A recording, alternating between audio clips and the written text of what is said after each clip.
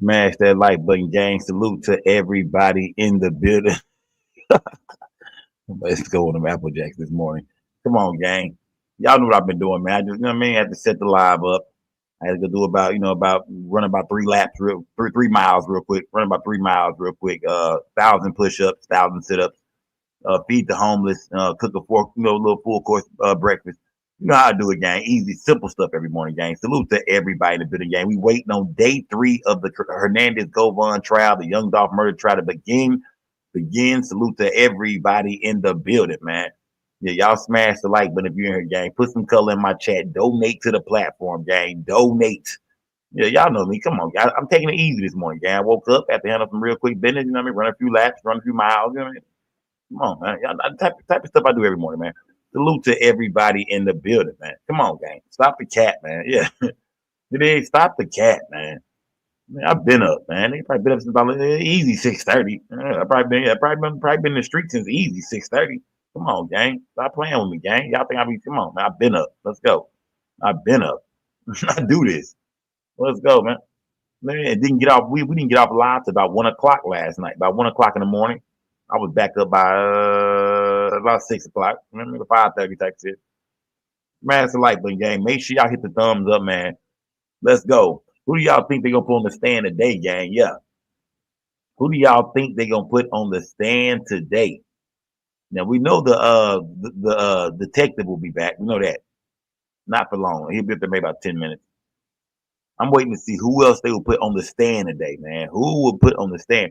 Will they put Hernandez Govan on the stand, man? I would love to see Hernandez Govan get there and speak for itself. Let's go.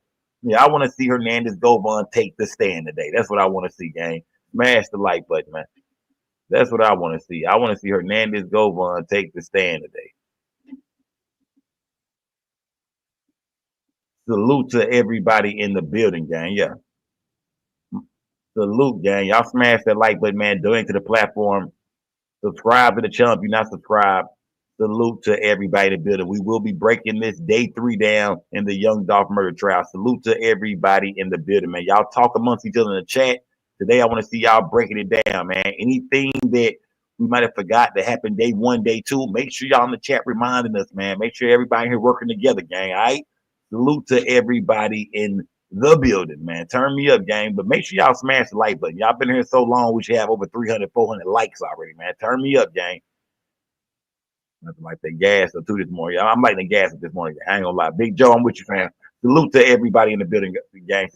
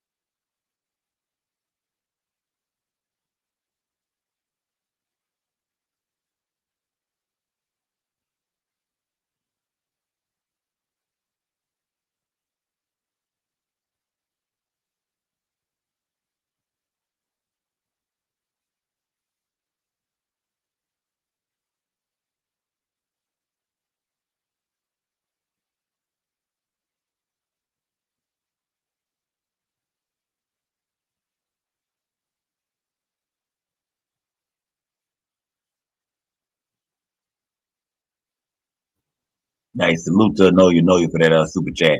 Salute to Denise for that cash app. Salute to Denise for that cash app. Salute, gang. Salute. Much appreciated, man. Salute to everybody that donates to the platform, gang. Salute to everybody that donates to this platform.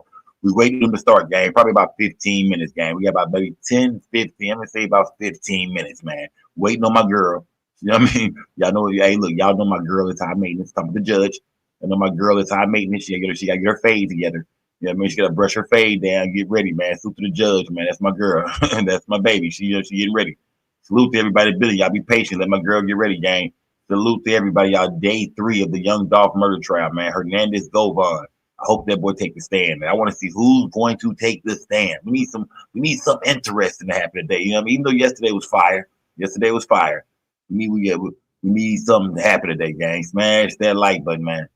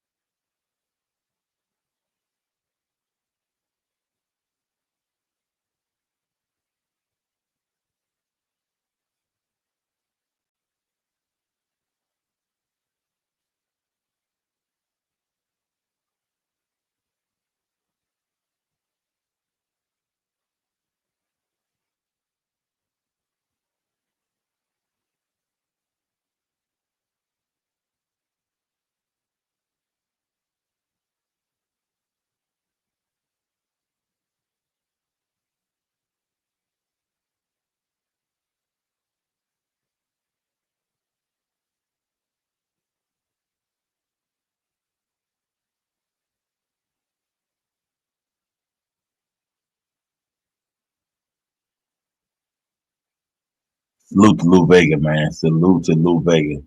Salute, my guy. Salute shout to Libra, man. Salute to Libra. Salute, gang. Libra 84-4. Let me see if I see you before. Salute to Libra 84-4. Salute, gang. Salute to everybody in the building, man. Y'all turn me up. Oh, y'all showing that early this morning, gang. Oh, y'all showing that early this morning. Let's go. Turn me up. Let's keep it going, gang. Yeah, turn me up. Salute to everybody donating to the platform, man. Let me see. I got another cash app too. Who's up the cash app? Let me see. Who's that with the cash app, man? Yeah,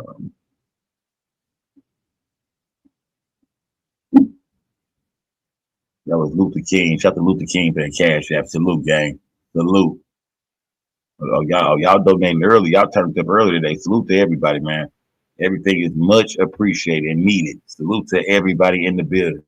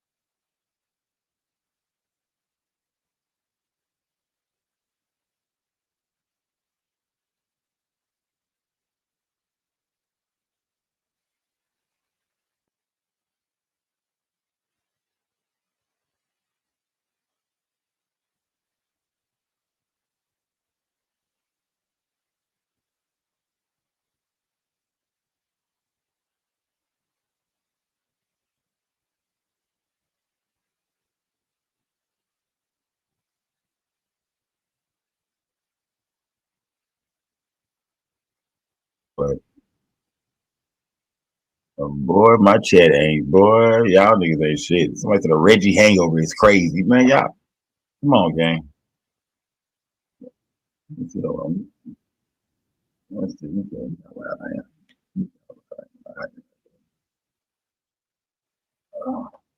Salute to everybody in the building, man. Let me see, hip hop folks. We have questions for the Hill family. What are the questions, hip hop culture judge? Salute, gang. Smash the like button. Salute to everybody donating to the platform too, gang. Hold on. Yeah, salute, gang. Trying not to be so loud this morning. I turned up on this thing, man. Salute to everybody. We waiting on the judge, gang. Waiting on the judge. Waiting on the judge. Once again, salute to everybody rocking with me, gang. Let me see who all at work right now, gang. Who all at work, man? Put a one in the chat if you at work. If you tuning in to the trial from work, put a one in the chat. It look like it's gonna rain out here in Dallas, man. If you're in Dallas, Texas, like it's gonna pour down rain out here. Salute to everybody in the building, man. Salute to everybody in the building, man. Yeah, salute to everybody at work, man. Mr. O'Cristo, you need some milk. Nigga, I'm perfectly fine, man. This is my very white voice. This is how I really talk. You see, whenever I do my show at night, I be trying to sound cool, but in reality, fam, this is what my voice really sound like, bro. So it is, yeah, I be holding back, fam. This is what I really sound like, bro. I used to be the bass in a little R&B group back in the day. I was the bass, you know what I mean? So I've been talking like this, fam. You know what I mean? It's just, yeah, I just try to hide this from y'all. Smash the like button, gang. Super everybody, been y'all smash the like button. Let's go. Smash that like button. Little mama, what's good, gang? Salute to everybody in here, gang. Kurt Franklin, what's good, my boy? Salute. Let's go, gang. Big Joe, you said you off today? Okay, salute, salute, salute. Yeah, who off work today, man? Who off work today?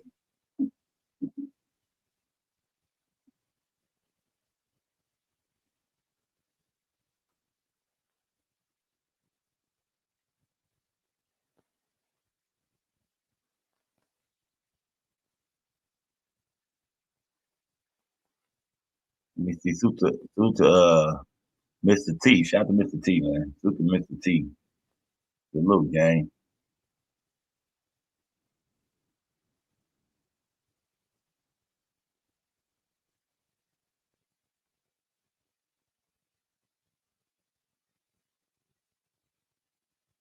Lou Vega, man. Salute to Lou Vega as well, man. Salute to everybody in the building, gang. Salute. Wait on the judge, gang. It's waiting on the judge. Let me get my coffee, gang. Hold on, let me get my coffee ready, gang. My girl taking too long, yeah. Let me get my coffee ready real quick, gang. Let me get my coffee.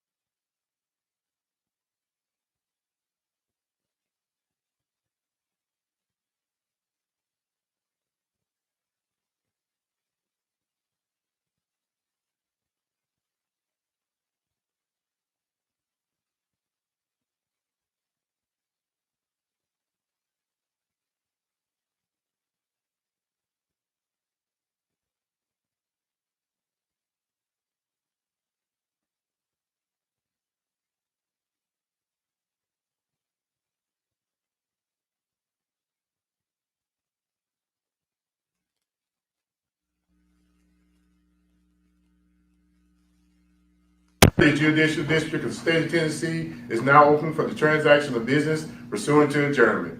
All persons having business with this court draw near, give attention, and ye shall be heard. The Honorable Judge Jennifer Johnson Mitchell presiding. You may be seated.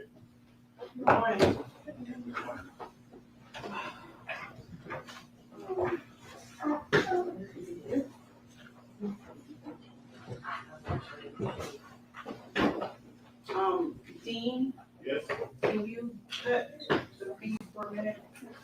What's that? Can you cut the feed for a minute? Yeah. I just got some, regular work.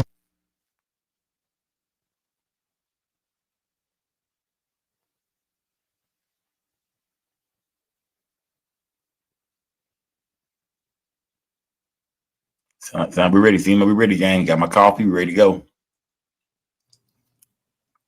Let's go.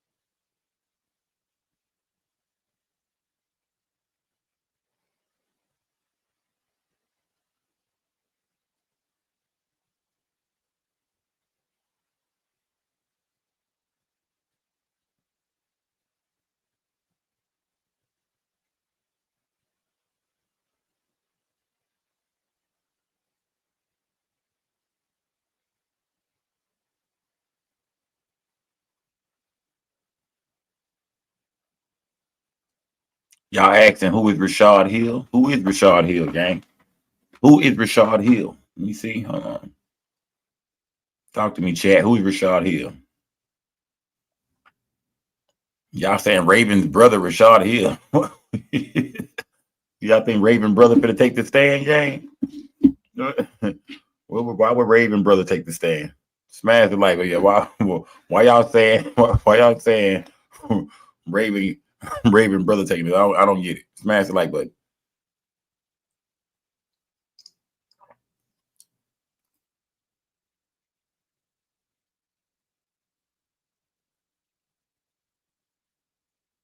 Yeah, I don't know why they asking who is. I don't know why they asking who is Rashad Hill. I have no idea what's going on with that situation, gang. We finna find out though. We finna find out though.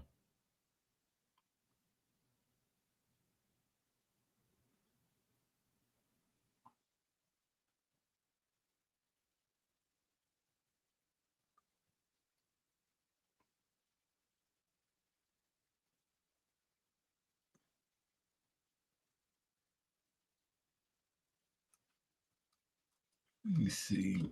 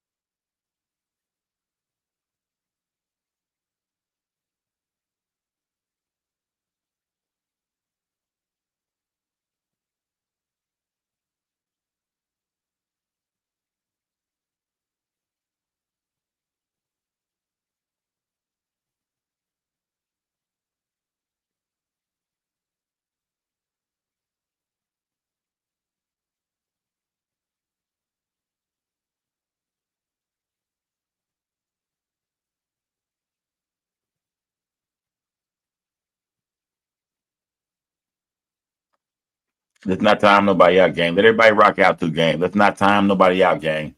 You did, yeah. Let's not time nobody out right now, gang. Let's not time nobody out. Let everybody rock out, gang. Don't time nobody out, gang. Let's go.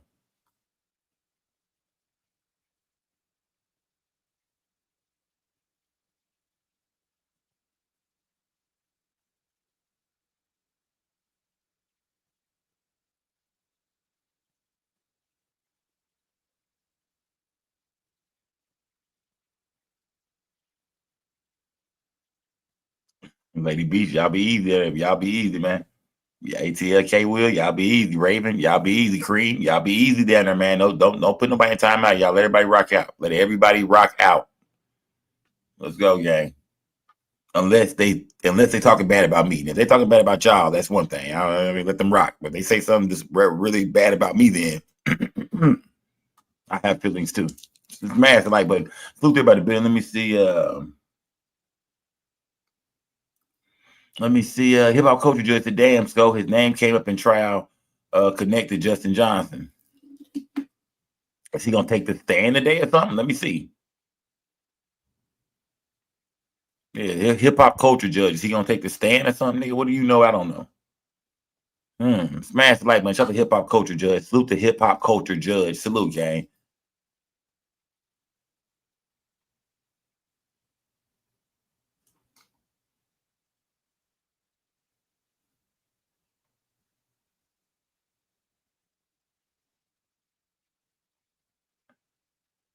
Let's go. Yeah, let's go, gang. Let me see. Yeah, I'm gonna put some of y'all last in time on myself. I see.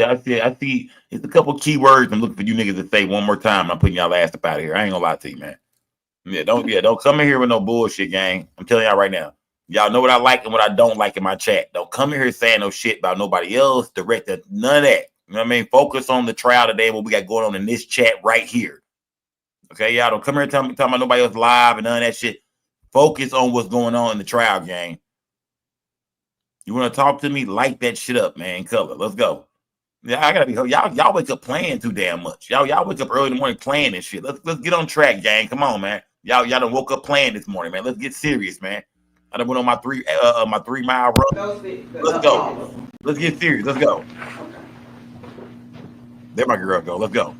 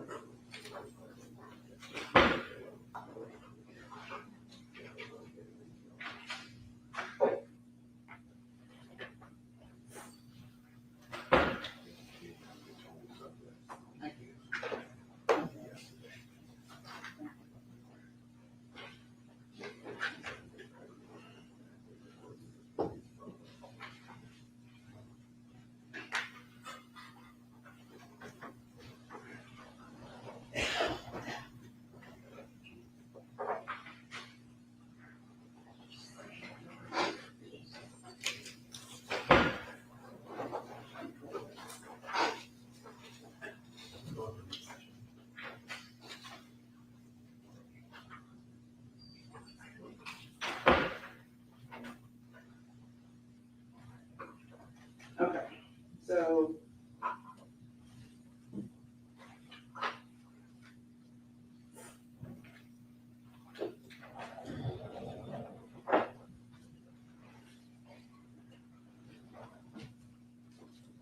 Make sure I have this right. State moves to use the CDRs for, what's TZ's government name? Joshua Taylor.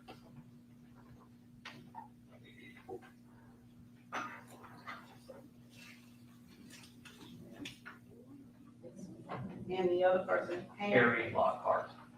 who's also referred to as Ham. Harry Lockhart? Harry Harry.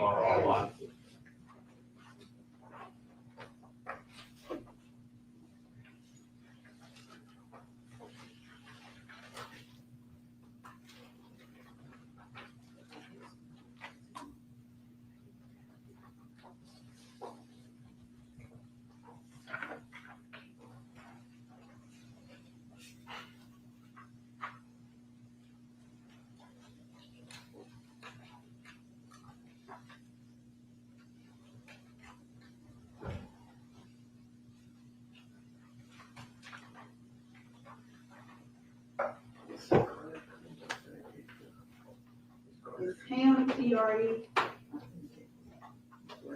I have no idea. or? I don't believe so. I've seen no evidence of that. So Ham doesn't necessarily have an affiliation here. Correct. I was asking if Ham had an affiliation with PRE or CMG. No, nobody really knows. Okay, that's.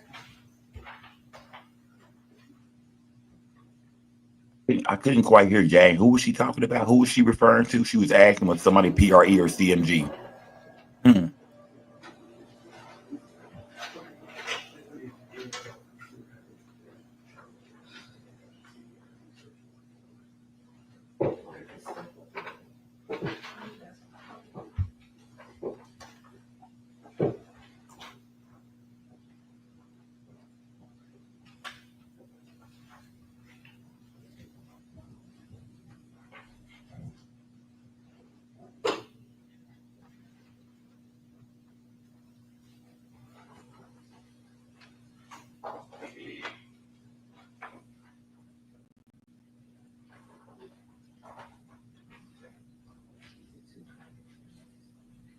Okay, they asked about Ham. Okay, salute to everybody in the building, gang.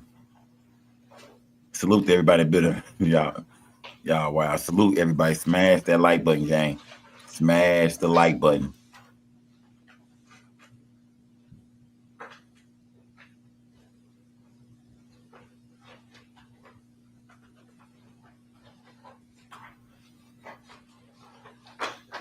Salute, gang. Salute. SLR Media, what's good? Blessed Not Stressed, what's good? Mop Deep, what's good, gang? Bankhead, salute.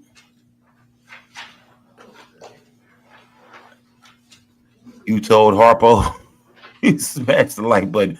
Salute Easy. Shout out to Easy in the building, man. Salute to everybody in here, gang.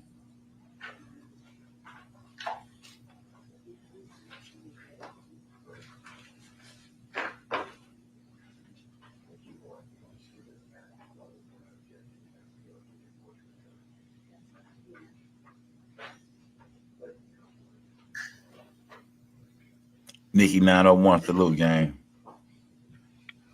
Tony 901, Tony B, salute to Memphis in the building, gang. Shout out to Memphis.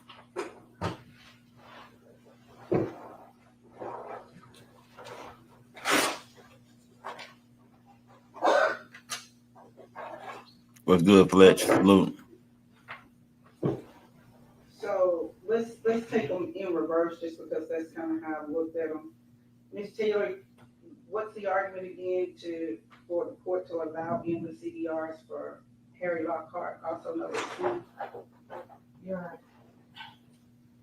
He was referenced in, well, his name was brought up as having communication with one of the co-conspirators in Which one? Justin Johnson. His name was brought up in text messages or? No, his testimony? name was brought up in Browning's testimony on yesterday. Okay, as what? I mean, As having, this was on July 27th. It was in reference to Justin texting him about talking to Juke. And it's also, I believe, relevant as to the text messages that defense has brought in referencing his name. They indicated that Justin was doing, Joshua Taylor, Harry Lockhart, all the names are starting to get confusing.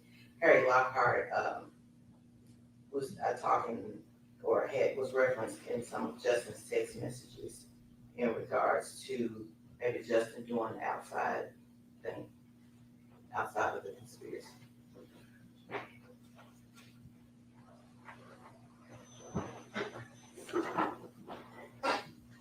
and you said specifically on July 27th, Yes, as we were going through text messages on yesterday?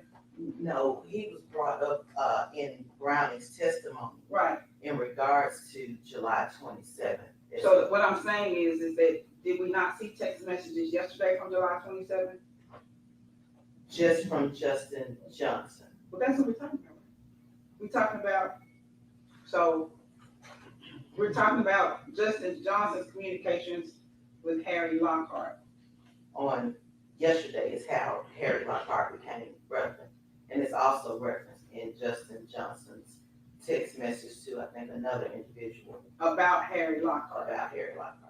Okay, so my question to you is that when Sergeant Browning was testifying yesterday, going through his PowerPoint, was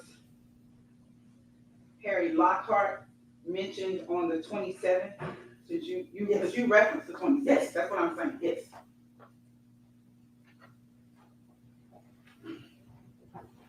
And you think it's relevant now, because I'm sure that's what your argument is going to be. I didn't necessarily get that from you. Is your argument that it's not relevant? Yes, Your Honor, just like yesterday, it's just a passing reference in the text. There's no communication that we introduced to Right. him. And you suppressed that yesterday because that's the whole point. I got that, and I agree with what I just read, that it is just passing here. Ms. Taylor just brought up another argument, but that it was brought up in Sergeant Browning's testimony yesterday, that there were conversations on text message from Justin Johnson to Harry Lockhart that she says is relevant because Harry Lockhart's name came up yesterday. Right, it was on direct. They brought it up. It just happens to be a passing thing on cross that we're doing a text message. You can white it out for all I care. I didn't need his name in there. I'm just giving you the text message because Justin Johnson was talking with somebody else and he says, oh, Ham's there too. That's essentially all that is to it. It wasn't relevant and direct when they talked about it yesterday. We didn't bring it up. We didn't emphasize it. We didn't do anything. I don't even know what Ham has to do with the price of tea in China. But it's now in the text messages that you've entered. His name, That's to they entered, say that you highlighted some text messages, okay? Right. That says that you're making the argument that Justin Johnson was having individual conversations outside of Mr. Govan, about other issues, about I'm not, whatever they were talking about. I'm not highlighting it. No, On direct. you're highlighting, Well, it's in there, but Yeah. on direct, they brought it up, that Justin Johnson. and I understand, but you now Get him, baby. highlighted it. Get him, baby. So, Ms. Taylor, what's your response that it's not relevant here, that it can be whited out as far as he's concerned? Well, now they want it whited out. They didn't do that yesterday and they could have done that then. But also, Your Honor, I would further state that there are communications between Mr. Govan and Mr. Lockhart during the time of this conspiracy, which I think is relevant. And if they're gonna bring it up that Justin, may have been doing some outside things, it's important for the jury to also know that Mr. Lockhart had communications with Mr. Govan. Judge, they brought up the communication between Justin Johnson and him. They brought it up in their text message. It was already there. So when I'm crossing in with some of these other text messages, that guy's name is referenced. We didn't bring any other specific text messages between him and Justin Johnson. They brought it up. It wasn't relevant to them yesterday when they went through a very lengthy direct examination. It's one of their slides out there that says Justin Johnson talked to him. They brought it up. I didn't even ask the name him. I just read the text message like you instructed me to do and admitted the stuff. It has nothing to do with anything as far as that goes. They brought it up. And I'm just responding to that. It wasn't relevant in direct examination, but now it's relevant. What's your response? I reiterated that, the call records, they aren't coming in through another witness. These are self-authenticating documents that I feel are relevant to this trial, specifically to Mr. Golding. If their argument is gonna be, which they asserted several times yesterday, that Justin Johnson was going outside this and he was talking about Ham and referencing Ham and sending information about Juke to Ham, it's also relevant that Ham or Mr. Lockhart has communications with Govan. It's not outside of the scope of the conspiracy. Your Honor, conflating the issues. They brought up the fact that Justin Johnson was talking to Ham on direct examination outside the scope of the conspiracy. My text messages don't have any communication with Ham. It's through somebody else. If they want to bring in the TZ stuff, I agree. I put in a text between Justin Johnson and TZ guy. It's the same argument we went through yesterday on chat. They brought up the text. Now she's making it seem like we somehow manufactured something out there. They brought up the text, indirect, that Ham communicated with Justin Johnson.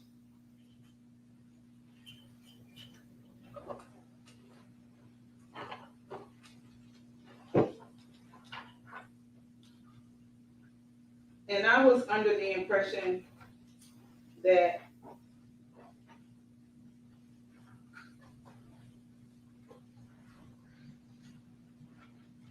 Ham was mentioned, and I'm looking at exhibit 26, that Ham was mentioned in this text message from Justin Johnson to TZ, Joshua Taylor.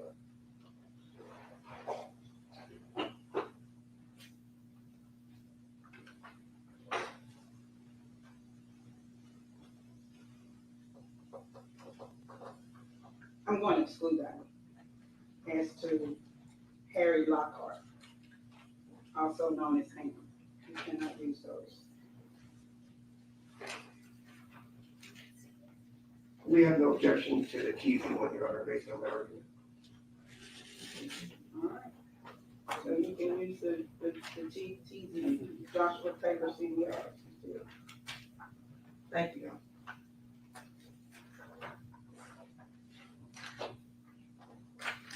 Hey, salute to hip hop culture, Judge. Salute, gang. Salute.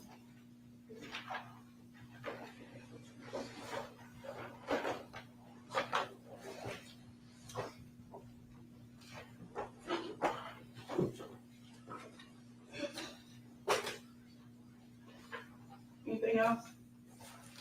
Not for Mr. Grover. Say it again. Nothing for Mr. Rhodes. I'm sorry.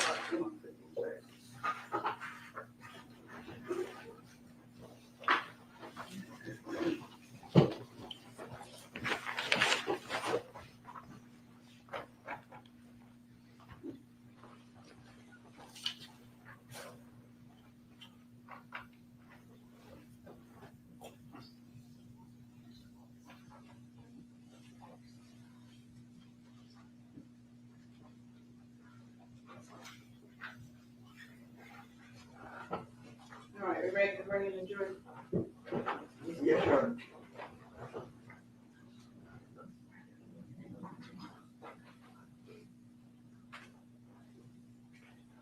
Honor.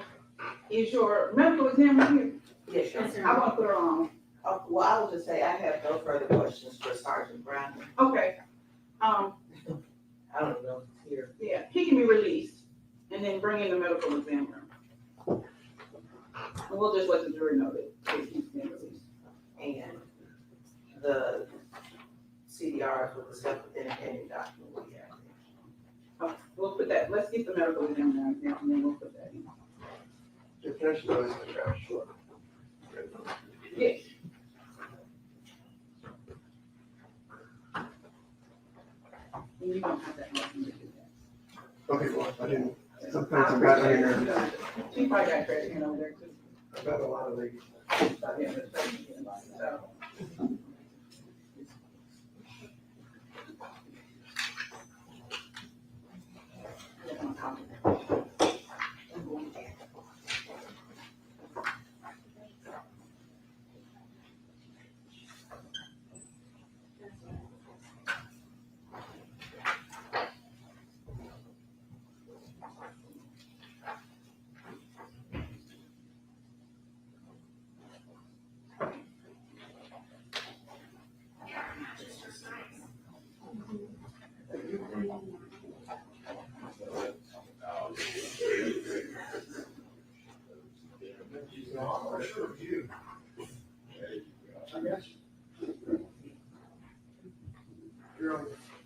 Govon look kind of worried about something.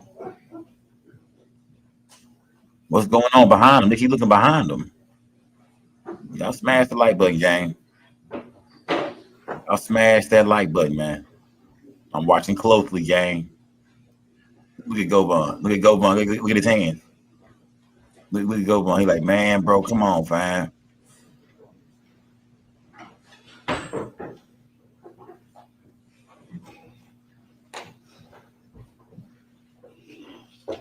Yeah, Govon look a little unhappy about something. The white girls won't even look at him. Let's go.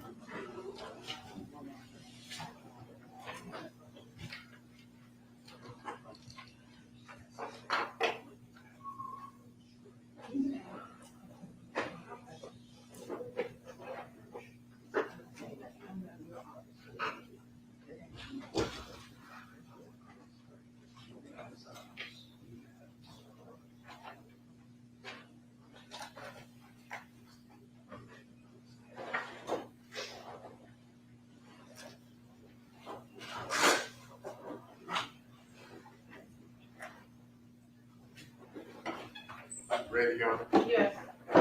Jury's now in.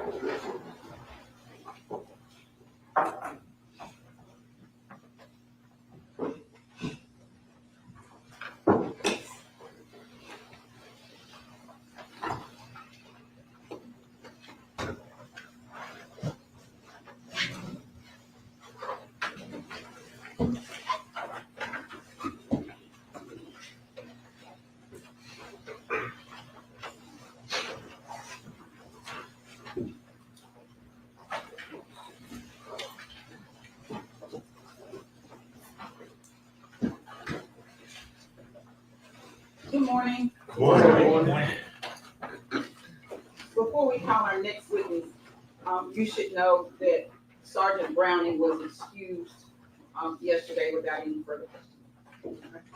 Call your next witness. The state calls Dr. Juliet Spindleberry.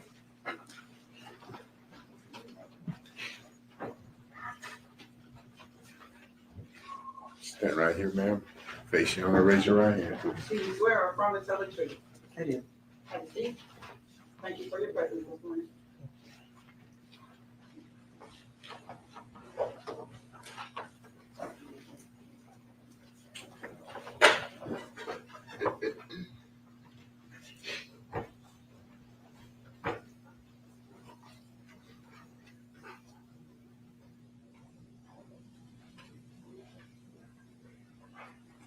Good morning. Good morning. Could you state and spell your name for the record? My name is Dr. Juliet Scantlebury, Juliette. Scantlebury, Scantlebury. And where are you employed? At University of Tennessee, at a West Tennessee Regional Forensic Center. And what's your position? I'm an assistant medical examiner, How long have you been in that position? 6 years. And what does your job consist of? My job consists of performing medical legal autopsies to determine cause and manner of death in certain cases in this jurisdiction. I want to talk a little bit about your background. Could you tell the jury about your education? Yes. So I completed a Bachelor of Science in Biology at Howard University. Then I completed my medical degree at Howard University College of Medicine. My anatomic and clinical pathology residency was at Washington University in St. Louis. And then my last training was in forensic pathology fellowship at St. Louis University. And are you board certified? I am. And are you a licensed physician in Tennessee? I am. And could you tell the jury what is forensic pathology? So forensic pathology is a specialized branch of medicine that examines deceased persons to determine the cause and manner of death in a medical legal approach. So what does a forensic pathologist do? So a forensic pathologist performs autopsies based on the jurisdiction that they're working in to determine the cause and manner of death for certain types of cases that are under our purview. And what exactly is an autopsy? So an autopsy is an extensive examination of a deceased person, have an external examination and an internal examination of the body. So you look at everything from hair color, eye color, their body habitus, see if they have any scars, tattoos, that's external examination. And then the internal examination, depending on the level of autopsy, we'll look at all body cavities, we'll weigh all organs, we'll see if there's any fluid or any evidence evidence of disease in organs. And we also went ahead and look at the brain and we take certain fluids to be able to test to determine by toxicology or histology to determine, and with all that together, we determine what most likely caused the death for a person if we do an autopsy. So Dr. Scantlebury, are there different stages of an autopsy? Yes. And what are those stages? Okay. Autopsy itself is looking at the body, but starts from the investigation. So an investigator will give us some information, and the information we get from the investigator determine what type of autopsy we need to do. And if they're determined that a full autopsy needs to be performed, we might need x-rays, we do that first. Someone will help take all the clothing off, if there are any, take necessary pictures, necessary measurements of the body, the height, weight, and any other identifying characteristics on the body, and then move on to the internal part, and that's where we'll make an incision to open up the body cavity to see the internal cavity and see all the organs and any changes that might have happened that might be related to death or otherwise. And have you performed an autopsy before? I have. About how many would you say? Over 2,000, I stopped counting after that. So could you explain to the jury, what does cause of death mean? So cause of death is the immediate reason that led to a person's death. So it may have different ways of saying, so if it's natural, it will be what medical disease led to the person's death, or if there's any kind of injury that caused the person to no longer be alive. And is that different from manner of death? Yes. How is it different? So manner of death is the classification of that type of death it was. So it will be how you would want to classify the death. So there are 5 manners of death in this jurisdiction. It may vary in places, but here is natural, accident, suicide, homicide, and undetermined. And have you ever testified about your findings from an autopsy you did? Yes. And have you ever been qualified as an expert witness in the area of forensic pathology? I have. And have you been qualified in the courts of this county and other counties? I have. Where have you been qualified before? Illinois, Missouri, and Tennessee. Your Honor, I tendered Dr. Scantlebury as an expert in forensic pathology and asked that she be allowed to state her opinions as to a reasonable degree of certainty, medical certainty. No objection. The court will, find that Dr. Scantlebury is an expert in the area of forensic pathology, therefore she can testify as to how many of the opinions as to that matter. Thank you. Dr. Scantlebury, I want to ask you about a specific autopsy. Did you perform an autopsy for an Adolph Thornton Jr.? I did. Okay. And do you recall when this autopsy was performed? Yes. When was it performed? November 18th, 2021. Okay. And during the course of conducting this autopsy, did you also take pictures of Mr. Thornton's body? Pictures were taken.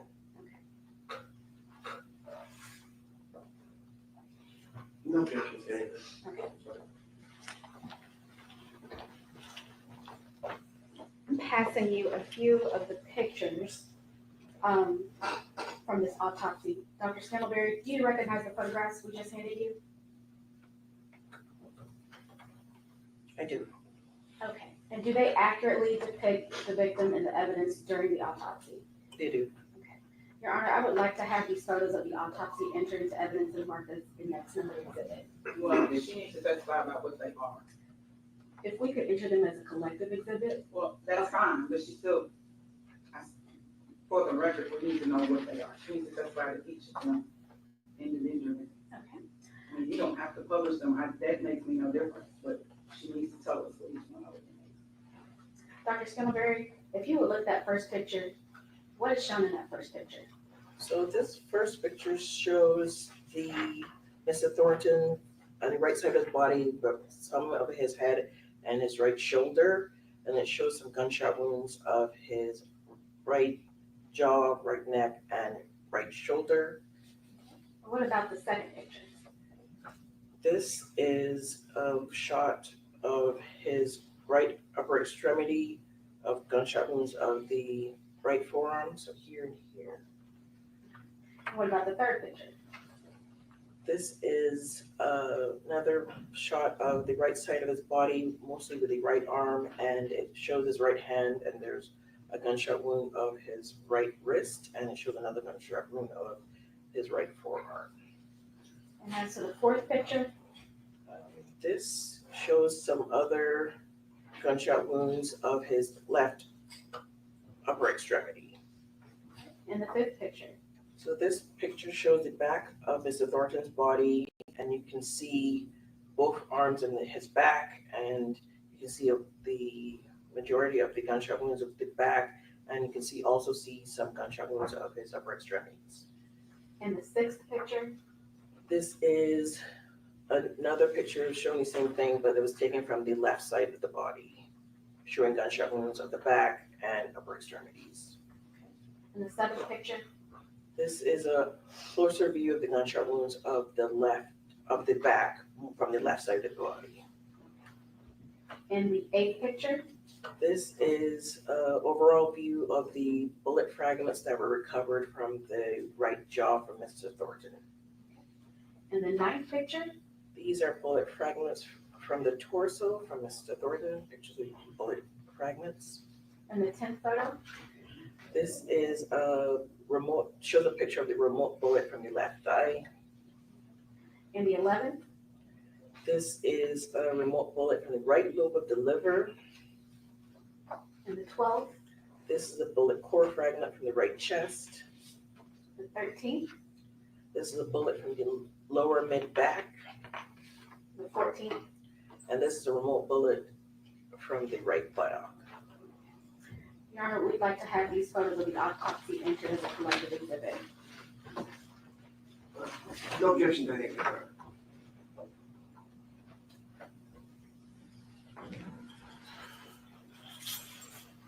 We're gonna make this a collective exhibit.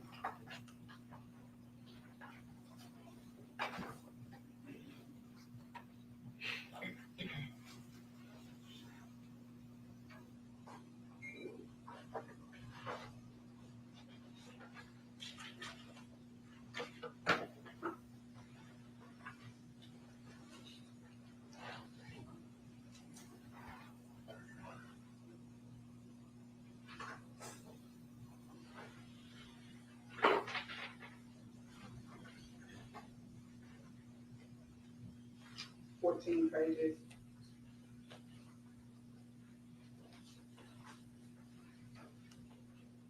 The first 7 pages are multiple pictures of Mr. Thornton's body with multiple gunshot wounds. The next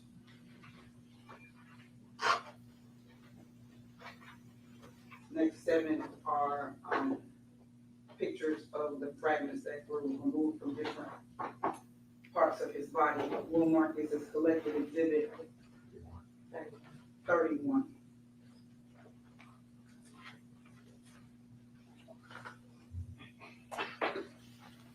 Thank you. May we have permission to publish? Yes. Dr. Scandalberry, we're going to start with the first photo that you viewed. Could you tell us what is seen in this photo?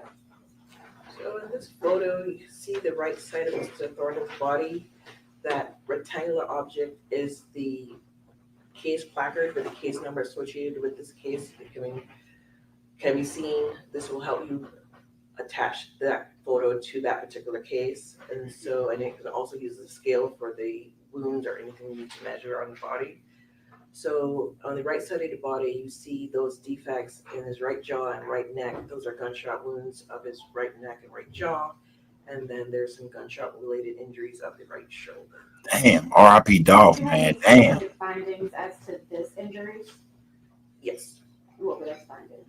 So the injuries of the right jaw and the right neck cause injury to the tongue and skeletal muscle and the right mandible, which is the lower part of your jaw.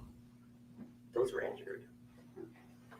Moving on to the second photo that you viewed. What is shown in this photo? This is the photo of his right arm.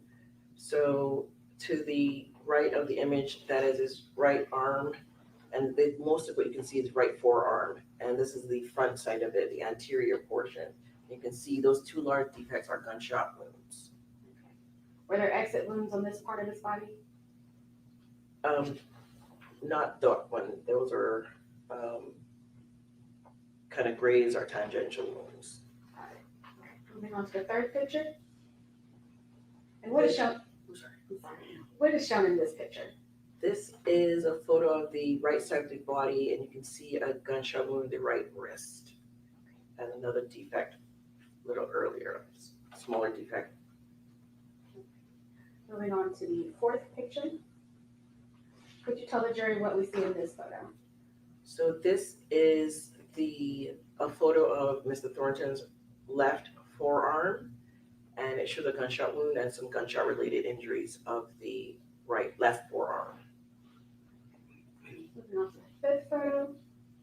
What do we see in this photo? So this is the backward view of Mr. Thornton. His head is to the right and his feet are to the left of the photo. And you can see his arms, you can see some of the same gunshot wounds you saw in previous photos, but on the back view, you can see the overall view of the gunshot wounds of the back. Okay. And moving on to the sixth photo. This is similar, but from the left approach of the body, you can see its overall view of the gunshot wounds of the left, up the back. And the seventh photo that you do? This is a closer view of the gunshot wounds of the back from the left side of the body. Okay. So in total, how many gunshot entrance wounds were there on Mr. Thornton? Definitive gunshot entrance wounds, 20. And were there any exit wounds? Definitive exits, 4. Okay. And moving on to the eighth photo. What do we see in this photo? So these are bullet fragments of the right jaw. These are all the larger fragments that were able to be recovered from those wounds that you saw in the right neck and jaw. And that was from the first photo that we viewed? Yes. Okay. And the ninth photo? These are fragments recovered from the torso. Okay. And the 10th? This is a remote bullet from the left thigh. All right, and the 11th photo? This is a remote bullet from the right lobe of the liver. Okay. And the 12th photo? This is a bullet core fragment recovered from the right chest. And the 13th photo? This is a bullet from the lower mid back. And the 14th photo, what do you see here? This is the underside of a bullet base that was remote, that was recovered from the right buttock. Can you describe to the jury, what is a remote bullet? So remote is people use different words can say remote or old, but I choose to use remote. Remote means it's a bullet that is related to a previous injury or previous shooting, not the shooting that led to their death in this case. It's happened before. Okay. And how many, or do you recall how many remote bullets you might have found? There were 3. Okay. So, Dr. Scantlebury, within a reasonable degree of medical certainty, did you render an opinion as to Mr. Thornton's cause of death? I did. And what was that opinion? Gunshot wounds of the head, neck, and torso. And did you render an opinion as to the manner of death? I did. And what was that opinion? Homicide. Your Honor, I will pass the witness. No questions, Your Honor. Thank you, Dr. Scantlebury. Thank you, Dr. Okay, that was quick. The defense has no questions for her. Man, Dolph died a horrible death, man. Call your next witness. Dolph died a horrible death, man. Smash the like button, gang. Salute to everybody in the business. With the exception of the, Go ahead and read that.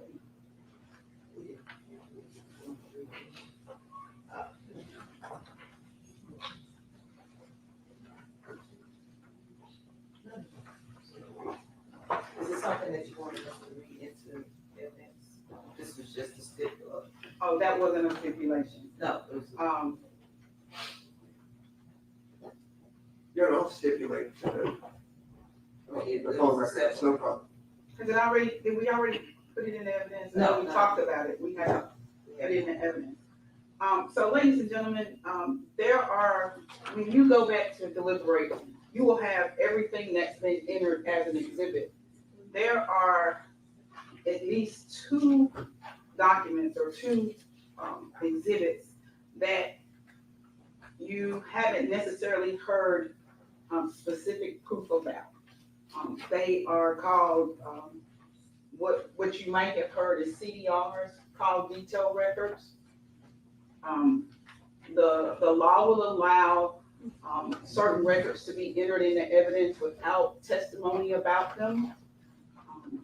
And so that's what Ms. Taylor is getting ready to enter into evidence now.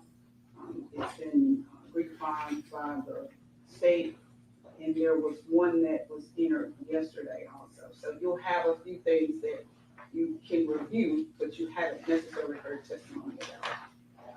Attached is the self-authenticating document and the flash.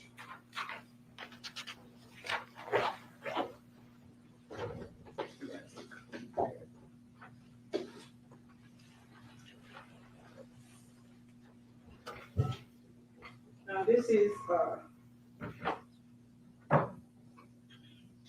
self-authenticating document for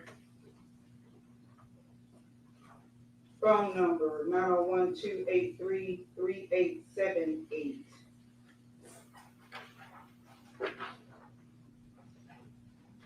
From T-Mobile, attested to by a Joe Rico.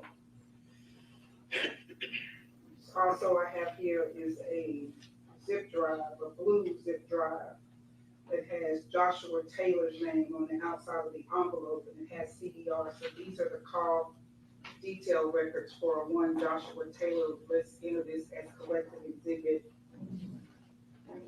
32.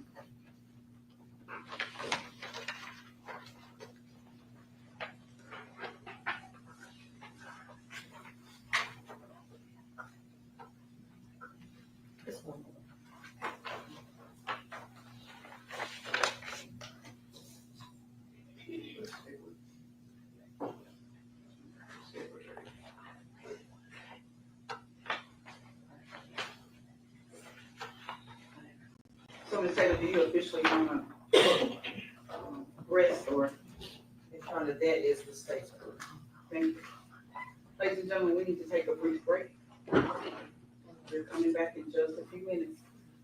You haven't heard all the proof. Continue to do what I know you've been doing, which is not talking about this case. Give us a few minutes. We got a few legal things to take care of. We'll call you back in just a few minutes.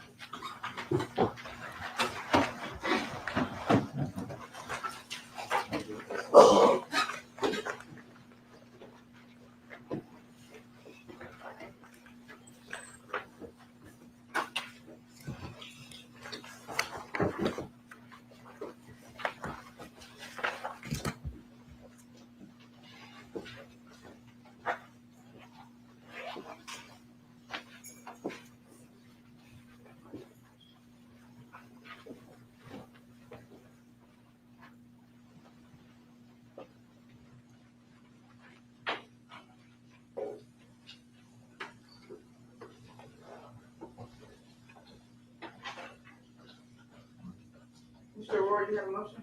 Yes, Your Honor. I was moving for a directed verdict, understanding that Mr. Cornelius has given some statements about it, that he was ordered to do it. I don't know if that rises to the level of a conspiracy or agreement amongst the parties.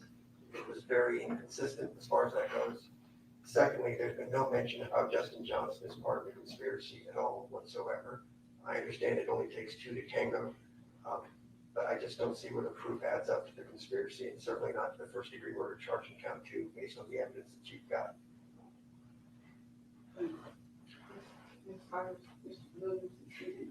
Your Honor, the court is to view the evidence in the light most favorable to the state. We've heard testimony from Ms. Thornton that Mr. Thornton, the victim, was alive, is no longer alive. We heard testimony from Dr. Juliet Skittleberry, who testified as to the cause and the manner of death, which is homicide. We also heard from a few other witnesses, like Cornelia Smith and Angela Arnold, stating that Hernandez Govan is the one that told Smith about this hit on Mr. Thornton and told him about the price. So all that to say, Your Honor,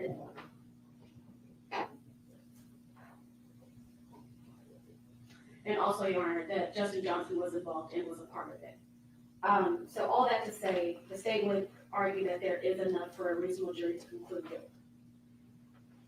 And Your Honor, I have no quibble, of course, he was alive and he's since passed. I'm just, you heard proof that they didn't communicate for 2 weeks, at least for Justin Johnson, at least 2+ days, on the phone calls that the government submitted yesterday. Cornelius Smith, supposed last phone call was on the 15th of November, 2 days prior to the murder.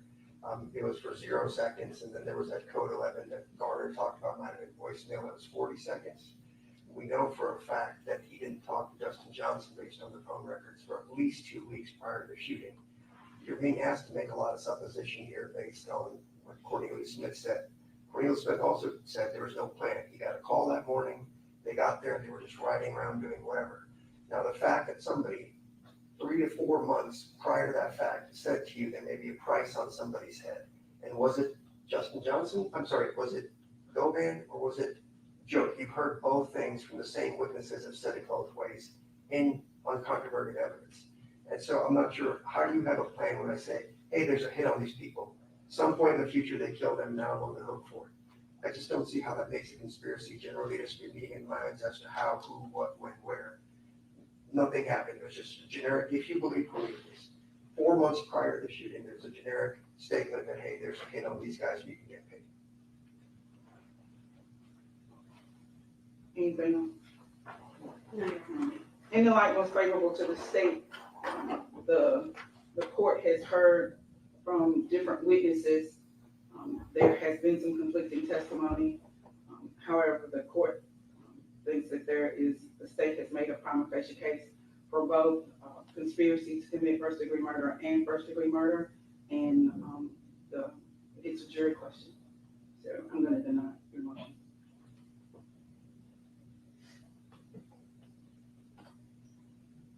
Are you ready to present proof? Could I just have a couple minutes to see who's here? I told him 10:30. He said, no. Let's stay in a brief recess.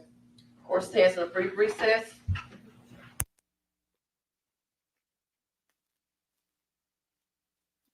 Man, the defense is trying their best.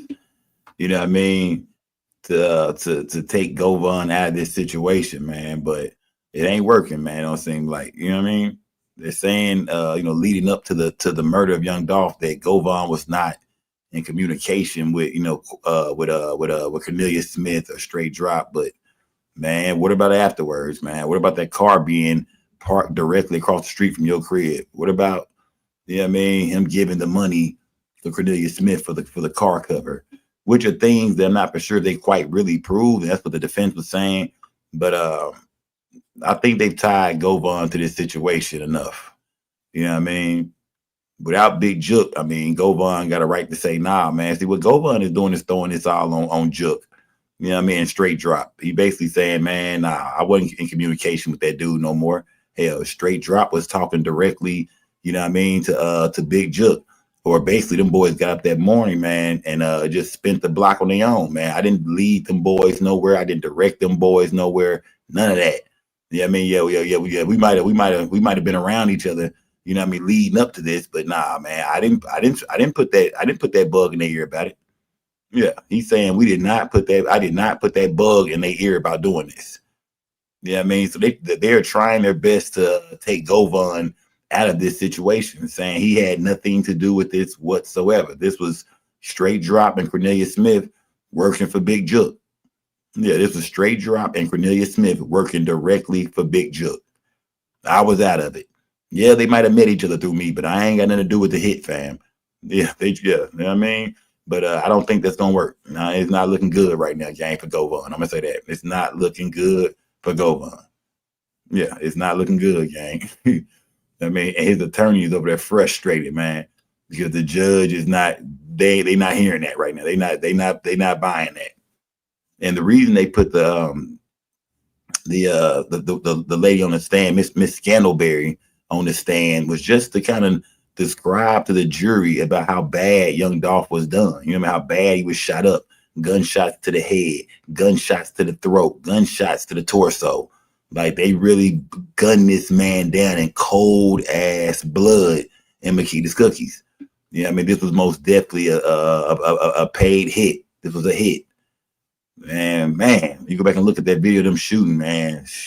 You can actually see Dolph fall through that window. They didn't even spare him. And 9 times out of 10, when he fell through that window, he was dead already. But man, they hit that boy with about at least 10 more shots after he fell. Man, cold-blooded murder, man. R.I.P. Young Dolph, man. Salute to everybody in the chat, gang. Salute to everybody in the chat, man. Y'all smash that like button. Right now, I think Govon is kind of cooked, gang. You know what I mean? I think Govon is kind of cooked, and you can see it in his face over there. You can tell by his his attorneys. You know what I mean? About by the way they going about it. The looks on everybody on that side is looking like, man, bro, we trying everything, man. They not letting nothing go through.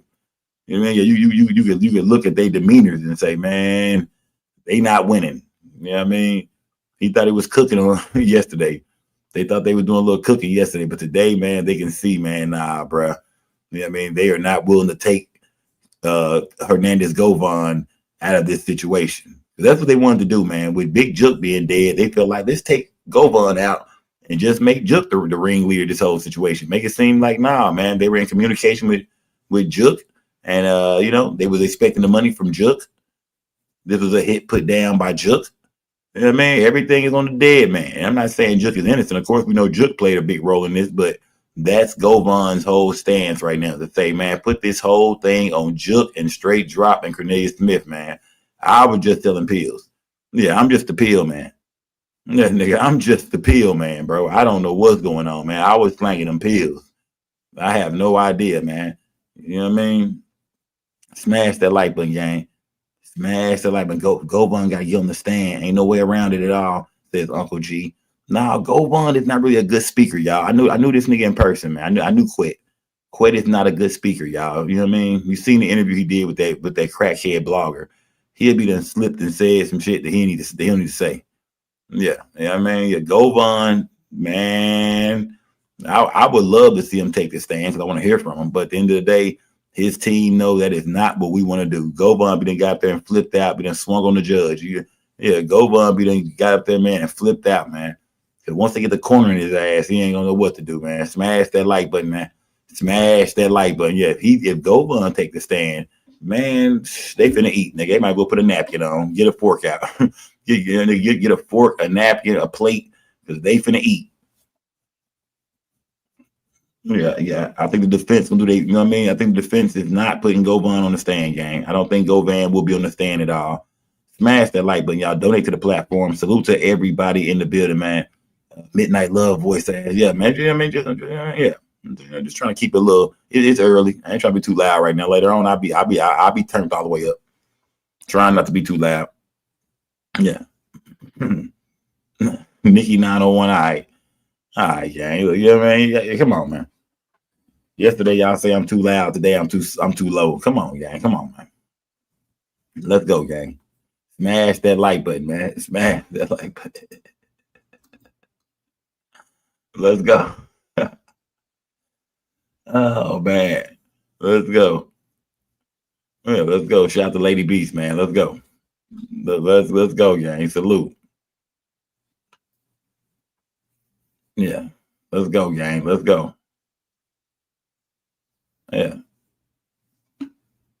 Salute to everybody in the building. I see the chat, man. I see what's being said in the chat, man. I'm gonna let everybody have their own opinion today, man. Let everybody have their own opinion, man. But I'm waiting to see who's gonna take the stand next, gang. Who do y'all think gonna take the stand next, man? Who do y'all think the prosecution is going to put on the stand next, gang? Smash that like button, man. Who do y'all think the prosecution is gonna put on the stand next, gang? Talk to me.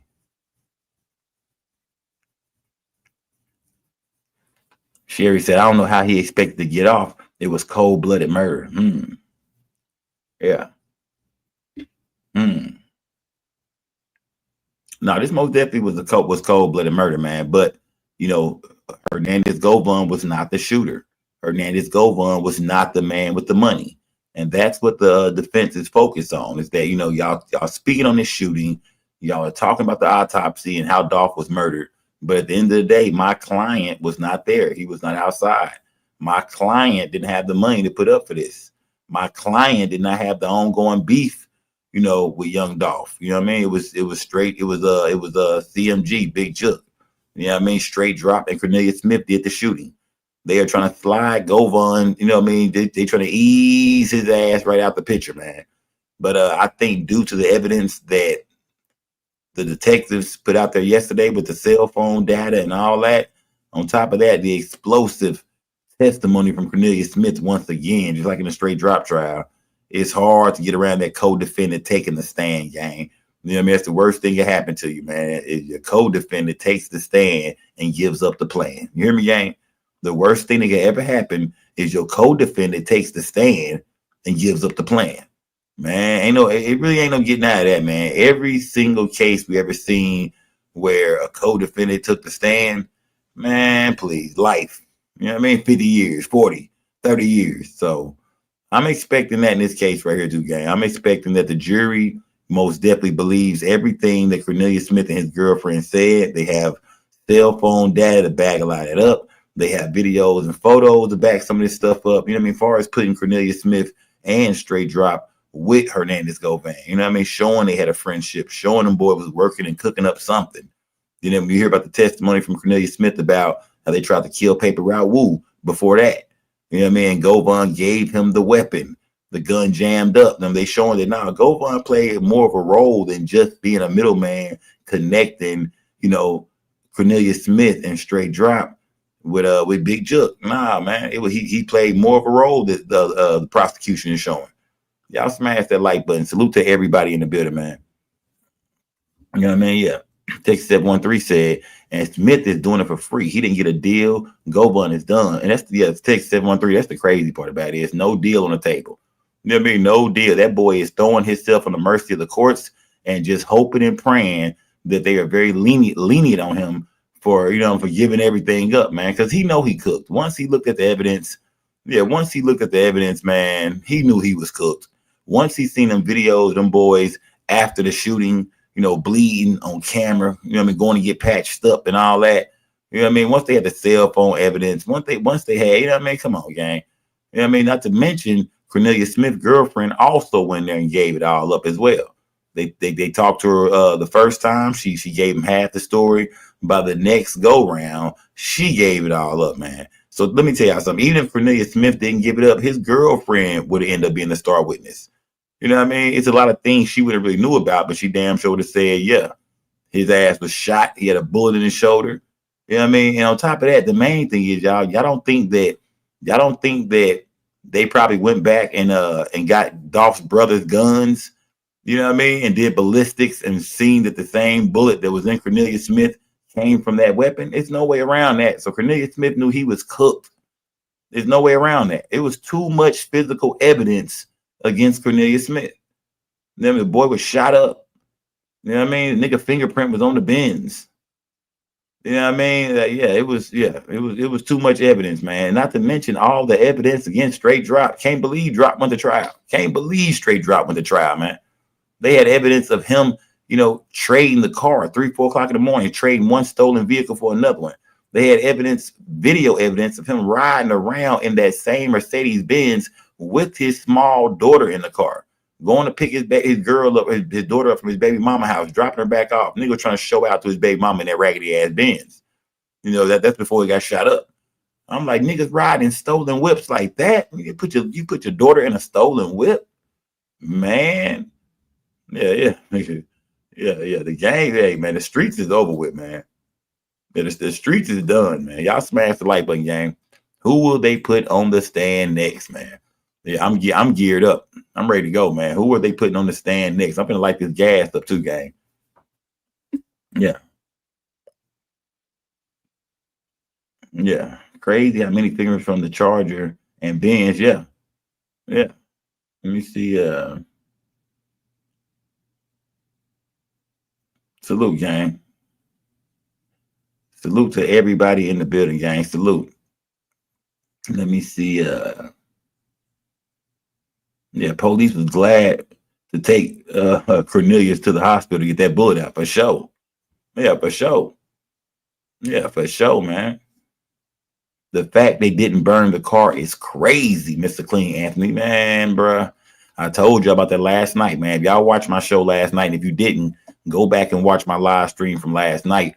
We talked about that. We broke that down, gang. I spoke to y'all about why they didn't get rid of that car. It was too hot, man. They killed Dolph in broad daylight. You know what I mean? Once they parked that car, man, everybody was too afraid to go back and touch it. At least drive it. But nobody trying to put that bitch in drive.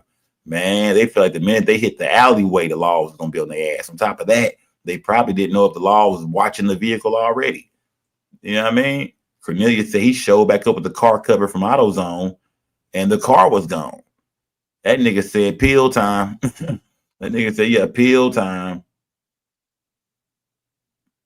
Yeah. That nigga said pill time. Time with them pills. Let me take this back at them pills, man.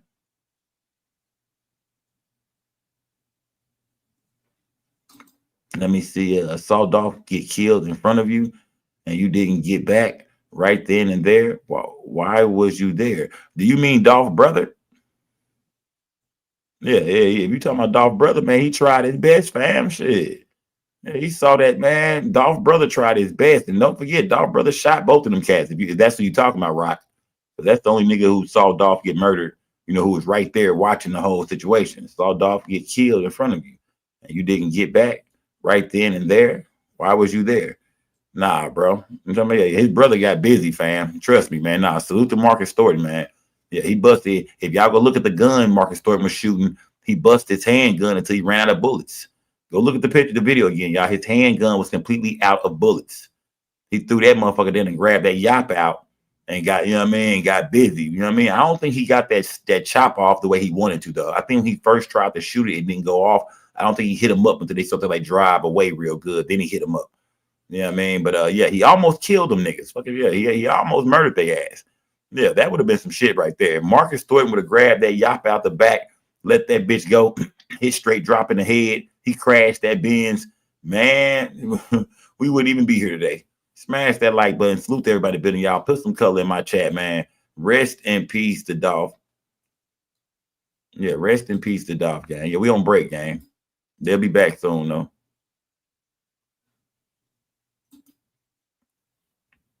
Yeah, they're on a break right now, gang. Yeah, they'll be back, man.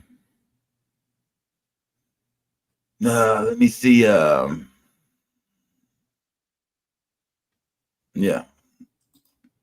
At least his brother got busy. Some niggas won't even attempt.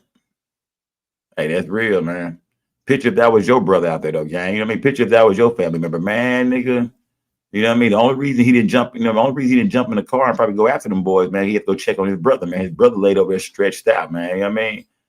But you know he knew his brother was dead already, because when he seen Dolph hit that ground like that, man, he started busting that gun and then ran outside after them boys. He knew Dolph was dead already. He knew his brother was gone, man. You go back and watch that video, man. He knew his brother was gone. Marcus Thornton, remember they had Marcus Thornton in handcuffs. Remember that? When they first showed up, they didn't know who was who. When they first get there, they don't know what's going on. You know what I mean? They just see a brother hanging out of a window dead. And they see, you know what I mean? They see Marcus Thornton out there walking around going crazy. They didn't know who was who, what was what. Remember, they had Dolph brother in handcuffs. You know what I mean? When we seen video footage later on, we seen photos. They had Dolph brother in handcuffs out there. And don't forget that a lot of bloggers also start talking about Dolph brother shot him. Dolph brother killed him. I can't rock with y'all, man. Y'all was some goofies, man. I ain't talking about y'all in my chat. I'm just saying to the bloggers. Everybody was saying Dolph got shot from the inside. Somebody shot him, man, from the cookie shop. Then they were saying, Dolph brother shot him. Dolph brother set him up. Why did they hit Dolph and not his brother? Because the money was on Dolph, not his brother. Yeah, man. Yeah, the money was on young Dolph, y'all. It was not on his brother, from what we know. We haven't heard nobody testify that it was money on Marcus Thornton as well. We heard about paper route members, a lot of rappers. You know what I mean? A lot of rap cats, a lot of faces in the forefront. We didn't hear about nobody else besides a lot of the rappers. Big Moochie Grape, Paper Route Woo, Key Glock. You know what I mean? They wanted the label dead. You know what I mean? They wanted their competition murdered. Yeah. Fuck going record for record, nigga. Fuck going video for, man. They wanted them niggas dead, man. They wanted PRE out of here. the whole PRE too, not just Dolph. They wanted the whole PRE gone. And that's the part that really blew our mind. We found out, like, damn, nigga, y'all want the whole PRE gone? Damn, that this was a war, man. This was a war. But like I said last night in my live stream, I said the way they was going after Dolph, man, you got to start wondering, what did Dolph do? Did Dolph drop a bag on one of them niggas' ass over there? Yeah. Did Dolph drop a bag on somebody? Not saying he did, but the way they wanted him dead, man, it gotta be more to the story, man. Gotta be more to the story. Ain't no way they did all this, man, just because we just don't like the nigga. Try to kill him 3-4 different times. Finally catch him at the crib and lay him down like that. I mean, that nigga, God damn, nigga like that. Man, manhole up. Manhole up. Y'all smash that like button, man. Yeah, you know what I mean? They got that nigga like that. Damn. Never seen young Dolph going out like that, man. You dig? We heard Dolph was shot. We had no idea. We had no idea the boy had 22 shots in him, man. And don't forget everybody who was outside of Makita's Cookies that day. It was people everywhere just looking at this man hanging out that window like that, man. Probably over 300 people outside. Kids, everybody witnessed young Dolph laying out there, hanging out that window like that, man. I got, you know what I mean? Man, it had to be a sight for sore eyes, man. Smash the like button, gang. Salute to everybody in the building, y'all. We up early with it. Day 3 in the Hernandez-Govan murder trial for the murder of young Dolph. And his attorneys and them, the defense is trying to clean it up, gang. They got their broom out, they got their mop out, and their job is to clean Hernandez-Govan up, get him out the situation, downplay his role in this shit, man. Matter of fact, he don't have a role at all, they saying. They're not even downplaying his role. They're not saying, man, he might have mentioned it once, but hell, after that, everybody went on about their business. Straight drop, and Cornelius Smith contacted Big Jook, and they did their own negotiations, man. That's what they're trying to say, but they're not even saying the first part. They're not saying that he was once upon a time involved, and then they just kind of took it upon themselves to go talk to Jook. No, they saying he was never involved. He was just serving pills. He don't got nothing to do with the murder of young Dolph whatsoever. That's why the testimony from Cornelius Smith was so important about Paper Route Wu. You know what I mean? Because they have actual evidence that shooting took place. Now, even though Paper Route Wu did not cooperate with authorities or ever come forward, they got his fingerprints out the vehicle and found out, oh, okay, this is who that was. So they found out exactly what this shit was about. Cornelius Smith testifies and says, yeah, that was us. Yeah, nigga, that too was us. That was us. We tried to get his ass up out of here. That too was us. And the Govan gave Cornelius Smith from Cornelius Smith testimony. Govan is the one who provided the weapon for that situation. So yeah. Yeah. I think that testimony was one of the biggest testimonies because it showed you that Govan was, from what he's saying, allegedly Govan was involved way more than just doing some talking. He was out there doing some walking. He providing guns and niggas' whereabouts. Yeah, he providing guns, niggas' whereabouts, putting teams together. That nigga was like a scout. Yeah. Govan was more like a football scout. He gathered up all the talent, man. Yeah. Govan was the scout and Big Jook was the coach. Yeah, that's the best way to look at it, man. It's like a football team. Jook was the head coach and Govan was the scout. And he out there looking for niggas that'll put this work in and lead us to a championship, goddammit. And what is that championship? The murder of young Dolph, Key Glock, any of them niggas, man. Let's put these niggas' ass on the news, nigga. Y'all smash that like button, gang. Yeah. Yeah, Govan didn't shoot or pay for the hit, not get it. Okay, so look, gang, let's go.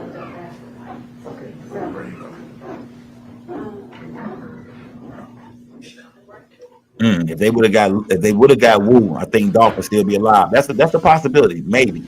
But I think they want to get everybody. I think they wanted all the money they can get. I don't think Wu would have been enough. Wu probably was only worth about 10,000. Salute to the judge, gang. Salute to the judge. She got her fade looking right today, gang. Don't hate on her today, gang. She got her fade looking right today, gang. Do not hate on my girl today. Let's go.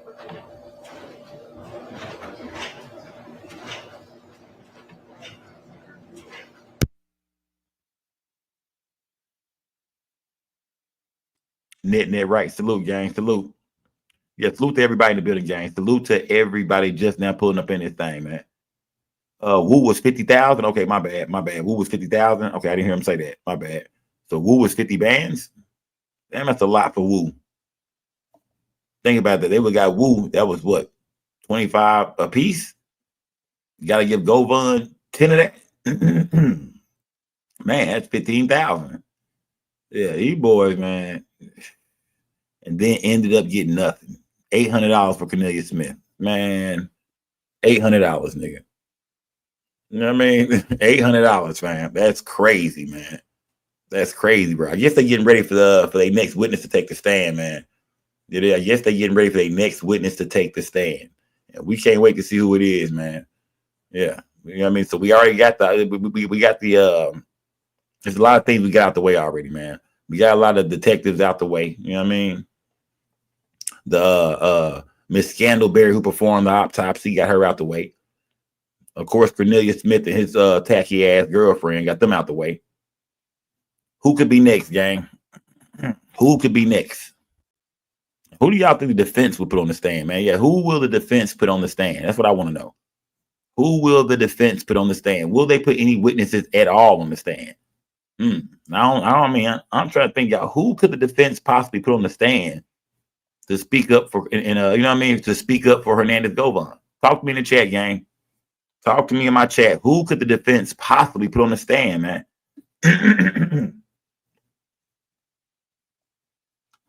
Talk to me in the chat, gang. Who could the defense possibly put on the stand?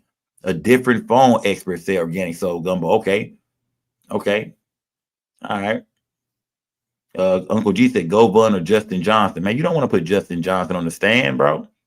Unless Justin Johnson has been paid, you know what I mean? Unless Govan is putting money on Justin Johnson books in jail, what the hell do he care? He's already been convicted of this. He's already got a life sentence. He's not trying to save a soul, nigga. Remember, in the streets, niggas only trying to save themselves. Nigga ain't gonna get a life sentence and then come down there and especially if a nigga didn't get all his money either. I wasn't even paid in full. Man, nigga, fuck you. I ain't taking a stand for you niggas. Yeah, nigga, take me back to the jack. Nigga, take me back to my motherfucking house, nigga. Yeah, drop me back off the penitentiary, nigga. I ain't here to testify for nobody. Yeah, straight drop will not be taking a stand, y'all. Straight drop is somewhere, nigga, probably in a cell with Big Bubba.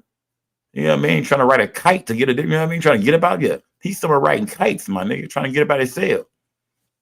Yeah, that nigga is trying to be, that nigga's trying to be transferred somewhere else, my nigga. If I'm straight drop, I'm trying to get the hell out of Memphis, man. Put me in a penitentiary somewhere else, nigga. Shit, these niggas in here, man. There's too many goddamn Dolph fans in here. Too many PRE niggas in here. That nigga, it's to shake him up. That nigga in there washing drawers right now. Smash the like button, gang. Shake him up. So that nigga is in there. It is. That nigga's in there washing drawers right now, fam. That nigga. If I'm straight drop, man, I'm not even watching this trial. Yeah, I ain't nothing to do with this, fam. I already lost mine. I ain't tripping, man. Yeah, you know what I mean. But if I am straight drop, I am crossing my fingers, hoping them niggas get locked up too. Because if you get locked up, you don't want to go down by yourself, man. If I didn't get all my money and I got caught, I got locked up too, and I ain't got to do no snitching. I got to sit back and watch what happened to you niggas. Oh, I'm hoping you niggas come down here with me. Yeah, I'm hoping you niggas join me soon, nigga. Because I didn't get my money, nigga. So fuck everybody involved, nigga. I want everybody down here, nigga. I wish I could go dig Big Jook ass up and have him put handcuffs on his ass and bring him down here with us. Because I ain't even get my paper. Yeah, I don't know what straight drop got, but I don't think he got no damn 50 bands. Yeah, whatever he got, it wasn't 50 bands though. So yeah, you know what I mean? If I'm straight drop, man, I don't got love for nobody. If I'm straight drop, man, I ain't got no love in my heart no more, man. I don't care about nobody no more, man. I'm never gonna see my daughter again. Never gonna, you know what I mean? Nigga, nah, man, nigga, I don't give a damn about none of these niggas, man. Lock all these niggas up, man. And when I catch Cornelius Smith in the system, oh my God, the beating I'm finna put on this nigga, man. If I catch Cornelius Smith on a yard out here, if I'm speaking this straight drop right now, y'all. If I'm straight drop, if I catch Cornelius Smith on one of these yards out here, bro, oh my God, bro, I'm finna beat the living shit out of this nigga, dog. I'm finna beat shit down this nigga leg. Smash that like button, yeah. I'm finna do this nigga so bad, bro. Man.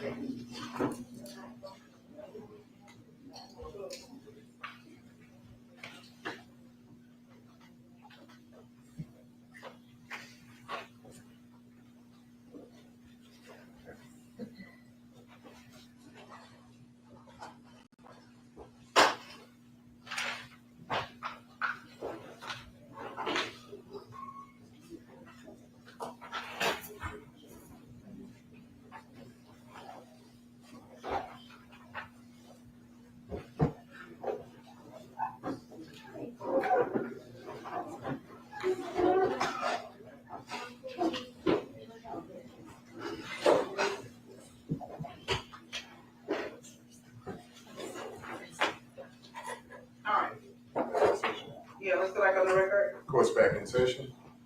Bring the jury back in.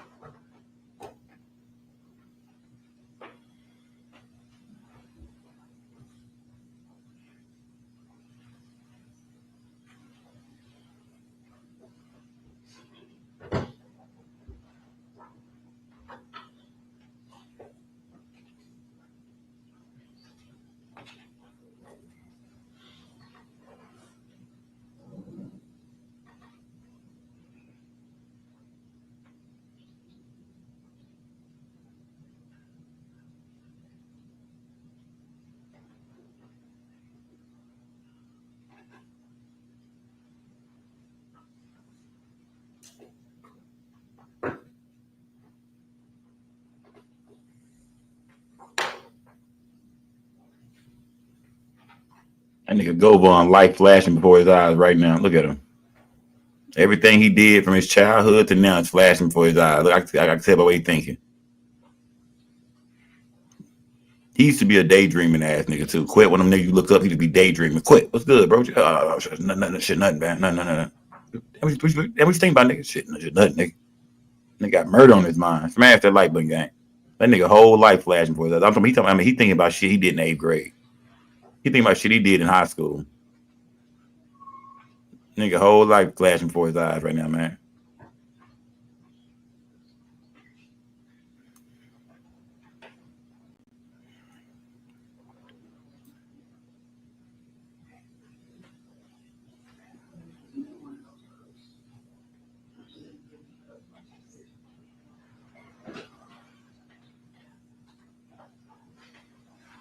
And that's most definitely a Walmart button up. I'm telling you that right now, gang. That is a Walmart button up. Let's go.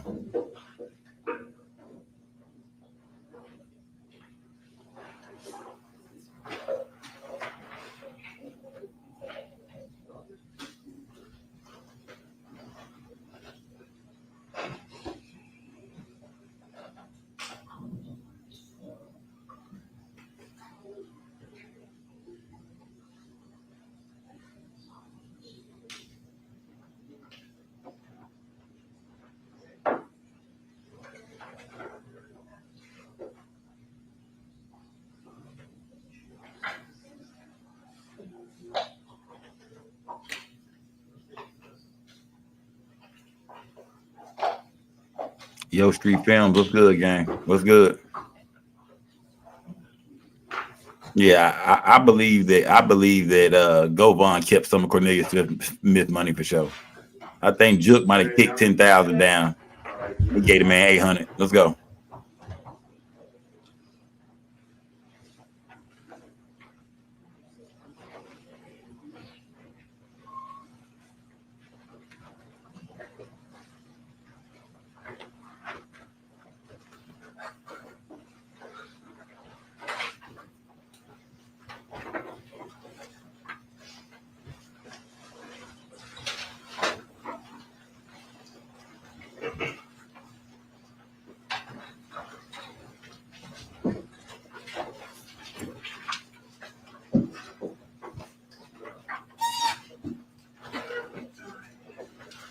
waiver, please.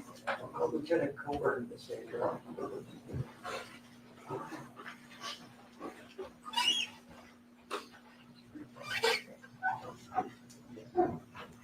Stand right here, sir. Raise your right hand facing the honor. Do you swear or affirm to tell the truth? Yes, ma'am. See?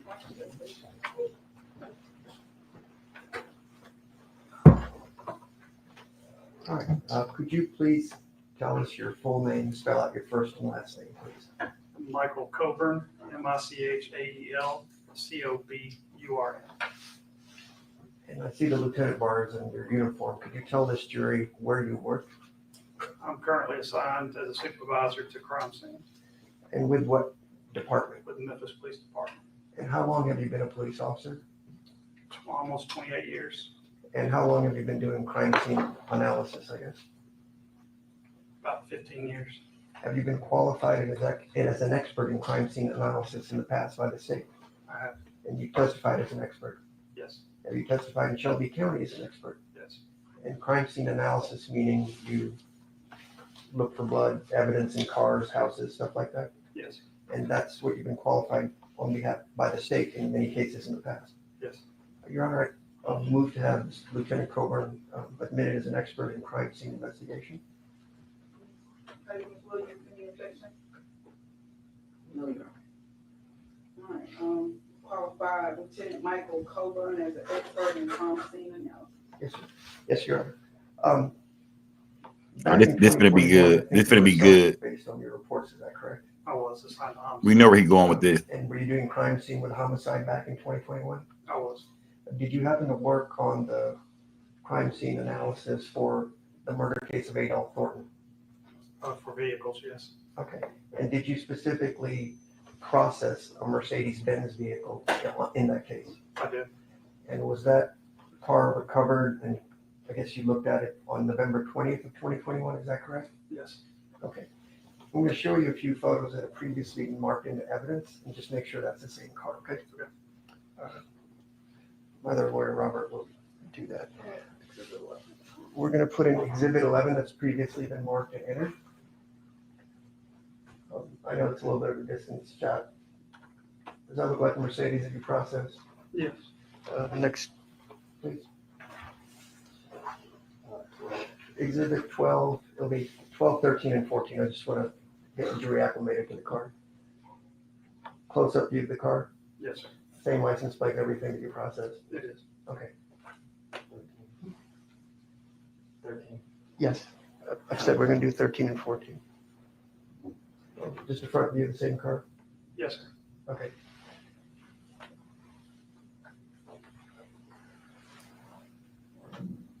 Same thing? Yes. And then where do you process the car? At 475 Clinic, it's a warehouse. Okay. So I guess it gets towed over to the police warehouse? Yes, sir. All right. With regards to processing the car, can you tell the jury what exactly you do? But primarily, we document evidence, collect evidence.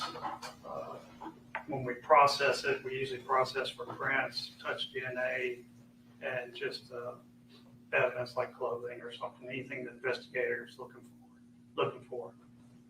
You also look for blood. Yes, You also look for evidence of somebody trying to clean up the crime scene. sure. So with regards to this Mercedes, I think they used to call it luminol, and that's what you hear on TV, but it's Blue Star now, right? That's what you guys use to look for trace evidence? Never use Blue Star because luminol requires more darkness than Blue Star does. All right. And Blue Star was used in this case? It was, All right. So without getting into the nuts and bolts, you process this car with Blue Star? correct. And if I were to tell you that a witness has said that he took a towel, put a bunch of bleach on it, and wiped the car down, is there any evidence of that in this case? No. And you would see that with the luminol, that there's bleach and things like that, where somebody's trying to clear a crime scene. Yes, sir. Okay, because otherwise people could get away with anything. Correct. Did not happen with regards to this car. No, sir. So if I said under oath, I got bleach, put it on a towel, wipe that car down, complete lie. Yes. Thank you. No more questions.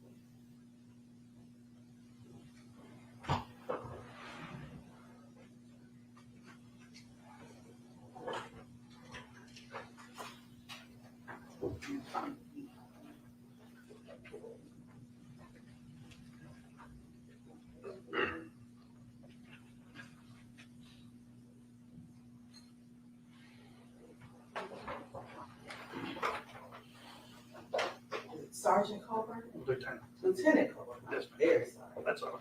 Lieutenant Colburn, you processed, the white Mercedes, is that correct? Correct. You found several prints outside of the car, is that correct? I did. You didn't find any prints on the front passenger, outside of the vehicle, is that correct? I'd have to look at the summary of it. Just one second.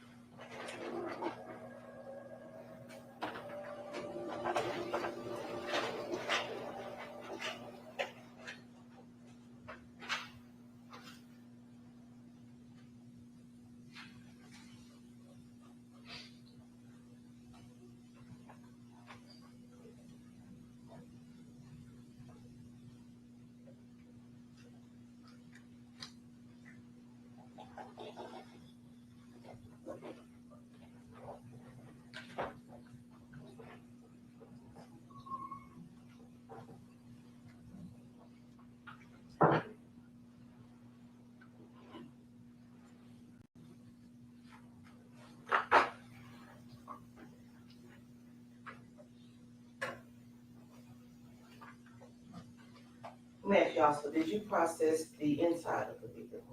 I did. Did you find any prints of value inside of the vehicle? I couldn't say without looking at the narrative. I know there's a lot of print cards. What did you say? There's a lot of print cards that I looked at. Oh. It's what we put the prints on.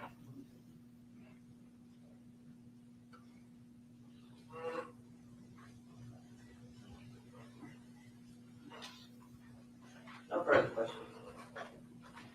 No more questions. Thank you. Yes. That was the biggest waste of time of all time, man. That was a waste of time. That was a waste of time. She may need some help getting up this step.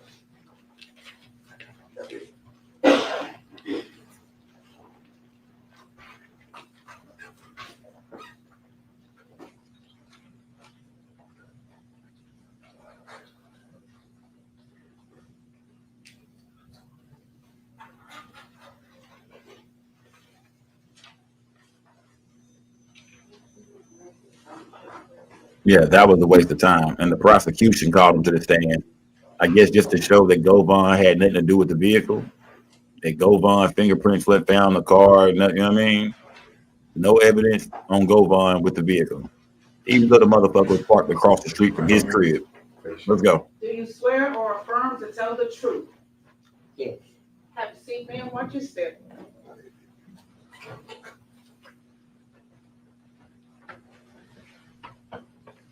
Good morning, Ms. Ferguson. Would you tell the jury your name and could you spell it for me? My name is Vivian Banks Ferguson. And could you spell that just because the court reporter needs to get it right? Which one? Your first name, middle name, and last Vivian. name. Capital V-I-V-I-A-N. B as in boy, A-N-K-S, Banks. Ferguson, capital F-E-R-G-U-S-O-N. And Ms. Ferguson, how old are you? 80. Okay. We're never supposed to ask that question, so I apologize. Do you live next to Cornelius Smith Sr.? I live next to King Smith, his dad. Okay. So his daddy's King Smith lives next door to you, right? And you have to say yes or no, I'm sorry. Ms. Ferguson. Yes, And Cornelius Smith, that's somebody you know, right? yes. Could you tell the jurors how you know Mr. Cornelius Smith? He's a young man friend that lived next door, and the only reason I had to came in contact with him, he always would do nice things for me. Like when I go shopping, he always would get my grocery out the car and bring it in the house for me. That was good for me because I was tired. So Oh, wow. that's the only time that he come around. If I needed something done, I could ask him, and he would do it. And if he charged me, I would pay him. But he never charged me for anything. To me, he was a nice kid. So, Ms. Ferguson, you and I talked at your house last week, just a few days ago, right? You'll have to say yes or no. Yes. All right. And I also asked you if Cornelius Smith said a few years ago that somebody came by your house to give you $500 for him. Would that be true or false? That would not be true. All right. So if Mr. Cornelius Smith said under oath that, like, you're like a grandmother to him, right? If that's what you want to say? Okay, I'm just repeating what I've heard in court. So if he said that you got $500 for him to hold, never happened. Never happened. Not yesterday, not 5 years ago, not 10 years ago. No, if somebody was gonna leave something for Cornelius at my house, they probably stuck it in my mailbox or something like that, but I haven't received any cash or any envelope for him. So if somebody said you were specifically given $500, would be a lie. Would be a lie. And I'm really sorry to call you. I know the last time you came to court was talking about your son's murder, so I 100% apologize. I know you were very upset about that. So thank you for your honesty.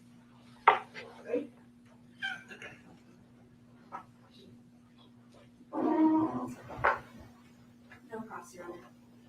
Thank you, ma'am, for coming. Free to go. Okay. Okay, they trying to show that Cornelius Smith is not honest. She just said that young man was so good to her, and look how she did him.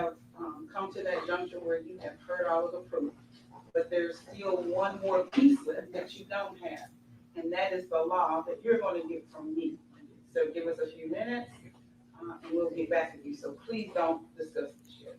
Okay? Thank you. They brought Granny up there to do that. Jury's excused. Wow, it looked like they finna end this thing, y'all. It looked like that's it. It looked like that's it. That the prosecution is done. I mean, the defense is done with they witnesses. The defense is done with they witnesses. They brought poor Granny up there to shit on Cornelius after that man helped her with her groceries, was nice to her, never charged her, was a great young man, and they brought that old lady in there to testify against that nigga. Did she not know what was going on? School probably so old she didn't even understand what the hell she was doing, man. Yeah, I don't think that lady understood what she was doing. Yeah, how you gonna sell that nigga out like that, man? That's crazy, man. You just said the nigga helped you with your groceries. Nigga carried all kind of loaves of bread in the house for you and shit. All them heavy ass canned goods. You have to do justice once we get that exhibit worked out. Man, that's crazy, man. That's what we will, you got it?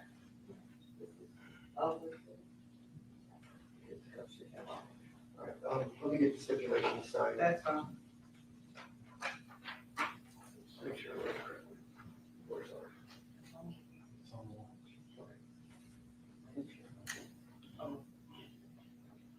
what's the next number, Your Honor? 33. Mr. Aurora, Yes, sir. I need you to put your client on the stand. We need to do a moment here. Yes, sir. This is a good time to do that. Come on around, Mr. Govan. Oh shit. I guess they finna talk to him about not taking a stand. Yeah. Okay.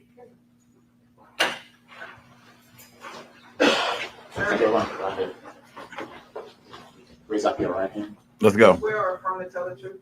Yes, ma'am. It's probably a little out of order, but.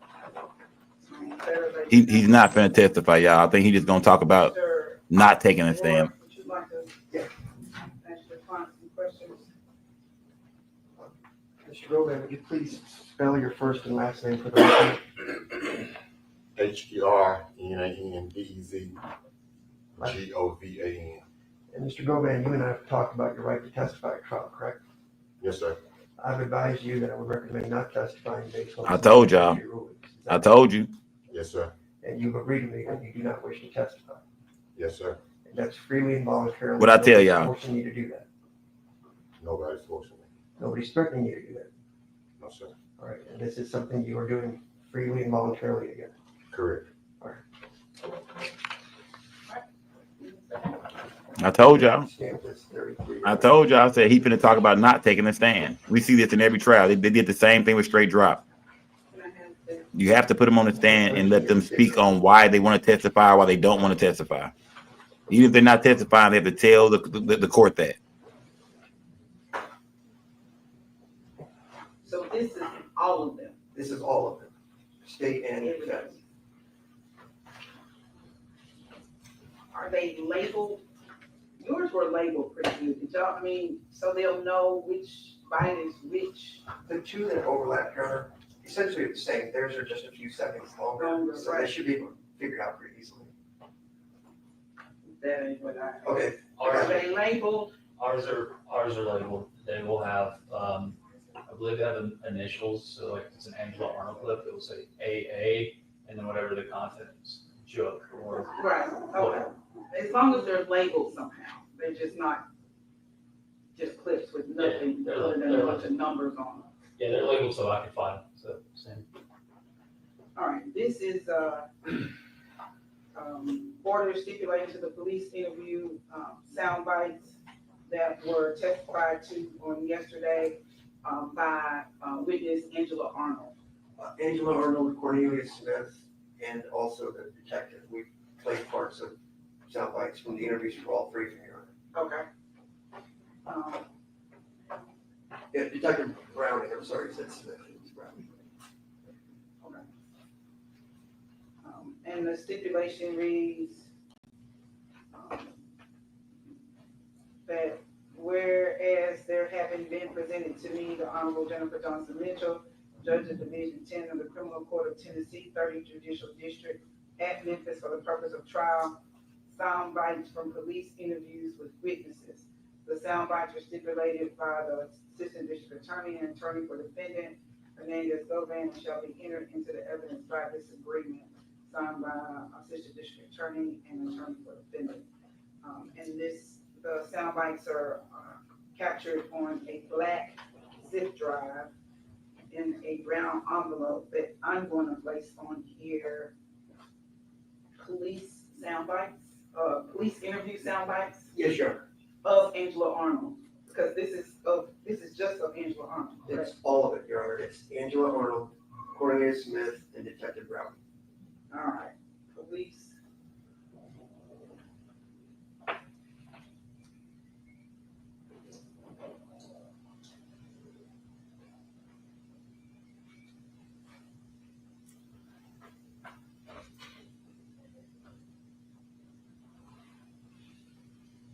Of Angela Arnold, Cornelius Smith, and who's the third person? Detective Browning, Your Honor. What's his first name? Jesse. Thank you. All right, I put just that on the police sound bites of A. Arnold, C. Smith, and Detective J. Brown. We'll mark this as exhibit, collective exhibit 33.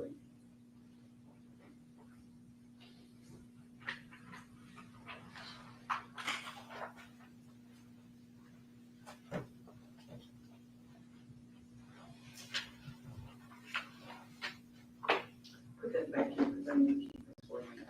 Just leave it right there. All right. Have you had an opportunity to look at the jury charge? All right. Well, you need to take a few minutes because we're gonna charge this jury, looks like after lunch.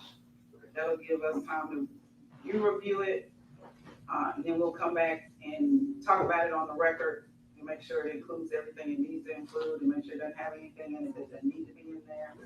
And that'll give me time to get it printed and, I'll charge them after lunch, probably about 1:30. And just to give you a heads up, the only thing we would ask is the accessory after the fact charge. That was the only thing I didn't see in there. Okay. It's 3.03.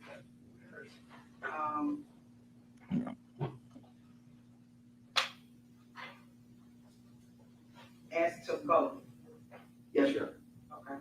State, any objection to that? No. Okay. All right, well, I'll add that. I'm gonna go back and add the other expert. I just added the Scanoberry. I'm gonna add the guy who just testified. I'm gonna add the stipulation. You know, look at it, tell me what else I've left out. Just look at it. Look at it, let me know. Okay? We'll stay in recess. What's in recess? You said 1 o'clock there? No, not for y'all. Okay. I need to know, probably within the next 30 minutes or so, if you think the charge is complete. I need to know what you think about the charge. I think we're all good except for what we just mentioned. Okay. So you have reviewed it? Yes, we agreed last night. Oh, okay. But so, no, let's say 12 o'clock for lawyers, so we can make sure it looks like it should look. And then we'll, probably recess to 1:30, because I think lunch is coming somewhere in that time period. Okay? Okay, all right. So salute to everybody in the building, man. I don't like what I just heard from Govon's attorney, man. They want accessory after the fact. To the jury, that's like, man, guilty. Why the hell would you be? Why would you be accessory after the fact? But you don't want us to believe that you had anything to do with the plot, the planning of this murder. You know what I mean? Why the hell would you? You know what I mean? Like, nah, that's not. He's out of here. He's cooked, bro. Yeah, he's cooked, gang. Because if you're a jury of 12 right now, you like, what? Y'all want accessory to after the fact? You know what I mean? Like, man, y'all want accessory after the fact? Wow. Yeah, come on, man. Dang, that's not a good look. You know what I mean? We thought this nigga had nothing to do with this whatsoever. So why would Cornelius Smith be lying on him in the beginning, but not the end? So basically, they're saying, yeah, we will admit to everything that happened after Dolph was murdered, but nah, we didn't have nothing to do with the planning of putting this together. So at this point, they'll take accessory after the fact, man. Yeah, I'm talking about they'll take accessory after the fact. They'll say, man, yeah, he might have paid for a car cover at AutoZone, maybe. He might have had a few conversations with them boys after the murder, but leading up to the murder, yeah, I mean, nah, he had nothing to do with none of that, man. He's innocent. He didn't have nothing to do with none of that. That's crazy, man. Yeah, that nigga's cooked. Put that nigga on the grill, man. He's out of here. Yeah, he's out of here, man. For the fact that they want to, it's like now they're admitting guilt to being a part of this, just not the part y'all think we're a part of. That's horrible. That's that was the final straw right there. That nigga's done. Yeah, they think this nigga asked about. He think about 40 years in prison, man. Yeah, this nigga about 30, 40 years, if not life, man. If not just a good old L. Yeah. If not just a good old L, man. That nigga, he know it too, man. Should he have testified? No. I agree with goddamn, I'm gonna call him everybody but his name. I agree with Hernandez Govon, aka Quit. I agree with him not taking the stand, gang. Salute. Hold on, gang. Hold on.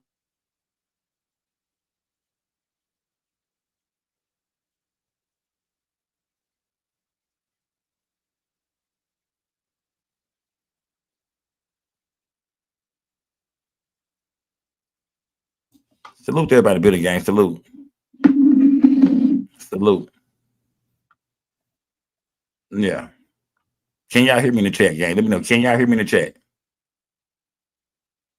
Yeah. Can y'all hear me in the chat, gang? Salute. Yeah. I think it's over with, gang. I think it's over with, man. Yeah, I think it's a wrap, gang. I think, yeah, like I said, accessory to after the fact, that's crazy. Yeah, that's crazy, man. Accessory to after the fact is crazy. They basically saying he's guilty, just not of all the parts y'all think he's guilty of.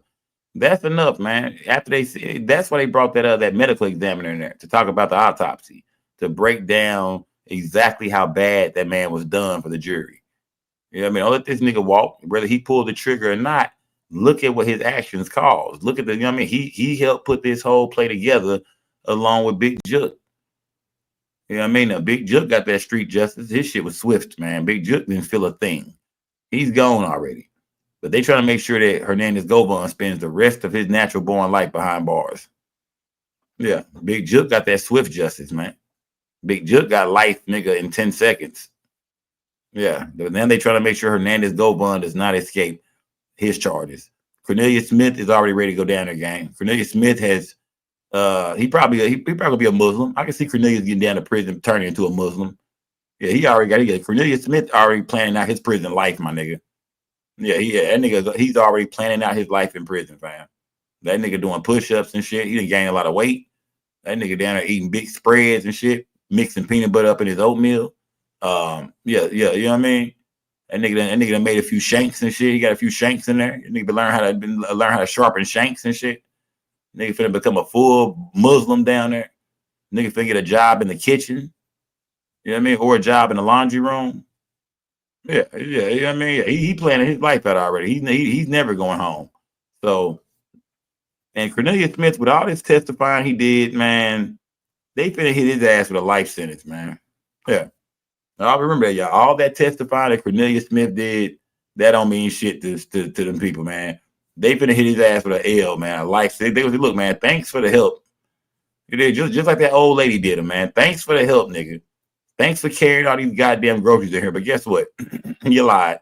Ain't nobody gave me 500. You know how old ladies are. Old ladies do not believe in being a part of a lie. Now, I did not say that. I did not say that. That is not what I said. You lied on me. Okay, damn, I got one little part wrong. No, I didn't say that. You could say, man, you could say your grandma did one small thing. Say your grandma said something in a whole damn conversation she said, misplaced one word. Now you just lied on me. Your ass just lied on me. You be like, damn, all right. Okay, my bad. You didn't say this. You said that. My bad. You didn't use the word this. You used the word that. Okay, my bad. Damn, Granny. God damn, Momo. Shit. That man did not. Nobody gave me $500. I'm telling you that right now. I'm telling you that right now, son. Nobody gave me 500. Nigga done carried out them groceries in, man. I be damn, man. Nigga done carried out them groceries in. I be damn. Let me find out Cornelius was hitting that neighbor, man. You know, something ain't right about that, man. Let me find out Cornelius was hitting his neighbor, man. Let me find out. Yeah, everything you did, man. Cornelius, nobody appreciates you, bro. And you the killer of young Dolph, so your ass got to go sit down, bro. Ain't nothing you can do about that. But nobody appreciated Cornelius Smith, man. Nobody. You know what I mean? Not the old lady he brought the groceries in. Not the goddamn prosecution who he took the stand for twice. Not his girlfriend with the boot on who, you know what I mean? Like, nobody appreciated Cornelius Smith, man. Yeah, now his ass is up out of there, man. Nobody gives a fuck about your contributions, my brother. Salute to everybody in the chat, yeah. Nobody gives a shit about your contributions, my brother. Nobody. Yeah. Your ass is cooked, fam. That nigga did all that testifying. I mean, that man was on the stand for hours in both cases. Straight drop trial and this trial. That man spent countless hours on the stand for nothing. He finna get a life sentence too. And he got to go down there with that jacket on now. Yeah. Now he got mustard on his jacket. Yeah. He did all that telling, all that testifying. Now he got to go to prison for the rest of his life with mustard on his goddamn jacket. Let's go. Yeah. Don't put mustard on this nigga jacket like that, man. Like the gas up, man. I have hit this gas a few times. I ain't gonna lie to y'all. Man, I have hit this gas a few times. I ain't gonna lie to y'all. Well, it seemed like they done with all their witnesses, the defense and the state. I think they done with all their witnesses now. So I think they're gonna get a few things right, you know, amongst the court. I mean, amongst the attorneys, and then I think they're gonna speak to the jury one more time, and you know what I mean, make sure that you know what I mean they know exactly how to deliberate and how to handle this situation, how to look over all the evidence.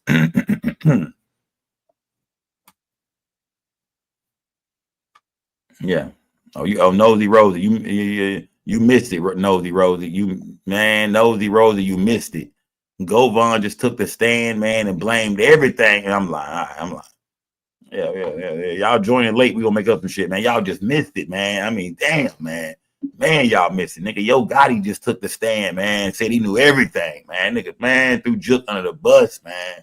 Cornelius, all them niggas, man. Say he overheard a phone call, man. Damn, you missed it, man. God, you can't even rewind it, man. You can't even rewind this shit, man. That's the part they gonna take out. They said they were just showing that real quick, and they were gonna take that out of the shit. Niggas get the line and shit. You coming here late. Yeah, some of y'all thought Govon was gonna take the stand. Nah, he didn't. He took the stand just to say he didn't want to take the stand. We seen Straight Drop do the same thing. And that's how you know a nigga guilty, man. Because if I'm innocent, ain't no damn way I'm not taking a stand. Because if anybody know I didn't do nothing, it's me. And if my attorneys can't do it, if the witnesses can't do it on my behalf, then let me get my black ass up here and tell you exactly why I shouldn't go to jail for the rest of my natural born motherfucking life. How about I give it a shot? Yeah. Yeah, how about I give it a shot, man? Yeah, this is over with, man. The defense, bro, I mean, this is how bad this case is, gang. Pay attention, man. The defense brought an 80-year-old lady up there, man. The defense brought an 80-year-old lady up there who lived next door to that nigga daddy. And I'm thinking his dad ain't hitting that ass no more. See, we thought Cornelius was hitting that old lady. Nah, she lived next door to his dad. His dad an old nigga, too. His dad done stopped tapping that ass. And now here she is on the stand. That young man lived next door to me for several years. Yeah, I knew him and his daddy. Yeah. He used to bring my groceries in back in the day when shit was good. His father was cool with me. He was bringing my groceries and shit in. His daddy was tapping that ass. What happened? He stopped hitting her. Here we are. Yeah, dad stopped fucking, and here we are today. Yeah, Miss Pearly. Daddy stopped hitting Miss Pearly, and here we are today, goddammit. She threatened that nigga too, nigga. Now, you know them detectives came by here, right? I'm going to ask you one more time. We fucking or not? You know them detectives came by here, right? They asked me about that $500 I was holding on to. So I'm going to ask you one more time, sir. Are we fucking or not? The nigga said, bitch, fuck you. The nigga told, he said, bitch, you must didn't see the first trial. He told on himself. Pops didn't give a damn. Pops said, bitch, you must ain't been watching. He already told on himself, bitch. He's going for life, man. I don't give a fuck about you or that $500. Go on down there, man. Get your no good ass on down there, bitch. And don't talk to me again, bitch. Now I'm not cutting your grass no more, you dirty bastard. I'm not cutting your grass, bitch. None of that. Fuck you and them hedges. I'm not cleaning out your gutters, nothing, bitch. Everything we did for you. I don't believe you. My son carried them goddamn groceries in there. All them damn neck bones, collard greens, and canned goods, watermelons and shit. And you gonna do that nigga like that, man. Yeah. It's a cold world, gang. Right. It's a cold world, man. It is a cold world, man. It is.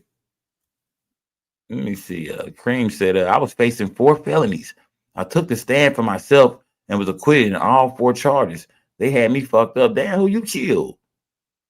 Damn, I knew you was a fucking criminal. I felt like you was a criminal. Right, who did you kill? I was facing 4 felonies and I took the stand. Went to trial. Man. Yeah, man. Your ass is cutthroat. Who the hell you done kill? Smash that like button, gang. I'm about to do my research. Smash that like button, man. Yeah, smash that like button. Yeah.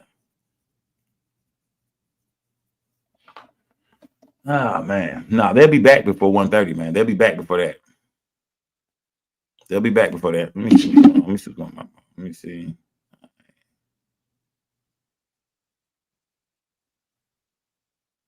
All right, salute everybody in the building, gang.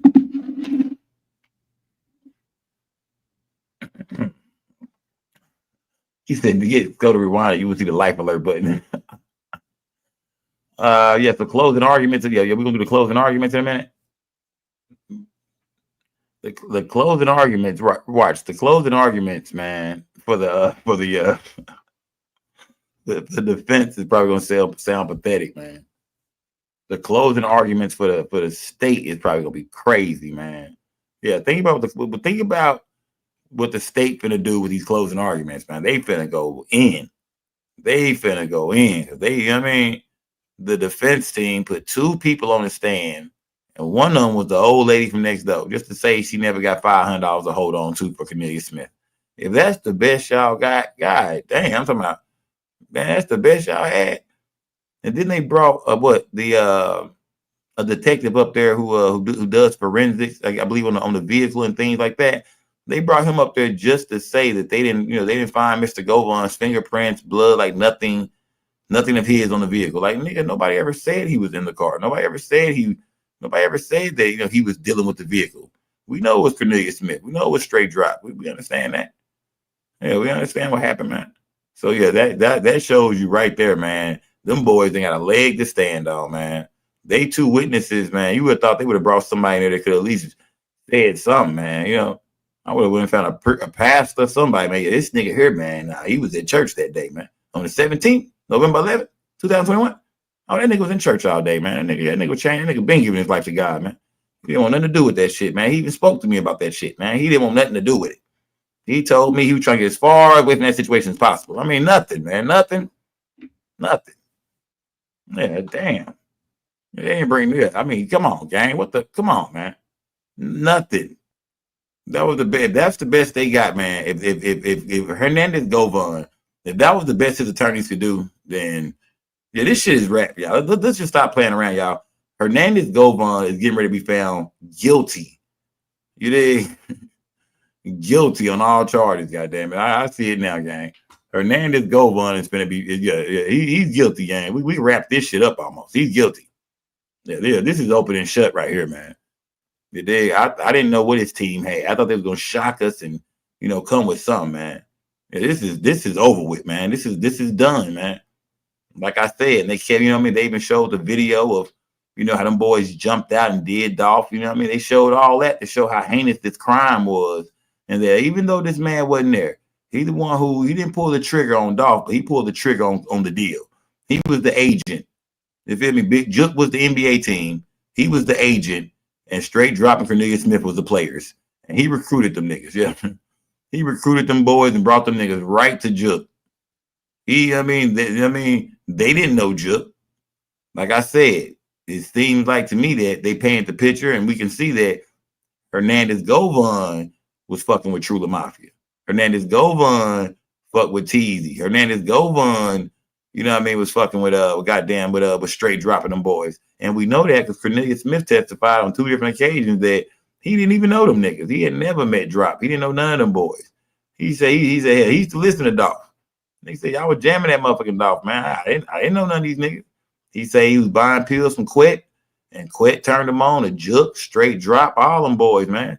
Even put that nigga in a music video. That's the craziest part about it, though, is that's how you know Quet looked at Cornelia Smith like a fucking drug head, a pill head, a fucking idiot, a goofy. He never took that nigga serious and never had no respect for that nigga because he knew the boy was all about them pills, man. Hell, he gave the nigga some money for a car cover. He goes there, gets the car cover, come back, the car gone.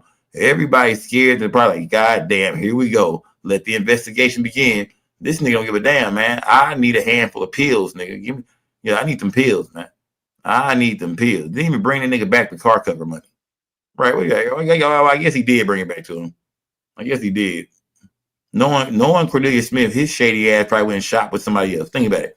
If Govon gave him money for the car cover and he takes the car cover back, I'm sure Govon would be like, say, give me my money back, nigga. Give me that $30 back. Nah. Cornelia Smith probably went and shot with somebody else, man. When he got that money back for that car cover, I bet he didn't go to Govon for them pills. He went on the other side of Memphis and shot with somebody else, man. That nigga ain't shit.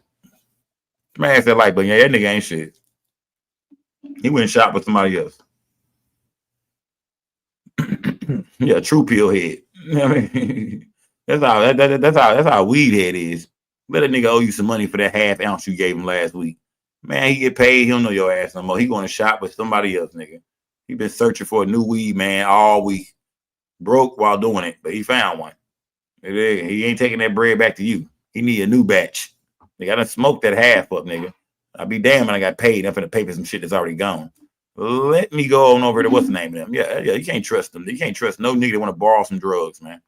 Never trust a nigga that want to borrow some drugs, gang. Hell no. Do not trust a nigga that want to get high but can't afford it, man. Hell no. Yeah, that go one is gonna get a 20 piece.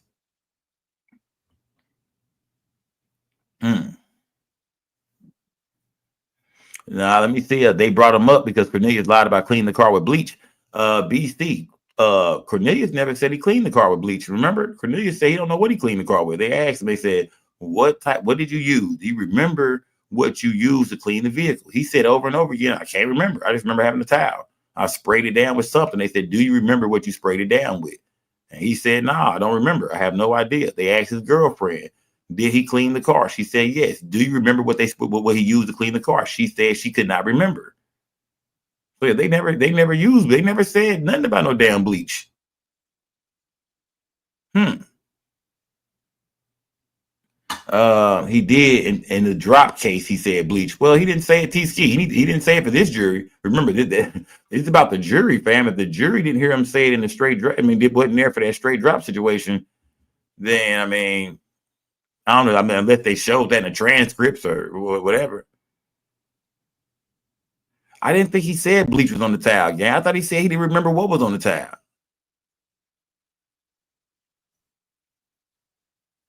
Okay, y'all said in his initial interview he said it was bleach on it. Okay. I just know in this trial right here, his testimony, he just kept saying he could not remember what he put on the towel. And maybe he didn't use bleach. Maybe he really can't remember. Because why would the nigga lie about wiping the car down? I mean, hell, they found your fingerprint on it. They I mean, why admit to killing Dolph, but then lie about what I wiped the car down with? Like that, you know what I mean? Y'all remember this nigga's a dope head. Don't tell him what the fuck he said the first time. Yeah, this nigga's a dope fiend. But why admit to murdering Dolph, but then lie about it? You know, I'm confused, gang. Like, how does any of that matter? Yeah, I killed the nigga, gunned him down, fam, in cold blood. Yeah, it was me. And straight drop. We did that. Yep, that's me right there with that rifle shooting that nigga. Yep. So what'd you clean the car with? I don't know. I mean, come on, it don't make sense. I mean, it don't matter. It don't make sense. Like, nigga, you admitted to the part we need you to admit to. You murdered that man. And that's why his testimony is so credible, gang. He's the main shooter in this situation. He's admitting that, yeah, all them bullets that hit young Dolph, shit, 90% of them came from me. Straight drop came in like the nigga on Harlem. What was the name of that movie? Harlem Nights. You broke my nose, man. Remember Arsenio Hall was crying and shit. Junior, they done killed Junior. They out there busting and shit. And here this nigga comes with that bullshit ass pistol. That was straight drop, man. He let Cornelius get out and put all the work in. Here he come last minute with that bullshit handgun. Smash the like button, man.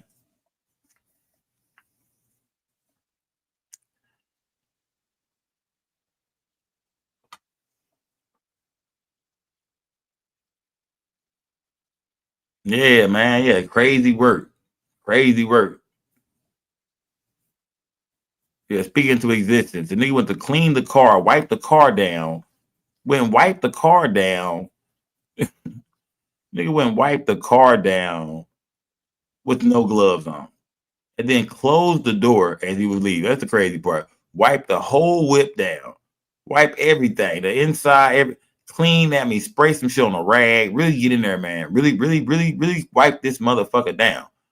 But as I leave, I'm gonna go ahead and close the door with my bare hands. Come on, Cornelius. Come on, man.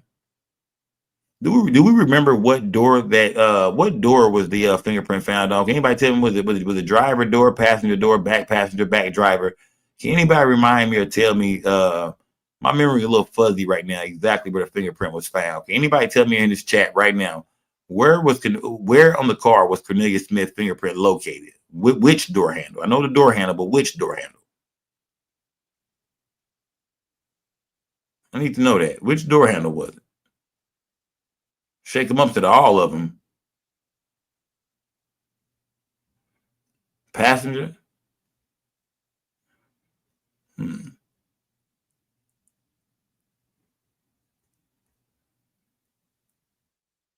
Driver's side? Look, y'all done said everything, man. Look, y'all done said all kinds of shit. Which was it? Y'all driver's side, passenger side?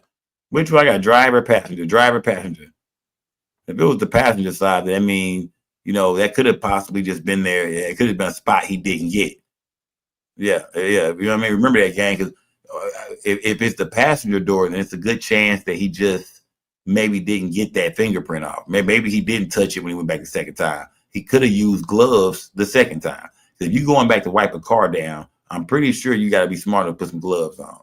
So if it's on the passenger door, then maybe he just didn't. He touched the door during the murder while they was riding around the car. He didn't get that. He just didn't get that fingerprint off. Wow, how you clean everything except for the damn door handles, man? What type of mother? World's most dumbest criminals, man. Yeah, world's most dumbest criminals.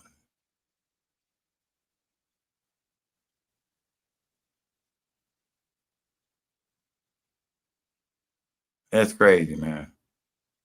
His fingerprint was found inside as well. So what the fuck was he wiping down if that's the case? If that's the case, what the fuck was he wiping down, man? Yeah, what was he wiping down, man? Yeah, what the fuck was he wiping down? Yeah. Yeah, Cornelius had them pills on his mind, man. Not to mention, y'all remember this nigga is shot at the time. Let's not forget about that, gang. Cornelius Smith is shot at the time. At the time, you know, he's going back cleaning that vehicle and all that shit. He got a whole bullet lodged into his shoulder. You know what I mean? And when you go back and watch the video, you can actually see when that bullet hit him too. Remember that? You can actually see when that bullet hit that nigga. You can actually see when it hit him. Smash that like button, gang. Salute to everybody in the building, man. Yeah, salute to everybody in the building, gang. What was I gonna say? Let me see.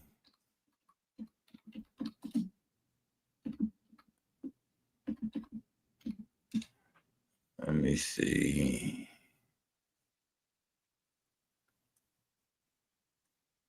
Hold on 1 second, gang. 1 second.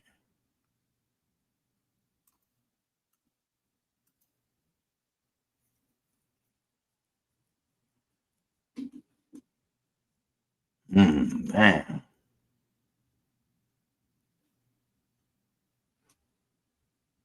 Yeah, people who say Dolph brother didn't get down, man. People who say Dolph brother didn't get down, man. Y'all crazy, man.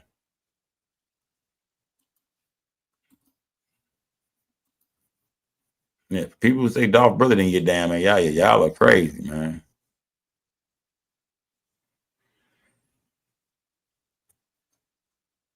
Let me see. Hold on 1 second, gang.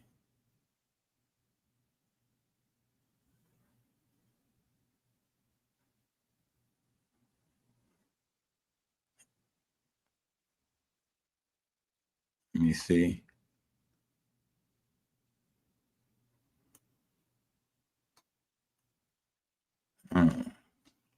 Man. Boy, them videos hard to watch, man. They got down that nigga, man. Man.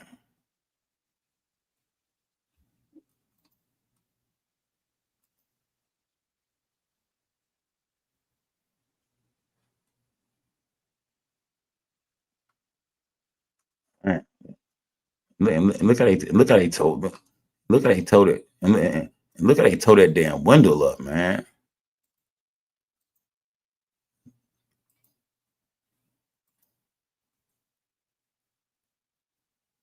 God damn. God damn.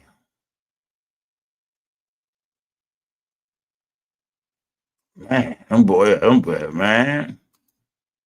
Man. Shit. God damn. Yeah, no, man, no mercy, man. No mercy. Man. No mercy, man. Shit. Yeah, man, that's crazy. Yeah, that's, man, no mercy. Man. Yeah, that's hard to even look at, man. Damn. Yeah, people was outside filming everywhere. Man, bruh. The way they pulled up and did that nigga, man. Yeah, everybody involved with this shit looked like going down, man. Yeah, that was gruesome, man. It's the way they got him, man. I mean, damn, in the cookie shop, man. You know what I mean? Yeah, that video crazy, man. Bullets did most of that window breakage. Cooking with Big Boy. Salute, gang. Yeah. Yeah, man. I think most of the damage was done, of course, by the bullets. But remember, Dolph also fell kind of halfway through the window too. He fell like the bottom half of them, or like from the shoulder. I want to say like from the chest down, kind of fell out the damn window at one point in time. So yeah, man. I want to say Dolph's body as well as the bullets. The bullets, loosened the glass up. And he fell right through it. I mean, damn, man. That's horrible, man. That's horrible, man. Yeah, they did that boy dirty, man. I mean, shit. I remember Cornelius Smith got hit up too, though, during that. Cornelius Smith was also shot during that. Yeah, he was hit up. So at least Dolph brother got some shit off, man.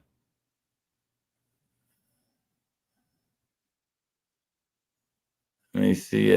Boy, they already shitting on Travis Hunter. Talking about he was a waste of a number 2 pick. Boy, that's crazy. Boy, that's just that fast how they turn on your ass. That fast. They turn on your ass that fast, man. Let me see something. Hold on, gang. Hold on.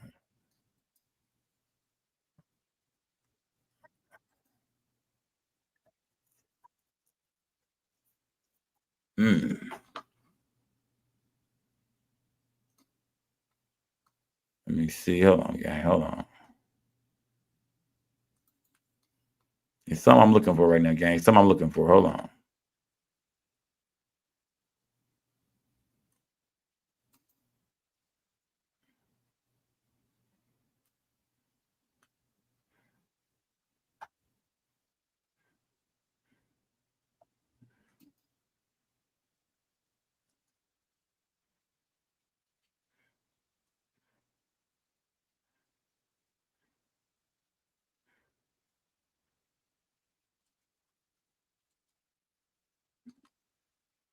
There's a few more things I'm looking over, gang. Hold on.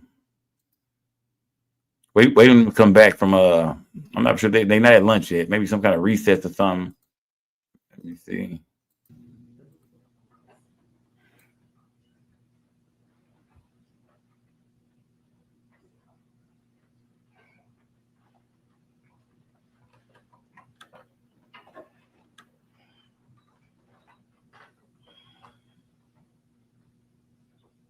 Hey, they seen Dolph from a mile away, man. They seen Dolph from a mile away, man. When Raven Daddy pulled up, man, he just missed the action, man. When Raven Dad pulled up, man, he a minute earlier, man, and he would have been caught up in the middle of that. He would have been, you know what I mean? Just a minute earlier, man, his vehicle could have got caught up in all that gunfire. That boy grabbed a yap out the back, man. Yeah. That you all pulling off in the white Jeep. A minute earlier, man. Someone in the frame in the shot coming out and shooting as well. Yes, ma'am. Look at that. A minute earlier. The owner pulls up a minute too late. He would have been a minute earlier, man. His brother dropped his gun on the ground. Did Justin sustain any injury? He got a scrape on his back. All right. After you leave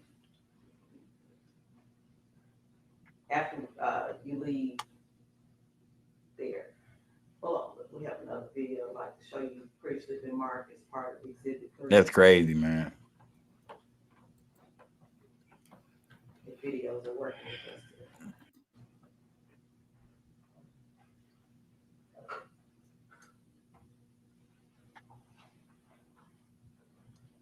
And picture this girl right here, man. This is the crazy part of this girl right here, man. Think about the kind of nightmares she done had.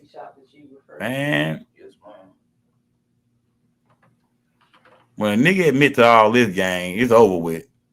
And this is what Hernandez Gobon got to live with. When a nigga say, yeah, that's me in the picture, that's me in the video busting that strap. Like, that's me busting the gun. Man.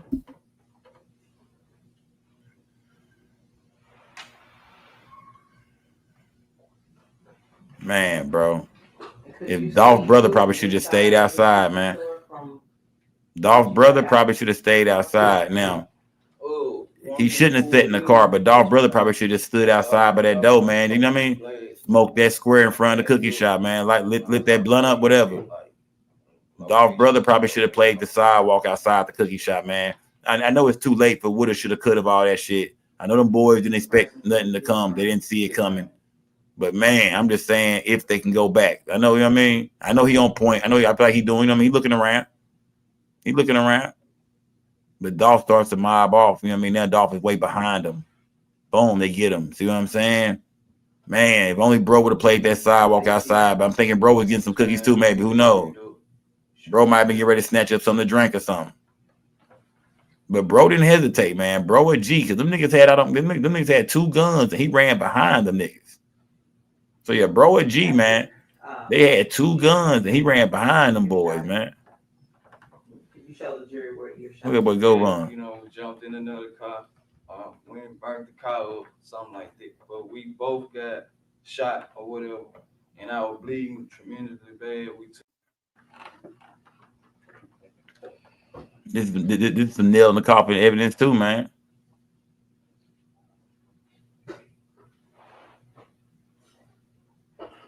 Boy, Memphis grimy, man.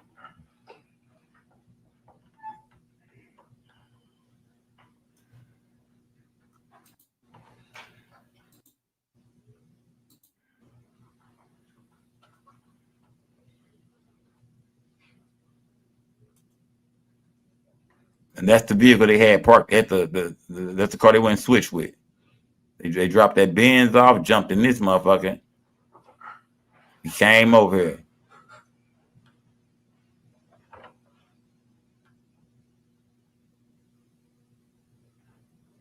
And who is that girl again, man? Who is that young lady? Is that Drop cousin? Who was this girl again? Was that Drop cousin? Was that Cornelius' girl? Who was that? Was that Drop? That was like who? It was me on the driver's side, my shirt up. Who was the young lady again, y'all? Remind me who the girl was. Who was the girl? That was Drop cousin. Okay. Why wasn't her ass locked up? Yeah. Yeah. Why wasn't Drop cousin locked the fuck up? That's most definitely accessory after the fact. He had called somebody. Who's he? Justin had called somebody from a wound kit or whatever. A wound kit from Walgreens. So I could clean up. We both could clean up or whatnot. Like I said, I had called my girl. Somebody said she cooperated. We didn't see. Did she take the stand in straight drop trial? Called my girl to come get me, and we also. Did she? She didn't take the stand in straight drop trial, did she? And I was telling her to get my phone and my car, and that's when. Did that young lady take the stand in straight drop trial or no? Yes or no? I don't remember her taking the stand. Right? She didn't take the stand. I wonder why she didn't take the stand. You know what I mean? I guess they don't need it when we got your ass on camera. Yeah. I wonder why she didn't take the stand, or why she wasn't never, you know what I mean, or why nobody brought her forward, why she wasn't charged. Yeah, think about it. Ain't that crazy how they charged Straight Drop Brother, but they didn't charge her? She helped more than Straight Drop Brother helped. All Straight Drop Brother did was control his phone. You know what I mean? And like kind of, I think they were trying to hide the fact from his PO officer or something like that. DJ Big Scully said, man, shout out to DJ Big Scully for that cash app. He said, nigga, Dolph should have DoorDashed that shit, nigga. Dolph should have DoorDashed them cookies, man. He said, man, nigga, it was too hot outside for you, brother. Yeah, I'm confused, gang.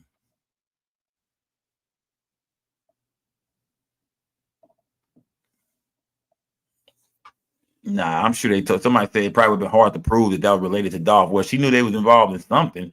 But you're right about that. But she could have said, I didn't know what happened. They just popped up on me. I didn't know what was going on. She could, yeah, she probably did say that. She probably did say I had no idea what was going on. I just got a call. They pulled up on me. I just helped them out. But I don't know. You know what I mean? But usually for a testimony, I mean, that's a good ass testimony right there. Usually we'll threaten your ass with some jail time. I mean, we need you to come take the stand, baby girl. Tell us all this shit. How they pulled up on you. What did they say? What did they say happened? So I'm surprised that girl would understand, man. I'm surprised that girl would understand, man. I'm shocked they didn't threaten her for some time to testify against Straight Drop. You know what I mean? I'm shocked by that. You know what I mean? Let me see. Are they back yet? Let me see if they back yet. No, they ain't back yet. Let me see. No, they ain't back yet. Y'all smash that like button, gang. Smash that like button. Salute to everybody in the building, gang. Shout out to everybody been putting they've been Cash App gang, been putting color in that chat, man. Salute to everybody, gang. Are we back? Hold on, we back. Tell me what it was that you said needed to be added or removed. I think I did it already. Accessory after the fact. Oh, right. So I'm adding, Yes, sir. the state didn't have an issue with that. I think you asked for that too. Okay. State also asked that I include solicitation to both the conspiracy and murder. Okay. So I am adding those. Do we need all the lesser included if I just want to go in the indictment, or is that just something? Well, it's, I can't go all or nothing? no, Okay. can't do all or nothing. Court of Appeals might not like that if they have to review it. Even if I waive it? Yeah, because the state, we wouldn't do so. I mean, if y'all agree, Yeah. if you agreed, I think I might be able to get away with this, but Okay. somebody's gonna be unhappy with that. One party or the other is gonna be unhappy, and be like, let's just ask for those legends included, so I'm adding solicitation to both the conspiracy and first degree murder, and I'm adding, accessory after fact to both also. On page 5,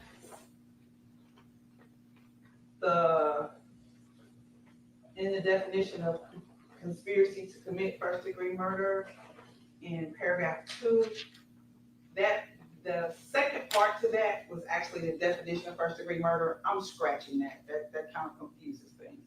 So paragraph 2 will read that each of the parties to the conspiracy had the intent to commit the offense of first degree murder. Okay. I did add the stipulations. I added the experts. I took out defendant testifying. So let's go back to, I guess, for it to be complete. On page 4, where I list the charges. Of course, I'm gonna add solicitation and accessory after the fact there. And when it comes to count 2,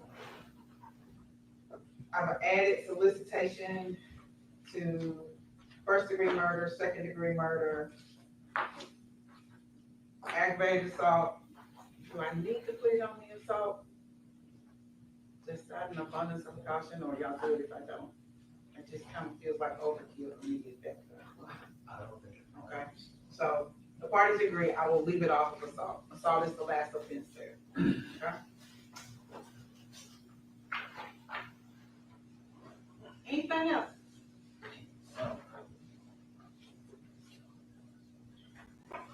Yes, sure. We skipped my mind about the mere presence instruction. Who? Mere presence instruction. As to the conspiracy, As to the conspiracy. it's in a definition somewhere. Where did I read it? Thank you. Hold on, let me. It's part of a definition. I think it's probably in the conspiracy definition. Okay, if it's there, that's fine. Hold on, let me. Page 18. Page 18, Judge. Page 18.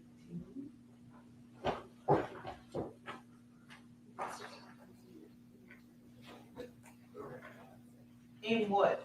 Because now I've added a bunch of stuff. What is it a part of? So it's under the criminal responsibility for conduct of another section, right above accomplice. Okay. Yeah, last paragraph of the second to the last paragraph. However, mere presence during the commission of offense is not sufficient to support a conviction. Did I? All right.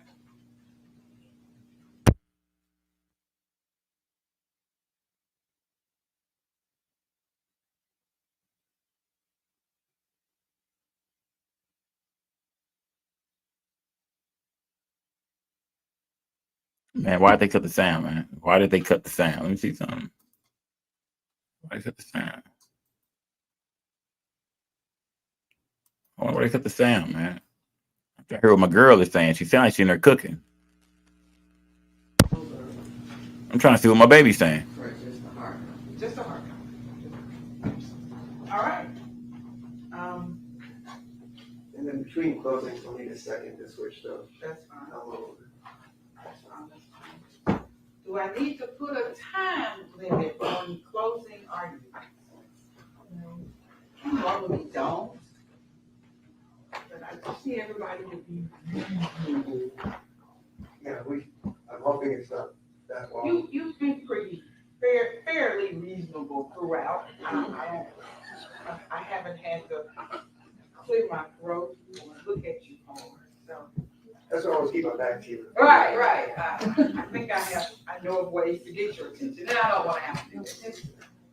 I don't want to go long. And I'm going to give you the opportunity to present your case. I'm not getting ready to step on that. Just when I start hearing the same things over and over again, I get restless, and that's just. If I'm doing that, then I've really screwed it up. Right. Okay. Well, good. So let's stand in recess to 1:30. Us in recess to 1:30. All right. Thank you.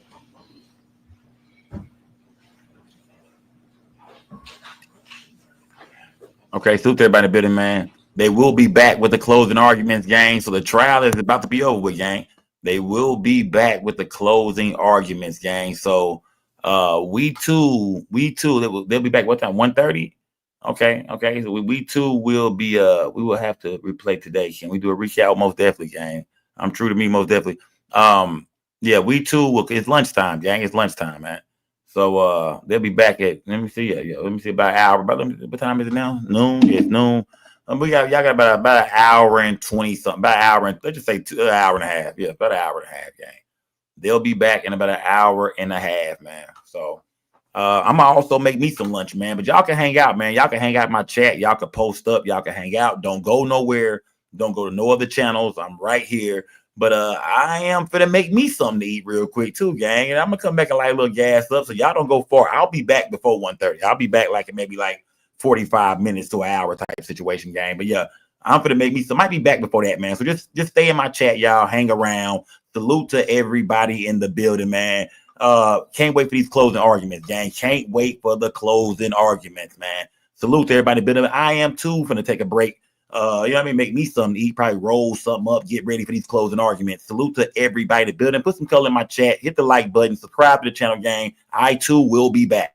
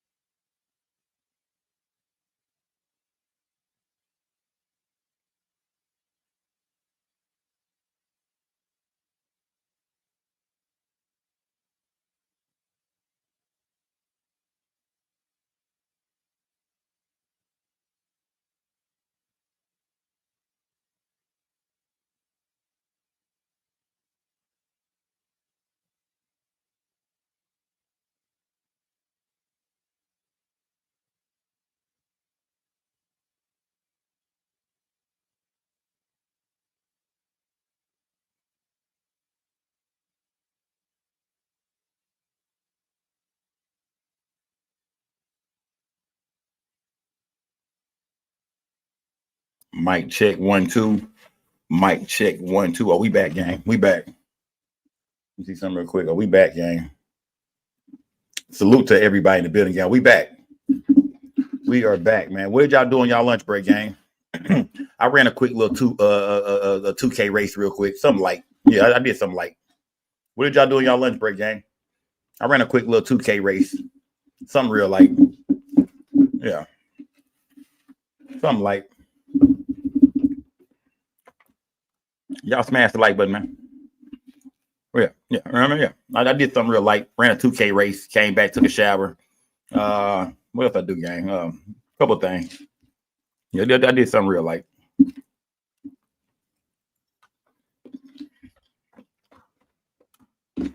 Smash the like button. Y'all back. Yeah, what did y'all do with y'all lunch break? Don't be mad at me. What did y'all do with y'all lunch break? Don't be mad. Let's go. I'm over eating now. And now I'm over grubbing.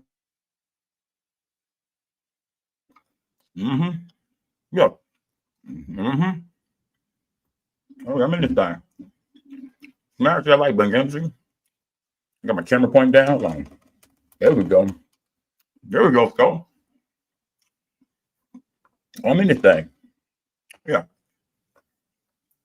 Oh, yeah, I did all kind of shit. I went crazy on my lunch break. Don't forget, I talked to my girl, too. I talked to my girl on my lunch break. Talked to the judge. She already told me, well, you know what I mean? Judge already gave me a quick little insight on what's going on. I can't share it with y'all. I kept it 100 with her. You know what I mean? I told her I wasn't going to say nothing, gang. Like that gas up, too, if y'all at the crib. If you at home, like that gas up, man. If you at home like that gas up, man, we are back, gang. We are back. We are back, and we are waiting on the closing arguments, man. Waiting on the closing arguments. I expect for the prosecution to show their ass, man. I ain't gonna lie to you. I expect for the prosecution to show their ass, man. I ain't gonna lie to you, gang. I expect for the prosecution, not the prostitution, the prosecution to show their ass on this, man. They got way too much, man. Let's go. Yeah, what y'all eat on y'all lunch break, man? What did y'all eat? They should be back in about maybe 5-10 minutes, gang. 5-10 minutes, they should be back. Yeah, this dude should took a plea deal for show Rousey Dreads.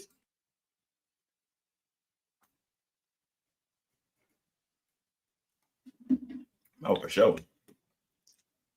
I'm waiting on these closing arguments, gang. Where's my phone charge at, man? Always behind me. Smash that like button, gang. Salute to everybody in the building, man. What's going on Instagram? Let me see. Let me see what. Who the hell is this? Talking about thanks for reaching out. Nigga, I ain't reached out to you.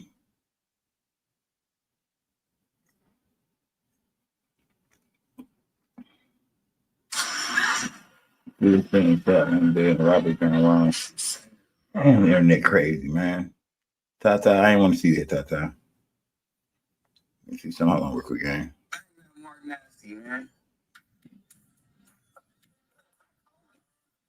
Nah. Turn the West Coast shit off. Hell no. Nah. Salute to the West Coast, though.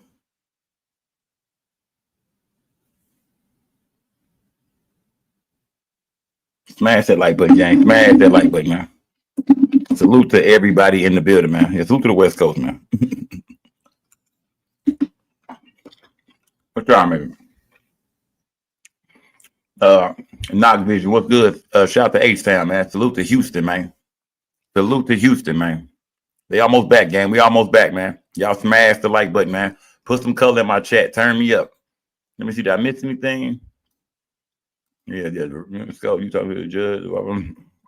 Rest in peace, Dolph. Salute to T-Ray TV, man. Salute to T-Ray TV. We almost back, gang. They almost back. They almost back, y'all. They almost back. So finish up your little smoke break. I think y'all outside smoking them Newports and them Virginia Slims, them Salem Lights. Yeah, the Marlboro Reds, them Camels. Hurry that shit up, gang. Get back inside, man. It's almost about that time, gang.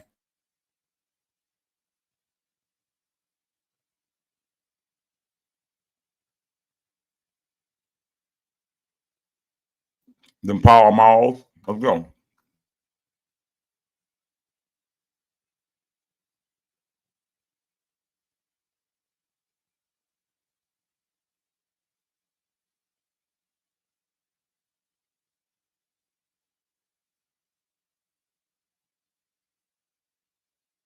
I know everything that's gonna happen, gang. Yeah, I know everything. Trust me, gang. I know everything that's gonna happen, gang. I know everything. I know everything. You did. I know everything, my nigga. Yeah, I chop it up with her, fam. I know everything. But I'm not gonna spoil it for y'all, though. You know what I mean? What's the point of having a show if I'm gonna spoil it? Smash that like button, gang. Salute to everybody, gang. We almost back, gang. We almost back. When I left, I think we had like almost 17, 18 here today. Yeah, I need everybody to come back, gang. Let everybody know we back, gang. Let everybody know we back. You know what I mean? Hit niggas up on Instagram, text message, whatever. Let the gang know we are back, y'all. Let them know we back. Yeah, I'm not doing that. I'm going to eat the rest of this food. Y'all let the gang know we are back. Somebody put some messages out. Somebody send a smoke signal out. Nigga put a spotlight in the air with the no sign, something, gang. Let them know we back.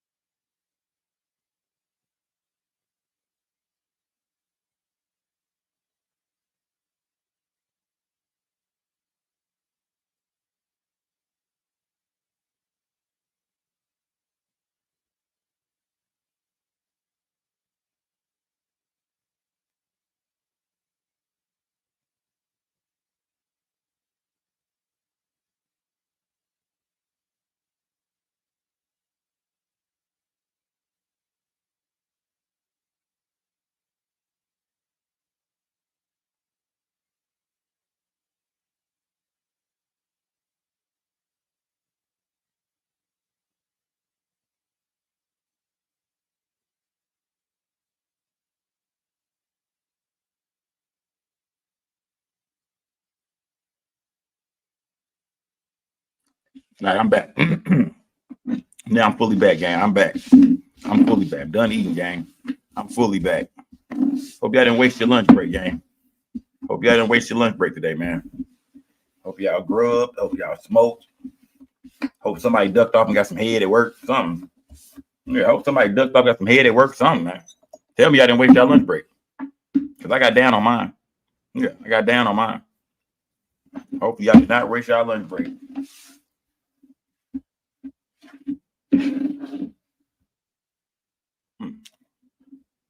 Let me see. All right, it should be back soon.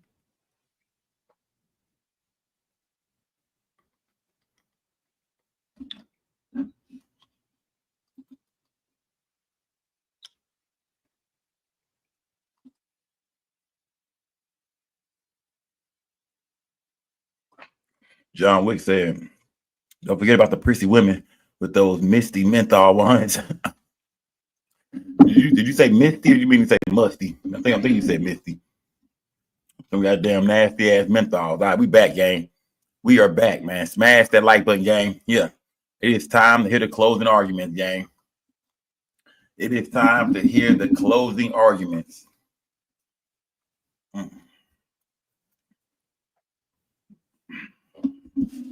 It is time to hear the closing arguments, man. I can't wait, gang. I can't wait.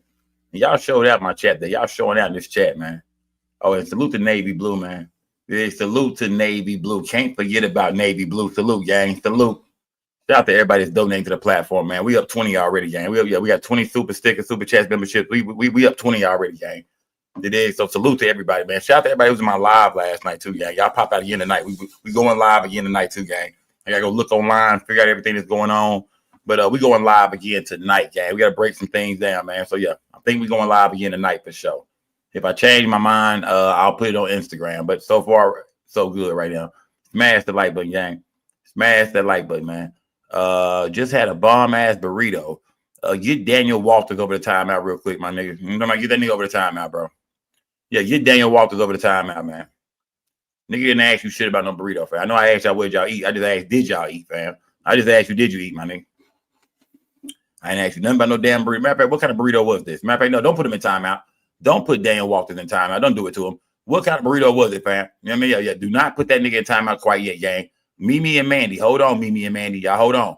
Mimi and Mandy. Hold on. Do not put that nigga in timeout. What kind of burrito was it, Daniel Walters? Let me know, gang. What kind of burrito was it, fam? Do not put my guy in timeout, man. What kind of burrito was it? You know what I mean? Yeah, this determines. Yeah. This determines really your ass gonna stay in this chat or not. What kind of burrito was it, gang? Where you at? Nikki 901, y'all be cool. Raven, y'all be cool. Y'all be cool. Where that nigga go? Yo, he done disappeared. No, don't disappear now, nigga. What kind of ATL K Will? Oh, K Will, you already threw a nigga out here? Nah, man. Oh, man. Oh, Lady Beast. Oh, y'all wrong, man. Oh, here you go. He back. Let me see. Homemade. What? Oh, yeah. Get that nigga. Yeah, nigga. Get that nigga ass in timeout. Yeah. You want to hear about that beat up ass homemade burrito you made, fam? Smash the like button, yeah. Hey, like nigga, scope bipolar. Yeah. We don't want to hear about that goddamn. Yeah. We don't want to hear about that goddamn homemade ass burrito you done made, fam. Even though homemade burritos are the best, but you gotta know how to make them, fam. Homemade burritos are the best, man. It is, but you gotta know how to make them, man. Salute to everybody in the video, y'all. We almost back, gang. Yeah. Yeah, I mean, I don't want no steak, goddamn burrito, man. Yeah, damn, I don't want no steak, damn. I don't want no steak. I need some ground beef, man. I'll take ground beef with some goddamn taco seasoning. Yeah, you know what I mean? Some shredded cheese, some good, you know what I mean? Some yeah, a couple fixings, couple so what's it called? Pico, what's it called? Pico de what's it called, gang? What am I looking for? Yeah, I mean, I will eat a steak burrito, but it ain't my favorite. I'm going ground beef first, gang. I'm going ground beef first. Yeah. I'm going ground beef first, gang. Yeah, I go ground beef first, man. Shout out to everybody eat steak and shit like that. That's cool. I'll fuck with the steak from time to time. I ain't gonna lie. But I'm going ground beef first, gang. Let's go. Yeah. Somebody said free the burrito king. Nah, I fuck with steak, y'all, but I'm going straight ground beef with mine first, gang. You did. I think that sour cream and that cheese and everything just hit better with that, you know what I mean? With that goddamn, you know what I mean? Somebody get Miller Yellow, get your ass in time out, gang. Damn. Man, yeah, and that was Jay. Come on, Miller Yellow. Don't do me like that, Miller Yellow. You ain't got no picture either. Yeah. Go at a glizzy. It's a damn shame. Yeah. Yeah. Out of nowhere, Sko ate a glizzy. That's crazy.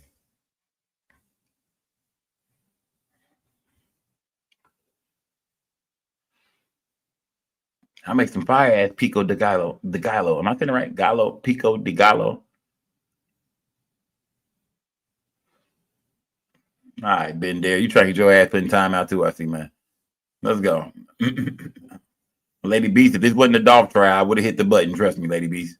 If this wasn't a Dolph trial, I don't want to put that button in something so serious right now. So I would have hit that button, but I'm trying to stay serious right now, gang. Fire some gas up though for sure, man. Who fired some gas up out there, man? Let's talk about that. Who at work right now? Pico de Gallo? Oh yeah, Pico de Gallo. Hope I'm saying it right. Pico de Gallo. Either way, I know that shit is good, man. I fuck with, you know what I mean? Put that shit on my nachos. Put that shit on my, you know what I mean? Yeah, throw that shit on there. Throw that shit on there. Man, that's that like button, gang. Salute to everybody in the building, man.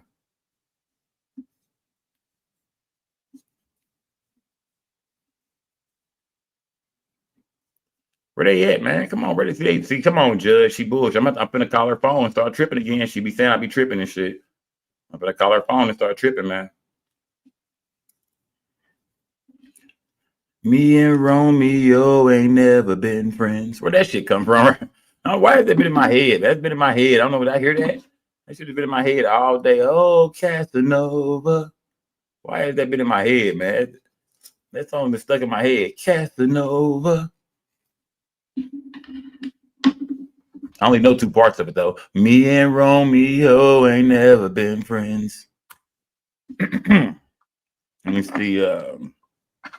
Where is the judge?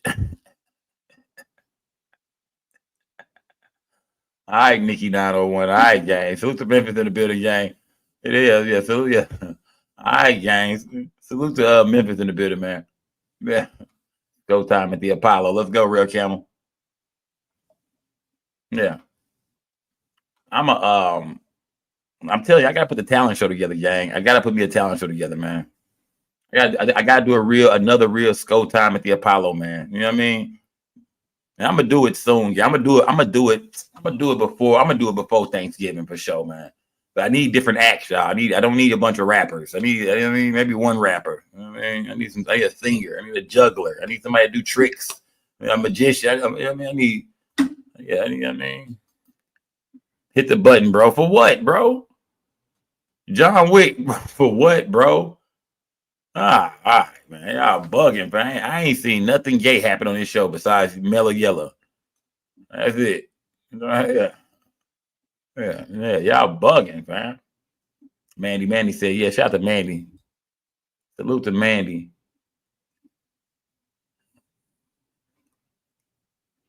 I can make. All right, man. See, look, man. Yeah. See, get raw blogs. Yeah, get raw blogs over the timeout, gang. Get raw blogs over the timeout real quick, man. This nigga got a face on this shit. Get your ass over the timeout, dog. Come on, man. I'm not hitting the button during the Dolph Travel game, but that most definitely was gay for sure, dog. For sure, bro. You know what I mean? Come on, man. See, I'm over here being normal. Y'all in the chat being gay. Yeah, and salute to the LGBTQ community because we ain't got nothing against nobody over here, gang. We just saying. We ain't got nothing against nobody. But yeah, y'all in the chat being gay, man. I'm trying to figure out what the hell is going on, man. Y'all being real gay in this chat today, man. Yeah, it's just gay shit coming out of nowhere, man. I'm not. And shout out to the LGBTQ community. Like I said, we ain't got nothing against nobody, man. Live your life. I ain't got no beef with nobody. I ain't got no problem with nobody, man. It is, yeah. Man, where are they at, gang? This is crazy, bruh. Where these folks at, man? They said 1:30, right? Man, it's 1:40, man. What we doing? Oh, we on nigga time. We got a judge with a Cisco cut. Yeah, the judge with the Cisco cut, and that's my girl. Only I can talk about it. See, when I get mad at her, I start saying shit like that. You know what I mean? Bitch, you look like Cisco with that cut. You know what I mean? Yeah. And so, you know what I mean? Yeah, I can diss her, but y'all don't say nothing about her though. Yeah, y'all don't say nothing about it. Don't talk about my woman. I didn't know when I get mad at her, I'm gonna call her all kind of names and shit. But yeah. Y'all don't diss her, man. Smash that like button, man. She on SCO time. Let's go, man. Y'all know I show up 30 minutes. I ain't gonna say that. I show up about 20 minutes late sometimes, maybe 10 minutes late for the most part. But what's being late when you're live streaming, man? I mean, I'm right here, nigga. I'm watching the chat. I'm sitting there rolling up a blunt. You know what I mean? Yeah, rolling a blunt up, getting my snacks ready, getting my baby waters lined up. You know what I mean? Getting me some fruit cups. Y'all know how to do it, man. I'm a very high profile blogger, man. When I sit down, man, I guess a lot of things I need. I gotta have my guards, gotta have me something rolled up, gotta have something else to roll up. Gotta have some grape juice, gotta have some couple pineapple cups, gotta have a couple you know what I mean? Yeah, I gotta have a couple bottles of water and shit like that. Might need to have a shot of goddamn hen or some vodka around. I need something, man. Yeah. Y'all know shit about no blogging, man. Y'all know shit about no blog, man. Gotta have both of my phones charging beside me. Yeah, y'all know shit about no damn blogging, man. Smash that like button. Let's go. So your girl look like a microphone. Big Joe. All right. You beat Joe ass over the timeout real quick, fam. Yeah, get that nigga over there. Yeah, don't forget the baby oil. Yeah, get two Uchi over there too, gang. I mean, yeah, put them niggas in timeout. Big Joe and two Uchi. Get their ass over there, man. I told y'all, man. Niggas in the chat wilding, B. Yeah, don't forget about the baby oil. I told y'all, it's the chat being gay today. I ain't saying shit. I'm up here chilling. It's the chat being gay. I got my rug on the way too, gang. I got my rug on the way, man. Can't wait. My rug might be here today. My rug gonna look just like this, gang. Oh yeah, I got the rug. I got a big rug on the way. It's gonna look just like this. My whole floor gonna look like this, gang. The whole floor gonna look just like this right here. It's gonna be crazy, gang. The whole floor gonna look like that, man. Yeah, I got a crazy rug on the way, man. I can't wait, man. Can't wait. What I got going on in this chat, man. Shout out to Slow Walking Guy, man. Shit, that's 2 years, my nigga. Slow Walking Guy just signed up with a nigga 2027, fam. Summer 27, my nigga. Salute to my nigga. Yeah. Yeah. All summer 27, my nigga. Salute, gang. Shout out to Slow Walking Guy, man. RIP Mo 3 too, man. You did accurate shooter. Shout out to accurate shooter, man. That boy got that stick and that poo shiesty on during the yeah. Shout out to that accurate shooter. Make sure you stick around, fam. Yeah, make sure you be around in here, fam. Nigga, talk shit in that chat, fam. Threaten a few niggas' lives and shit down. You know what I mean? You got the right look, fam. Threaten a few niggas. Niggas like Big Joe, Cali Dre. I don't know suckers in the chat be talking that shit. Man, threaten a few niggas, dog. I mean, yeah. I'm looking for a hitman, fam. You know what I mean? Smash that like, yeah, I'm looking for a hitman. I'm looking for a sniper. Let me see. Oh, yeah. Let's go. Yeah, there we go. That's what I'm talking about right there, gang. Yeah. That's what I'm talking about right there, accurate shooter. That's what I'm looking for. Yeah, there we go, nigga. I like that kind of shit right there, fam. I like that. I like that, bro. You fuck around, get you a ranch, nigga. Yeah. Yeah. You hurt a few people's feelings in here, my nigga. Threaten a few niggas. You just fuck around and get a ranch over here, nigga. Yeah, man, you act the fool in that chat enough, my nigga. Go at anybody that's going at me, fam. Anybody say something about me, bro, go at them. Say the worst shit, bro. Go at them, man. Yeah, completely annihilate them, bro. Don't let them live in this chat, dog. You fuck around and get a ranch, my nigga. Do you know what I mean? Keep handling. I like you, accurate shooter. Yeah. Do your thing, fam. You have a lot of potential over here with the Skull Gang. You have a lot of potential. Yeah, this nigga have a lot of potential with the Skull Gang. I like that. You know what I mean? Yeah. Do your thing, fam. Anybody go at me, fam, destroy them. Moderator or not. I don't even care. Moderator or not, destroy them, bro. You fuck around, get you a ranch over here. Let's go. Let me see. Well, shit, but when we coming back, man, y'all showing out in this chat today, man. This chat showing out, man. Oh, yeah, this chat showing out, man. Yeah. This chat showing out. Let's go. Yeah. Let me see.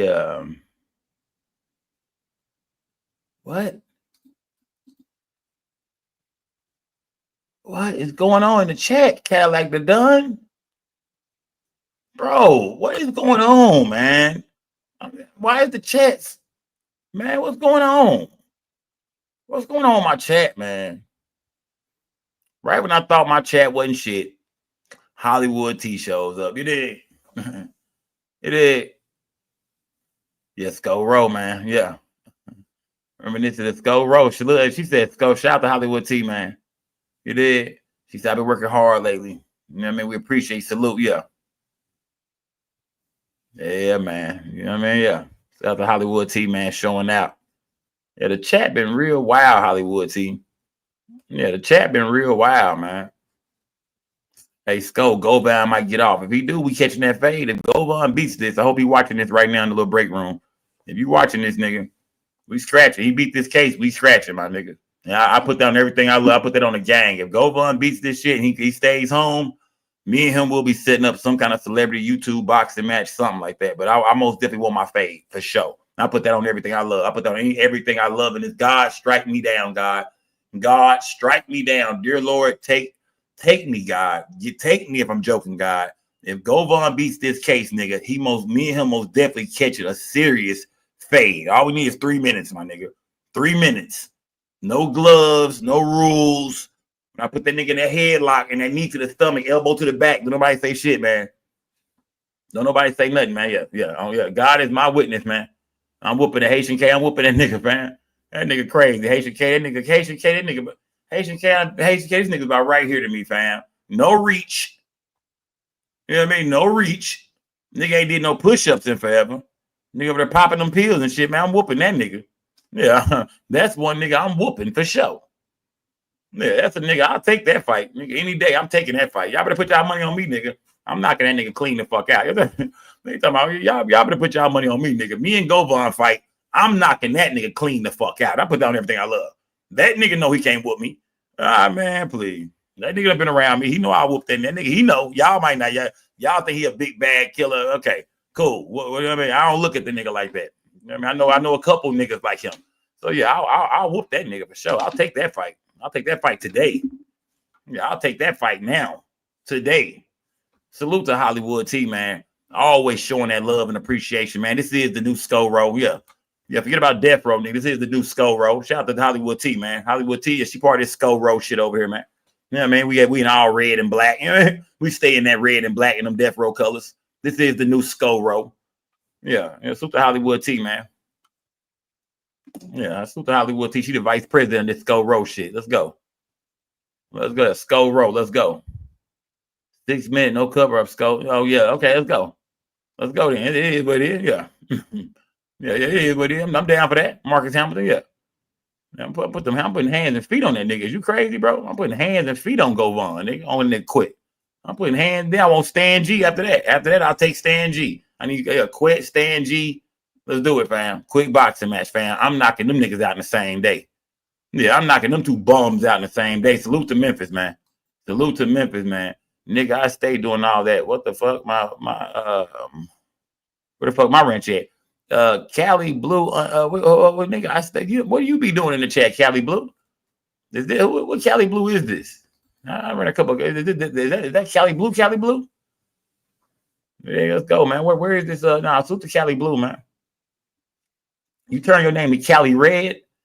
You turn your name to Cali Red. You take Tupac off that thumbnail of your picture and put a red bandana on that nigga. We can talk. Cali Red. You know what I mean? If you want your ranch, go replace your picture with Tupac, with him with a red bandana on, and change your name to Cali Red, and we can talk. All right? That's all you got to do. All right? Let's go. They like, this nigga Skull over here, set tripping and shit over here. I'm bullshit, gang. Salute to everybody in the building, man. Yeah. Why y'all keep Team King? Why you say free Chris Fields? What happened? Is he locked up in real life? Yeah, is he locked up in real life? Yeah, I don't know. Yeah, is Chris Fields locked up in real life? Because I ain't seen the nigga around. He ain't been around here causing no problems. He ain't been around here causing no problems, man. I'm confused, bro. Where the hell is the judge at, man? Is she okay, man? Do I got to call her? See. This is the type of shit make you think a girl cheating on you right here, man. See, this is why we don't trust y'all, ladies. Right here. Where is she at, man? I done called her phone now. She ain't answered. I just called her phone. She ain't answered. This is why we be thinking y'all be cheating at work. This I know she got a work husband. Yeah.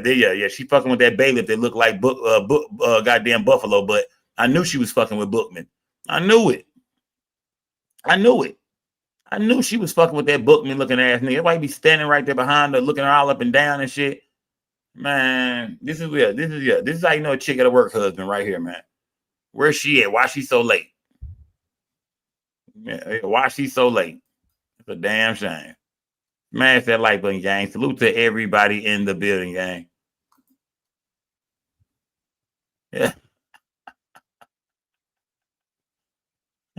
Shit, smash that like button, gang. Let's go. Yeah, it is. What time is it, gang? It is 1:51. This is very unprofessional, man. Man, this is very unprofessional, man. I'm being for real now. I was joking at first, but this shit is getting very unprofessional, gang. What we doing, man? Yeah, this is where are they at, man? They are on straight nigga time, man. Shout out to Memphis, man. But come on now, man. I thought we were gonna be in it. I thought she was gonna be in this junk already. Toy, tell me, Lady Beast, tell me if my Memphis slang sounds correct. Shit, look, man. I could be sitting here listening to some music. You know what I mean? Because I thought she was gonna be up in this junk already, man. You feel me, man? I thought she was gonna be in this junk. So, man, I'm finna shit. Y'all do what y'all do. I'm finna turn this music on. Tell me, Lady Beast, how I sound, Lady Beast. Could I be from Memphis? Talk to me, Lady Beast. Could I, Nikki 901, don't do that. Could I be, shout out to Memphis in the building. Nikki 901, could I be from Memphis? You know what I mean? Was that on point? That was on point. Yeah. Come on, man. Hey, man, say, man. Hey, man, say, man. Was I not on point with that? Where my Memphis girls at? Where Nikki 901, how I sound? Raven, where you at? Raven, oh my God, stop now. Raven, stop it, fam. Stop it, yeah. You know, all right. That's exactly how Raven talk. Man, we was in that junk, man. Shit, man. We was in that junk. I'm like, Raven, what the hell are you talking about? Let's go, gang. Yeah. Come on, y'all. All right, whatever, gang.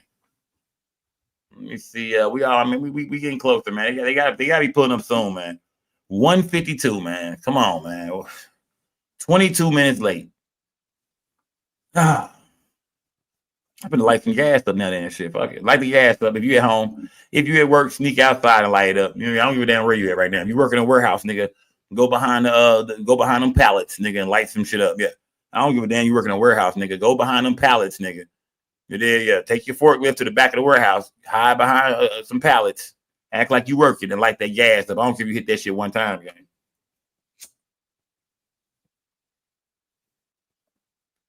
Yeah, I don't care if you hit that shit one time, nigga. If you work at an office job, tell them you'll be right back. You want to go on a restroom break real quick. You did, yeah. You did, yeah. You did. Oh, Chris Fields is in here. How come I don't see Chris Fields in here? There you go. I don't know, Chris Fields. What's good, my guy? Niggas say he ain't locked up. He's still West Coasting. Shout out to my guy, Chris Fields. And we know this nigga unemployed. We know damn well Chris Fields ain't doing no working, man. He living with a woman right now, and he ain't paying no bills for that bitch. You feel me? Yeah. That nigga ain't paying no bills, nigga. Nigga on the Xbox all day, smoking straight Reggie. Yeah, nigga in Cali smoking Reggie on the couch all day. Shout out to my nigga Chris Fields, man. Salute to my nigga Chris Fields, man. Fuck it. It is what it is. Yeah. Let's go. Scott, you trying to get somebody fired? See, 2 cups. You ain't shit either, gang. It is. Yeah. Y'all tripping, man. Y'all scary, man. Y'all scary, man. Niggas that Casanova stuck in my head. Nigga, I told you, I don't know why I couldn't stop, man. It's a Govan trying to take a plea deal. It's too late for that. You there? Yeah, it's too late for that. That plea deal shit out there. We already did a whole trial. Nigga, taxpayers done paid for this shit. It's too late, brother. This shit is, this is the full ride. You already took the stand and said you wasn't testifying and show. No, ain't no going back on this, nigga. Too late to moonwalk out of this shit. Nah, nigga, yeah. The court proceedings will go on. What's going on, man? I'm being for real now. Where they at, man? Taylor May, what's good? Salute, man. What Chris say? Chris said something serious in the chat?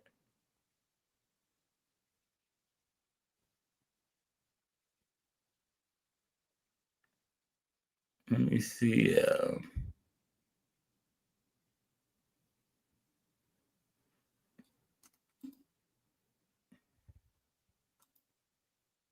Back in the M. Feels good to be home. Look at Raven acting like a rapper.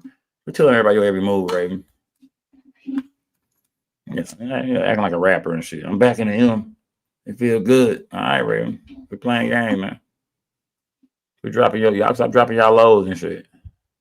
Look at that shit. Raven, welcome home. Nigga easy setting some shit up for you right now, Raven. Be careful. Easy finna line your ass right on up. Welcome home, Raven.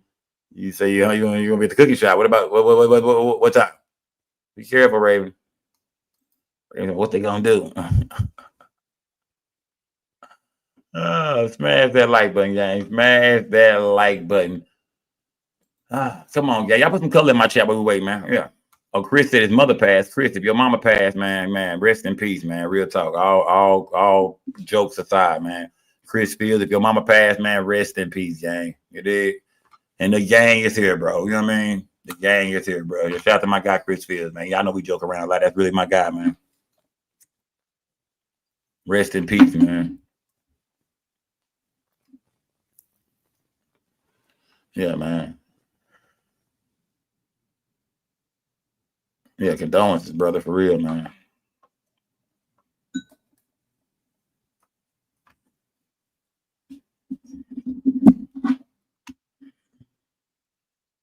Let me see. Yeah,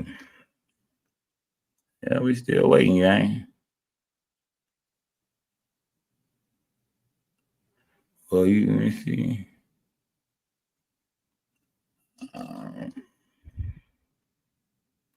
Yeah, condolences to Chris Fields, man.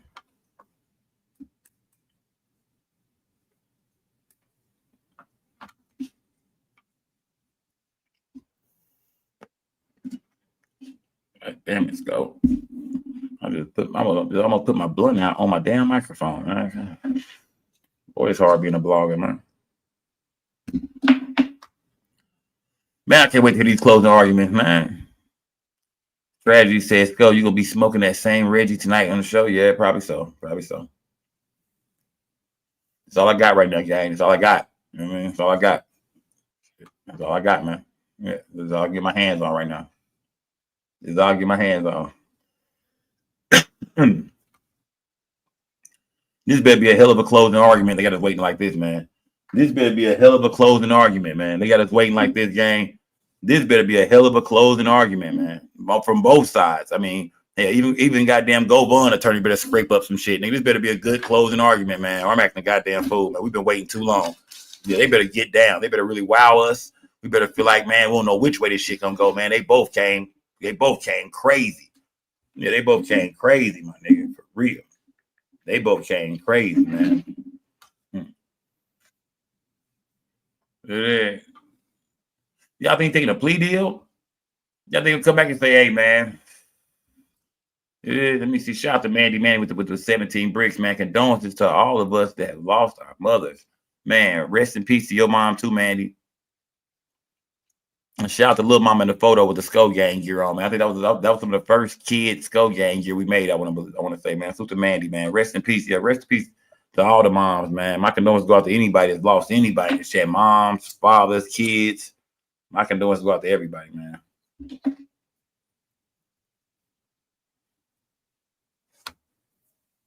Let me see. Yeah,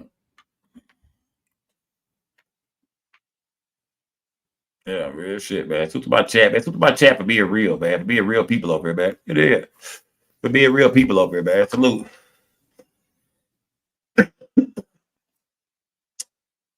Right. It was raining in Dallas, Texas. The sun came out. I repeat, it was raining in Dallas, Texas. The sun came out. Yeah, the sun then came on out, man. I hate it. Man, I wish it would have kept raining. Sometimes we just need some rain.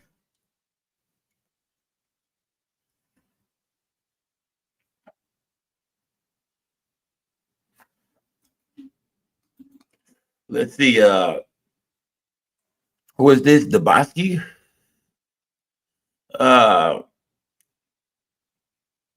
No judge let things go on this long unless the juror went missing. They have alternates for that reason on G-Land. All right.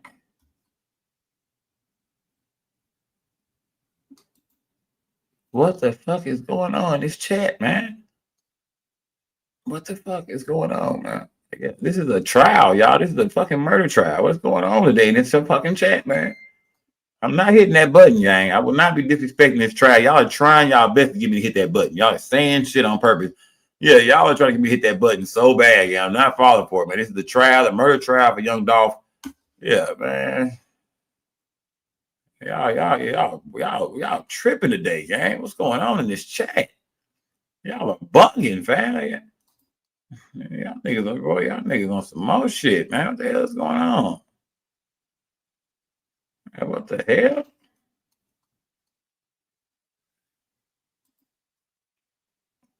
Yeah.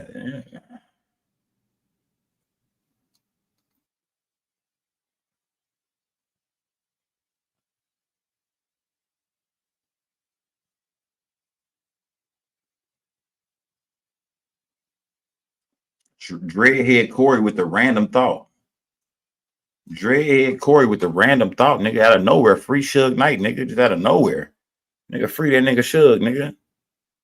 Yeah, let's go, nigga. Yeah, free Suge Knight, man. Oh, they tripping, man. They bugging, man. That JTYP was good, gang. See you in here, gang. Look at that JTYP, man. The JTYP was good, gang. Salute.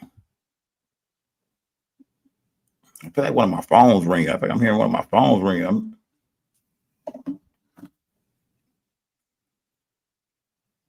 He said about the storm in Jacksonville. I'm tripping, gang. Yeah, this that Reggie I'm smoking for sure. I swear my phones are ringing, but they not. I'm thinking that's the judge, my girl calling me. You know what I mean? Let me know, hey, nigga, some things that went down. And just give me a. But yeah, she violating. Smash that like button, Jay. Yeah, everybody in the chat going in right there, man. Yeah, y'all on some bullshit right there, man. Y'all on some bullshit. It is. Mimi, if you call me one more, I just think you don't be like Skull Gang Toya, Mimi. How old are you? How old are you? How old are you, First Lady Mimi? Oh yeah, I need to know how old are my damn moderators. How old are you? Yeah, how old are you? I need to. You got. Yeah, well, how old are you? Mimi, how old are you? You're not gonna be disrespecting me about chat. 38. Oh yeah, get your ass on, girl. Me and you could have been high. I would have been a senior. You would have been a freshman in school. How the hell you gonna call me uncle? We could have been in the same damn school, man. Yeah, you cannot be calling me uncle. We could have went to the same goddamn school. Nigga, you could have been a freshman. I could have been a goddamn senior at high school. Yeah. Yeah, what the hell you talking about? Y'all better stop calling me uncle over here, gang. Only way you can call me uncle is if to call me uncle, you gotta be like, to put an uncle on nigga, you gotta be like 10 years younger than a nigga to put an uncle on nigga, right? I mean, even for me, man, even for me. Now, I'm past the stage of calling any nigga uncle, like unless we just talking about some shit, we just joke around the show. But I'm calling niggas, I'm to the age now where I'm uncle to the young niggas, the 20-something-year-old niggas, maybe the early, the 31, 30, 31. But I'm calling niggas OGs now. Like, I mean, like, I ain't calling no niggas uncle. I call niggas OGs, and that's the age y'all ass is at too. You dig? I'm calling niggas OG. Any nigga older than me is an OG. Say OG. Say school. Yeah, either, in Texas, we call niggas school. Yeah, I know, you know, we call niggas school and Texas. Hey, look out, school. Hey, say school. Hold on now, school. Don't make me beat your motherfucking ass, school. Yeah. Talking that shit over there, nigga. That square that's hanging outside your mouth. Now, I'll be done beat you up, school. Yeah, we call niggas school and OGs out here, man. You know what I mean? Yeah. Only people can call me, I'm at the unk stage. I'm at the unk age. Yeah, only people can call me unk. You gotta be like in your 20s. You gotta be like late, like teenagers, 20s, maybe 30. Yeah, maybe 30, 31. But nah, anything over there, anything over 32, 33, nigga. I ain't your motherfucking unk, nigga. Hell no, nigga. I ain't your unk, nigga. Yeah. Hell no, nigga. If your mama is 10 years, 15 years older than me, nigga, I ain't your unk. Or for me be your unk, I gotta be damn near around the same age as your damn mama. That's the only way I'm unk. Yeah, I gotta be or OG to y'all. Yeah, I'm trying to play me, my nigga.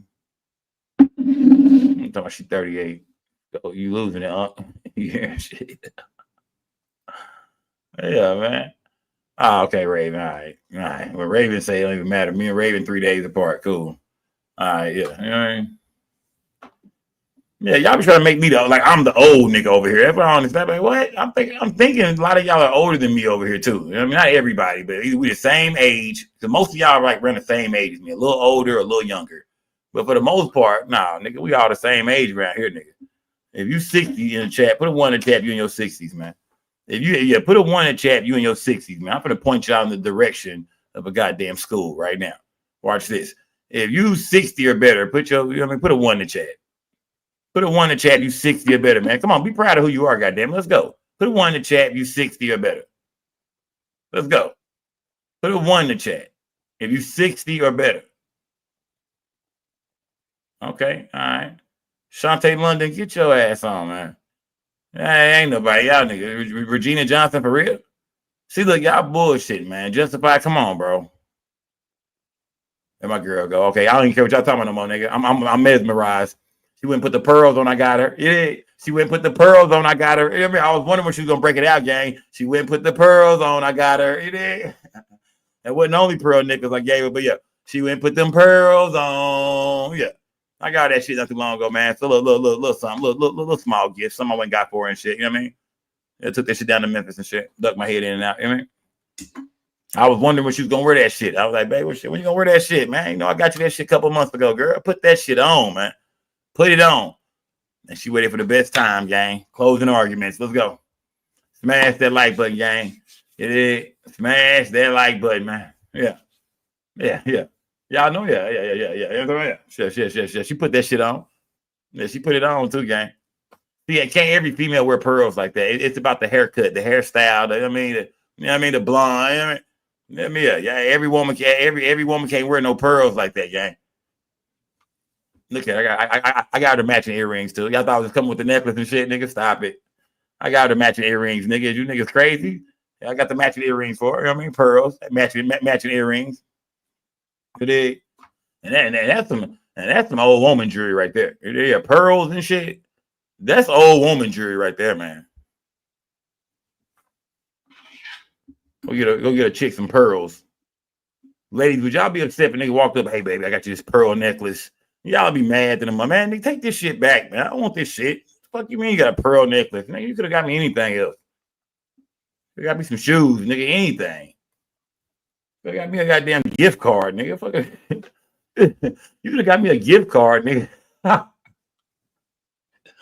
Nigga, you could have got me a gift card. You ain't got some pearls, man.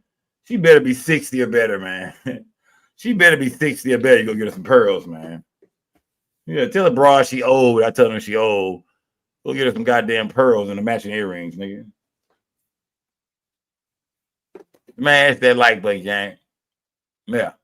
Smash that like button. I mean, some of y'all might like pearls, you know? Yeah, I don't know. Yeah.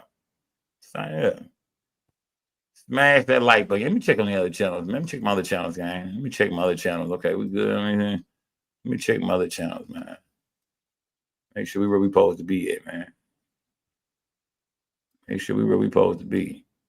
Oh, yeah, the judge know they showing out today. They showing out, ain't they? Y'all showing out. Yeah, y'all showing out. They know they showing out. Y'all showing out, gang. Y'all taking forever, man. What we doing, man? Like serious now, man. What we doing, gang? We waiting on these closing arguments, baby. Yeah, it's finna go down, man. We waiting on these closing arguments, man. Yeah. Salute to everybody in the building, gang. Oh, I mean, I'm here for it. I ain't going nowhere. I'm here for it. I'm here for it. Yeah, I ain't got a lot of shit done today, too. But y'all know about me. I'm cold, nigga. When I feel like my back is against the wall and I don't got that much time, man. Y'all know how much shit I did that hour and a half, man. I done did all kind of shit, nigga. I done left, came back, did this, did that, handled business. Yeah. Shout out to Mr. T, man. Salute to Mr. T, man. Yeah. What's the expiration date on a wig? Team King, dang, I don't know. You gotta ask the ladies, Team King, what's the expiration date on the wig, ladies? I don't know why you're asking that shit. I guess you want to know when is the wig. You know what I mean? When is that motherfucker done? When is enough? Enough. I mean, when is it? Yeah. When is the time to let that motherfucker go? You know what I mean? That motherfucker done been through some shit, man. I guess that's what you asked it. I don't know, gang. I'm confused. Yeah, I'm confused, my nigga. Is that what you're saying? I'm confused, gang.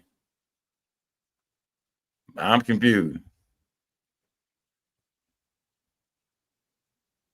Let me see.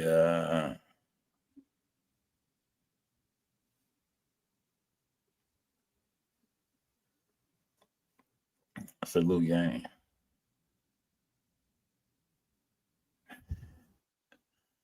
Angela Patterson said, "Don't know, don't wear them." Okay. Probably got a big burgundy ass wig on right now. Yeah. Probably got a long burgundy ponytail that don't match your top. Ponytail don't match the top. You probably got that shit on right now, Angela Patterson. You don't wear a wig. You probably one of them long ass or one of them big ass buns just stamp on the top of your goddamn head. One of them Velcro buns that bitches stick on her shit. That Christmas gift joint. You probably got one on right now. I ain't gonna play with y'all tonight, man. Don't give me too much time, man, to sit here, man. Yeah, I'm gonna turn this motherfucker out, turn to a full comedy show in a minute. I'm trying to hold back. Let's go. Yeah, let's go. And we just seen the judge walk by, man. What's going on, man? What is going on?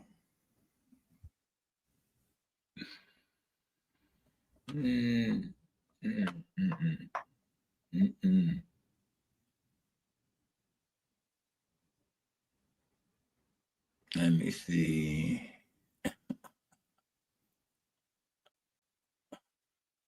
Oh shit.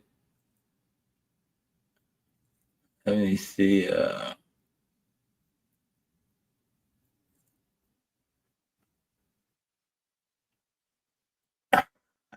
My chat is y'all just wild, bro. Y'all just, I mean, I'm reading everybody's comments. Some people talking about this, some of y'all just in space, nigga, just saying shit they got to do with shit right now, fam.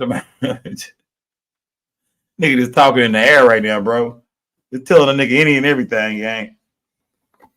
Yeah. Let me see how long. Oh, it's 2:30. They bugging now, fam. Yeah, they tripping, gang. For real, man. They had a line for this, man. For real, bro.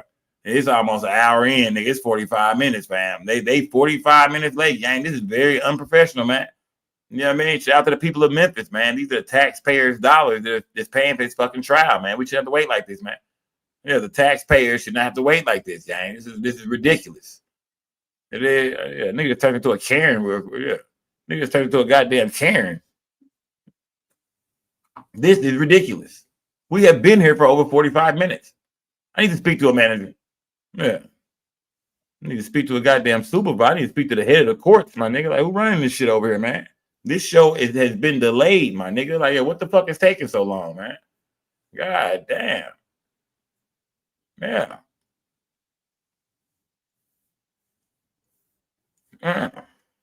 You look sleepy, Scope. I'm tired to the motherfucker, man. I'm tired as hell, but we're gonna keep pushing though. And just smoking gas though, too, man. Really, I'm blowed, to be honest with you guys. Yeah. Really, y'all watching me go from normal to blowed.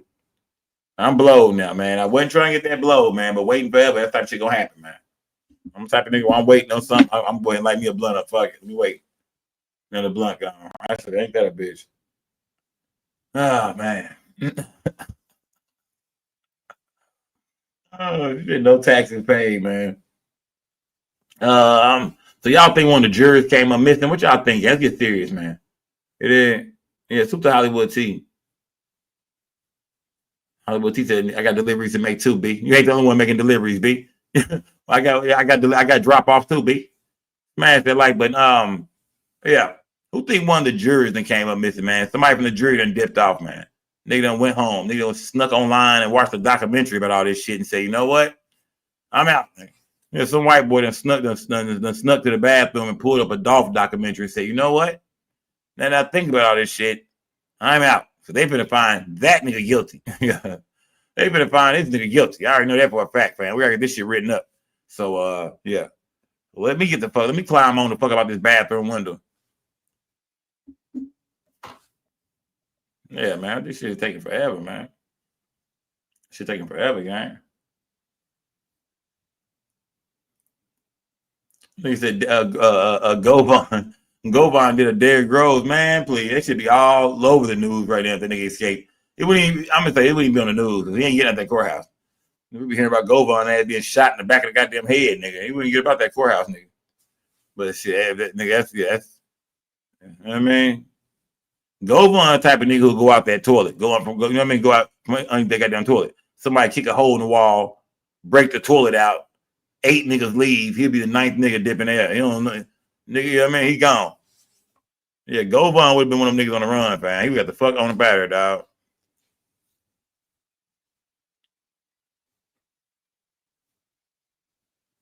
Let me see. They bet not hit. Did she? Maybe she meant to say mother. What did she say? Did she say 1 o'clock? She said 1:30. Maybe she meant 2:30 or something, man. God damn, ain't Memphis on the same time as me? Maybe she meant 2:30, man. Yeah, maybe she meant 2:30, yeah. Man, she bugging. They bugging right now, man. Yeah. Is it possible Govon could be, y'all saying he could be taking a deal, man? I don't know. Y'all think Govon's life is flashing before his eyes right now? Because anything that they supposed to work out or do, I mean, I don't know if they go to the chambers for this kind of shit, but ain't we supposed to hear some of this shit? Like, you know what I mean? Like, we supposed, us as the public, we want to know what's going on, gang. So I'm confused right now. I'm very confused, gang. With us as the public, we want to know what's going on. Yeah, fuck all that talking behind the scenes shit, nigga. This is now a TV show, Law and Crime, nigga. Yeah, court TV and shit. We are now shows, just stay on the scope. We are now, we are court shows, nigga. We got to inform the public and the people about what the fuck is going on. Where are y'all, man? Yeah, they behind the scene doing some shit. Come on, man. Wait, I want to know what's going on. I'm waiting on these closing arguments. I told y'all, something telling me, man, them sisters, the prosecution, them 2 sisters, they finna cook. They finna break out the pots and pans, nigga. Risk game crazy. Yeah, they finna break out the pots and pans. They be the cooking in that hoe, nigga, I feel like, man. Now, as far as the defense team, I don't know. You know what I mean? I don't know, man. I think he gonna throw a couple of points around, but we're gonna be like, man, what does that have to do with anything? We get it, bro. We get it. We don't know for a fact if the receipt was from goddamn AutoZone. We get it, bro. We get it, fam. What else, my nigga? Like, shit. What else, fam? Well, they never talked to Big Jook. Oh, we get it. What about that nigga you over there defending though, man? This ain't about Jook right now, bro. They proved that your client was involved with this shit, whether Jook is here or not, nigga.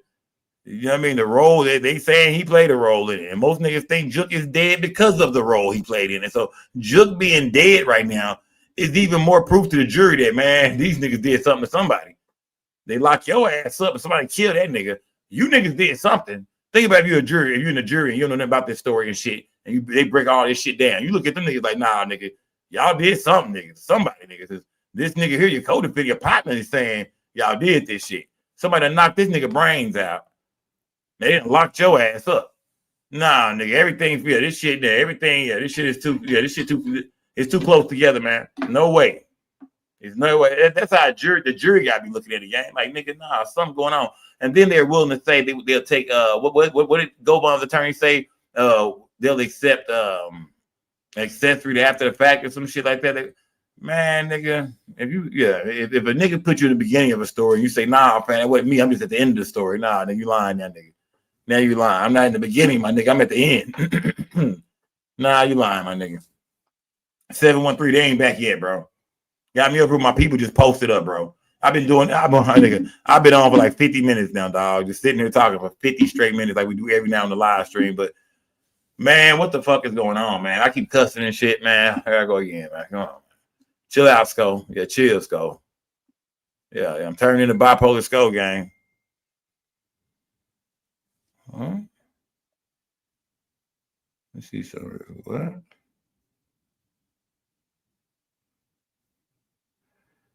Smash that like button, gang.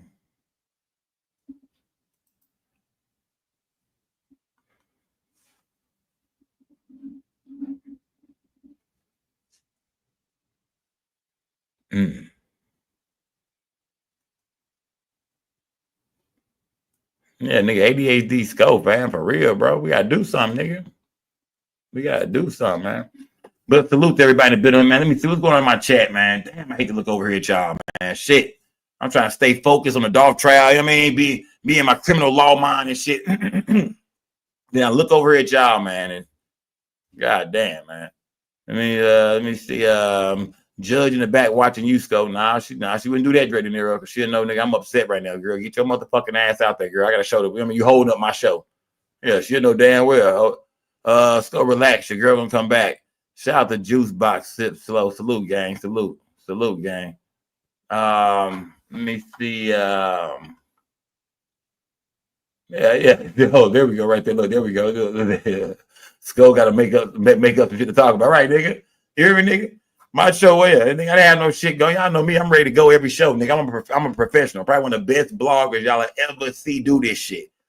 But when you just leave me hanging on the content like this, like, come on now. I was promised content today, nigga, closing arguments and shit. We supposed to be live right at the trial. They done left me in this motherfucker like this hanging by myself and shit to walk around this stage with this microphone and shit. They wilding, yo, fam. They on some more shit. Yeah, I ain't gonna just leave a nigga like this, man. Come on, man. What are y'all doing, man? I came with nothing prepared, gang. I came with nothing prepared. Yeah, I came with nothing. So we just sitting here now. I came with absolutely nothing, man. Nah, Team Key, I don't want to drop the link, man. Hell no, hell, not right now, gang. I really just suffer it out by myself, and then y'all come up here to make a mockery of this man trial. And I ain't saying you, fam. I'm just saying, man, no, not right now, gang. I will calmly wait on the goddamn judge. There she go. See, there she go. Come on, there she go. I got it paid. Come on, girl, crank this motherfucker up, baby. Shit, what we doing? Yeah, come on, man. What's she doing, man? I was finna say right on time. There we go. She bugging though, man. Either way, gang. Salute to everybody in the building, man. Let's go back to let's get to the trial, gang. How do y'all feel about this, gang? Do y'all feel like the prosecution will have a strong closing argument? Because y'all hear me talking that shit. I'm popping big shit about the prosecution and how they finna get down, these two sisters. You did. I think they finna close the show in a crazy fashion. But the defense, man, I'm a little nervous about his. Yeah, he don't got much. Don't forget who his witnesses was, gang. He brought an old ass 80-year-old woman on there, and I wish I can go back and show her shoes, man. I wish I can go back and show that old lady shoes. Ain't nobody did shit for this woman, man. Her sons ain't shit, whoever they are. I wish I could show that woman shoes, man. They brought an 80-year-old woman up there who Cornelia Smith used to help her bring in the groceries. So they don't even know how they destroyed her goddamn character to the jury. I paid attention close, gang. I'm different from y'all. They destroyed this old lady's character, man. They asked her, how do you know Cornelius? Oh, well, he's a great young man. His father lived next door to me. Father was fucking. Yeah, I mean, he brought my groceries in all the time.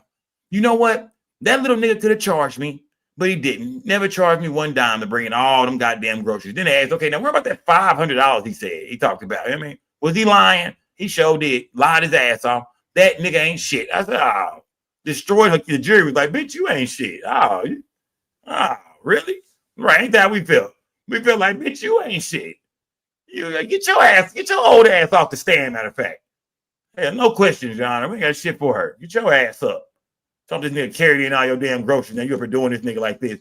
So basically, he ain't done shit to you ever. And this like look how people would, bro. Look how people will change on you, fam. So this nigga ain't never done shit wrong to you ever. And you decide to come to court, come to a trial and make this nigga look like a liar? So if you are going there we go. We back, goddamn. You need to leave now. The doors will be locked. There will be no coming and going during this time. Once I finish this, you're busy now. Let's go. Again, open statements. Then you're free to let's go. Move about. Hopefully, you won't be doing much movement. Let my girl go. Let's go. Won't be locked at that point. Baby, yeah, let's go. So if you have any issues sitting, this is now the time to excuse yourself. Thank you. You ready? Yes. Thank you.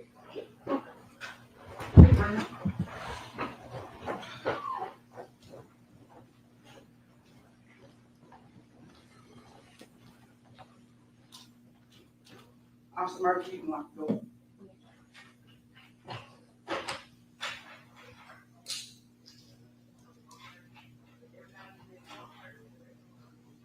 Somebody went to the restroom. I just heard.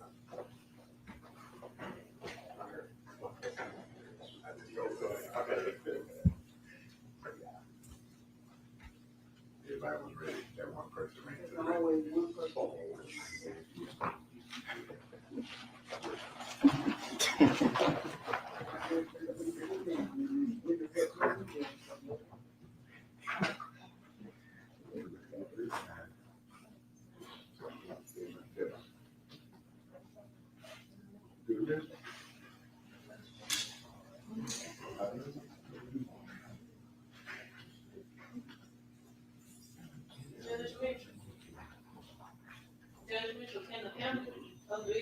Yeah, tell them to come on in now.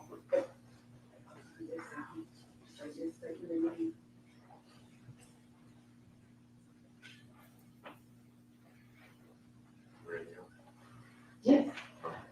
Jury's now in the courtroom.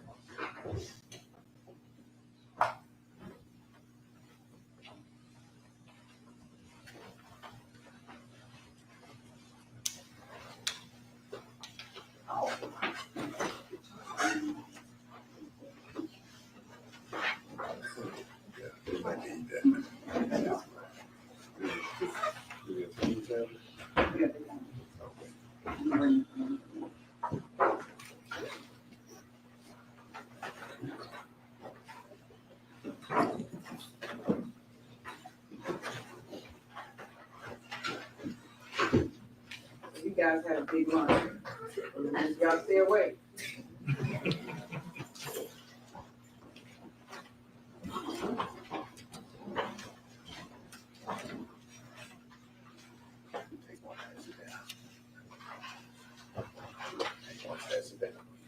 Are there any family or anybody over here, as far as you know, out there off the market?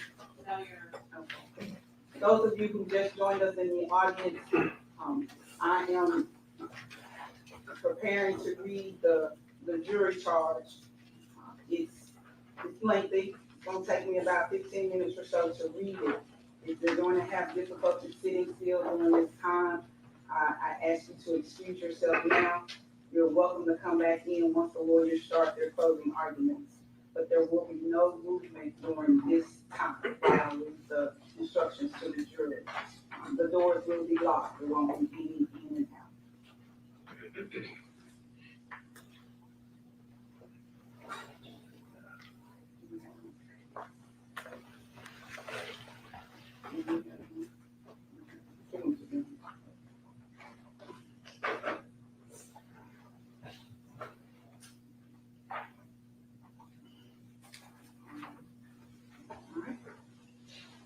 So this is the next part of this. This is my instructions to you. The law requires that I read this to you. I don't want to insult anybody's intelligence. I believe everybody can read. But the law does require that you hear it and hear it all at the same time. So I must read it all to you. Okay?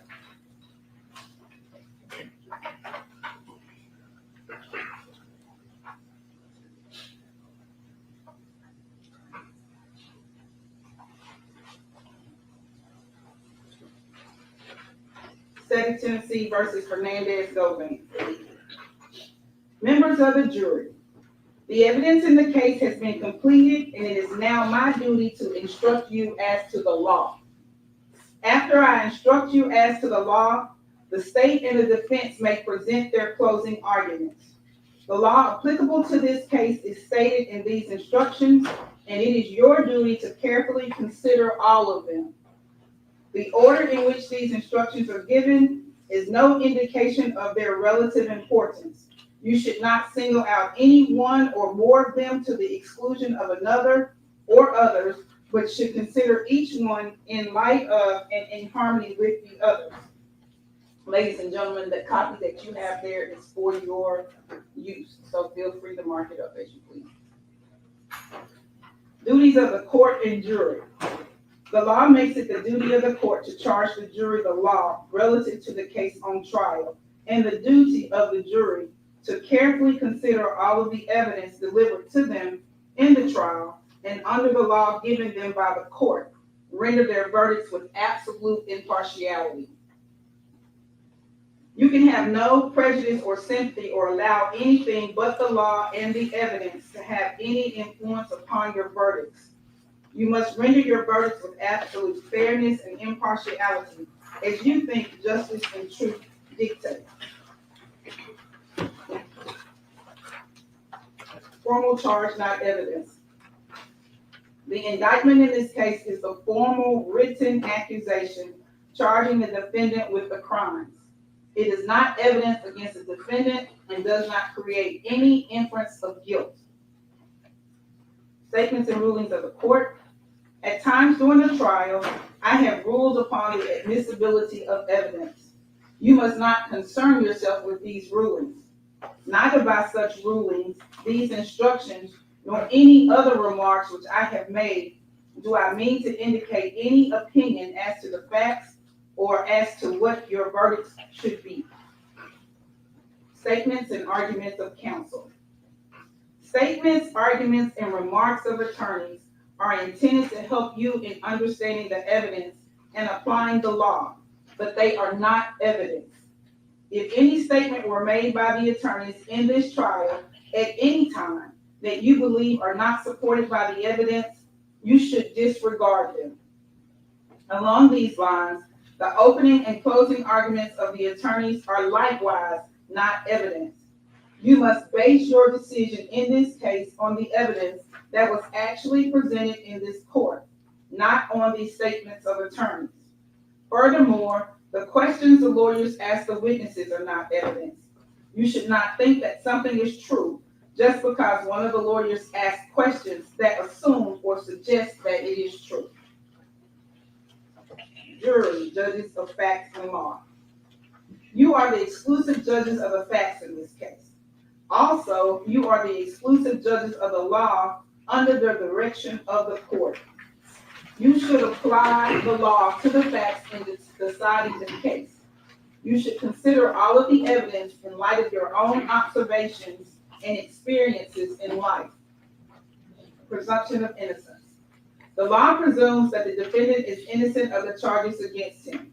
This presumption remains with the defendant throughout every stage of the trial and is not overcome unless all of the evidence in the case You are convinced beyond a reasonable doubt that the defendant is guilty. Burden of proof. The state has the burden of proving the guilt of the defendant beyond a reasonable doubt. And this burden never shifts but remains on the state throughout the trial of the case. The defendant is not required to prove his innocence. The state must have proven beyond a reasonable doubt all of the elements of the crime charged and that it was committed before the finding and returning of the indictment in this case. Reasonable doubt. Reasonable doubt is that doubt engendered by an investigation of all the proof in the case and an inability after such investigation to let the mind rest easily as to the certainty of guilt. Absolute certainty of guilt is not demanded by the law to convict of any criminal charge, but moral certainty is required. And this certainty is required as to every element necessary to constitute the offense. Crimes charged and plea. The first count of the indictment charges the offense of conspiracy to commit first-degree murder. Embraced and included within this offense is the lesser included offenses of facilitation to wit conspiracy to commit first-degree murder, solicitation to wit conspiracy to commit first-degree murder, accessory after the fact to wit conspiracy to commit first-degree murder. The second count of the indictment charges the offense. The second count of the indictment charges the offense of first-degree murder. Embraced and included within this offense are the lesser included offenses of second-degree murder, facilitation to wit first-degree murder, solicitation to wit first-degree murder, facilitation to wit second-degree murder, solicitation to wit second-degree murder, aggravated assault, facilitation to wit aggravated assault, solicitation to wit aggravated assault, accessory after the fact to wit first-degree murder, assault. The court will now explain to you the law applicable to count 1 in this indictment. Conspiracy to commit first-degree murder. Any person who conspires to commit an offense is guilty of a crime. For you to find a defendant guilty of conspiracy to commit first-degree murder, the state must have proven beyond a reasonable doubt the existence of the following essential elements. That the defendant entered into an agreement with one or more people to commit the offense of first-degree murder. It is not necessary that the object of the agreement be attained, and that each of the parties to the conspiracy had the intent to commit the offense of first-degree murder, and that each party acting for the purpose of promoting or facilitating the commission of the offense of first-degree murder agreed that one or more of them would engage in conduct which constitutes the offense of first-degree murder, and that one of the parties to the conspiracy committed an overt act in furtherance of the conspiracy. An overt act is an act done by one of the parties to carry out the intent of the conspiracy, and it must be a step toward the execution of the conspiracy. Intent means that a person acts intentionally when it is the person's conscious objective or desire to cause the death of the alleged victim. Conspiracy is a continuing course of conduct which terminates when the objectives of the conspiracy are completed or the agreement that they be completed is abandoned by the person and by those with whom the person conspired. The objectives of the conspiracy include, but are not limited to, escape from the offense, distribution of the proceeds of the offense, and measures other than silence for concealing the crime or obstructing justice in relation to it. Abandonment of a conspiracy is presumed if neither the person nor anyone with whom the person conspired does any overt act in pursuance of the conspiracy during the applicable period of limitation. If an individual abandons the agreement, the conspiracy is terminated as to that person only if and when the person advises those with whom the person conspired of the abandonment or the person informs law enforcement authorities of the existence of a conspiracy and of the person's participation therein. Facilitation to wit, conspiracy to commit first-degree murder. Any person who commits the offense of facilitation to wit, conspiracy to commit first-degree murder is guilty of a crime. For you to find a defendant guilty of this offense, the state must have proven beyond a reasonable doubt the existence of the following essential elements. That the defendant knew that another person intended to commit the specific felony of facilitation to wit, conspiracy to commit first-degree murder, but did not have the intent to promote or assist the commission of the offense or to benefit in the proceeds or results of the offense. And that the defendant furnished substantial assistance to that person in the commission of first-degree murder, and that the defendant furnished such assistance knowingly. Conspiracy to commit first-degree murder has been defined on pages 4 and 5 for you. Knowingly means that a person acts knowingly with respect to the conduct or to circumstances surrounding the conduct when the person is aware of the nature of the conduct or that the circumstances exist. A person acts knowingly with respect to a result of a person's conduct when the person is aware that the conduct is reasonably certain to cause the result. The requirement of knowingly is also established if it is shown that the defendant acted intentionally. Intent means that a person acts intentionally with respect to the nature of the conduct or to a result of the conduct when it is the person's conscious objective or desire to engage in the conduct or cause the result. Solicitation to wit, conspiracy to commit first-degree murder. Any person who solicits or attempts to solicit another to commit an offense is guilty of a crime. For you to find the defendant guilty of solicitation, the state must have proven beyond a reasonable doubt the existence of the following essential elements. That the defendant, by means of oral, written, electronic communication, directly or through another intentionally commanded, requested, hired another to commit the offense of conspiracy to commit first-degree murder with the intent that the offense of conspiracy to commit first-degree murder be committed. Intentionally intent means that a person acts intentionally when it is the person's conscious objective or desire to cause the death of the alleged victim. Accessory after the fact, to wit, conspiracy to commit first-degree murder. Any person who commits the offense of accessory after the fact is guilty of a crime. For you to find the defendant guilty of this offense, the state must have proven beyond a reasonable doubt the existence of the following essential elements. That the defendant knew or had reasonable grounds to believe that Justin Johnson and Cornelia Smith committed first-degree murder, a felony, and that the defendant acted with the intent to hinder the arrest, trial, conviction, or punishment of Justin Johnson and Cornelia Smith, and that the defendant provided or aided in providing Justin Johnson and Cornelia Smith with any means of avoiding arrest, trial, conviction, or punishment. Knowing means that a person acts knowingly with respect to the conduct or to circumstances surrounding the conduct when the person is aware of the nature of the conduct or that the circumstances exist. A person acts knowingly with respect to a result of the person's conduct when the person is aware that the conduct is reasonably certain to cause the result. The requirement of knowingly is also established if it is shown that the defendant acted intentionally.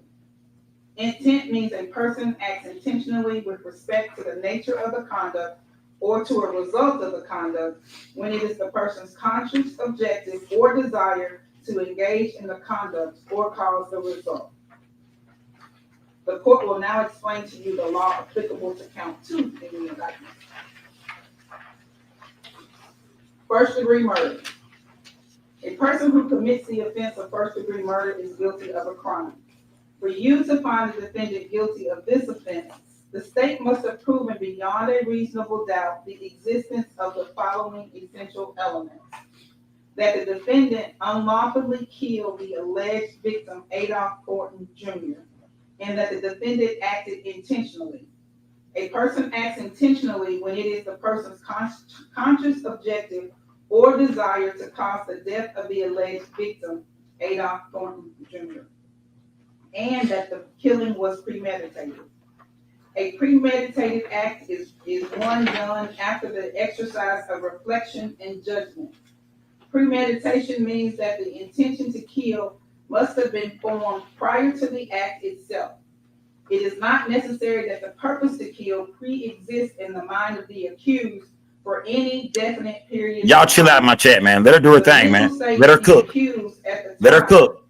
He allegedly decided to kill must be carefully Y'all considered bugging, man. Let her in cook. order to determine whether the accused was sufficiently free from excitement and passion as to be capable of premeditation.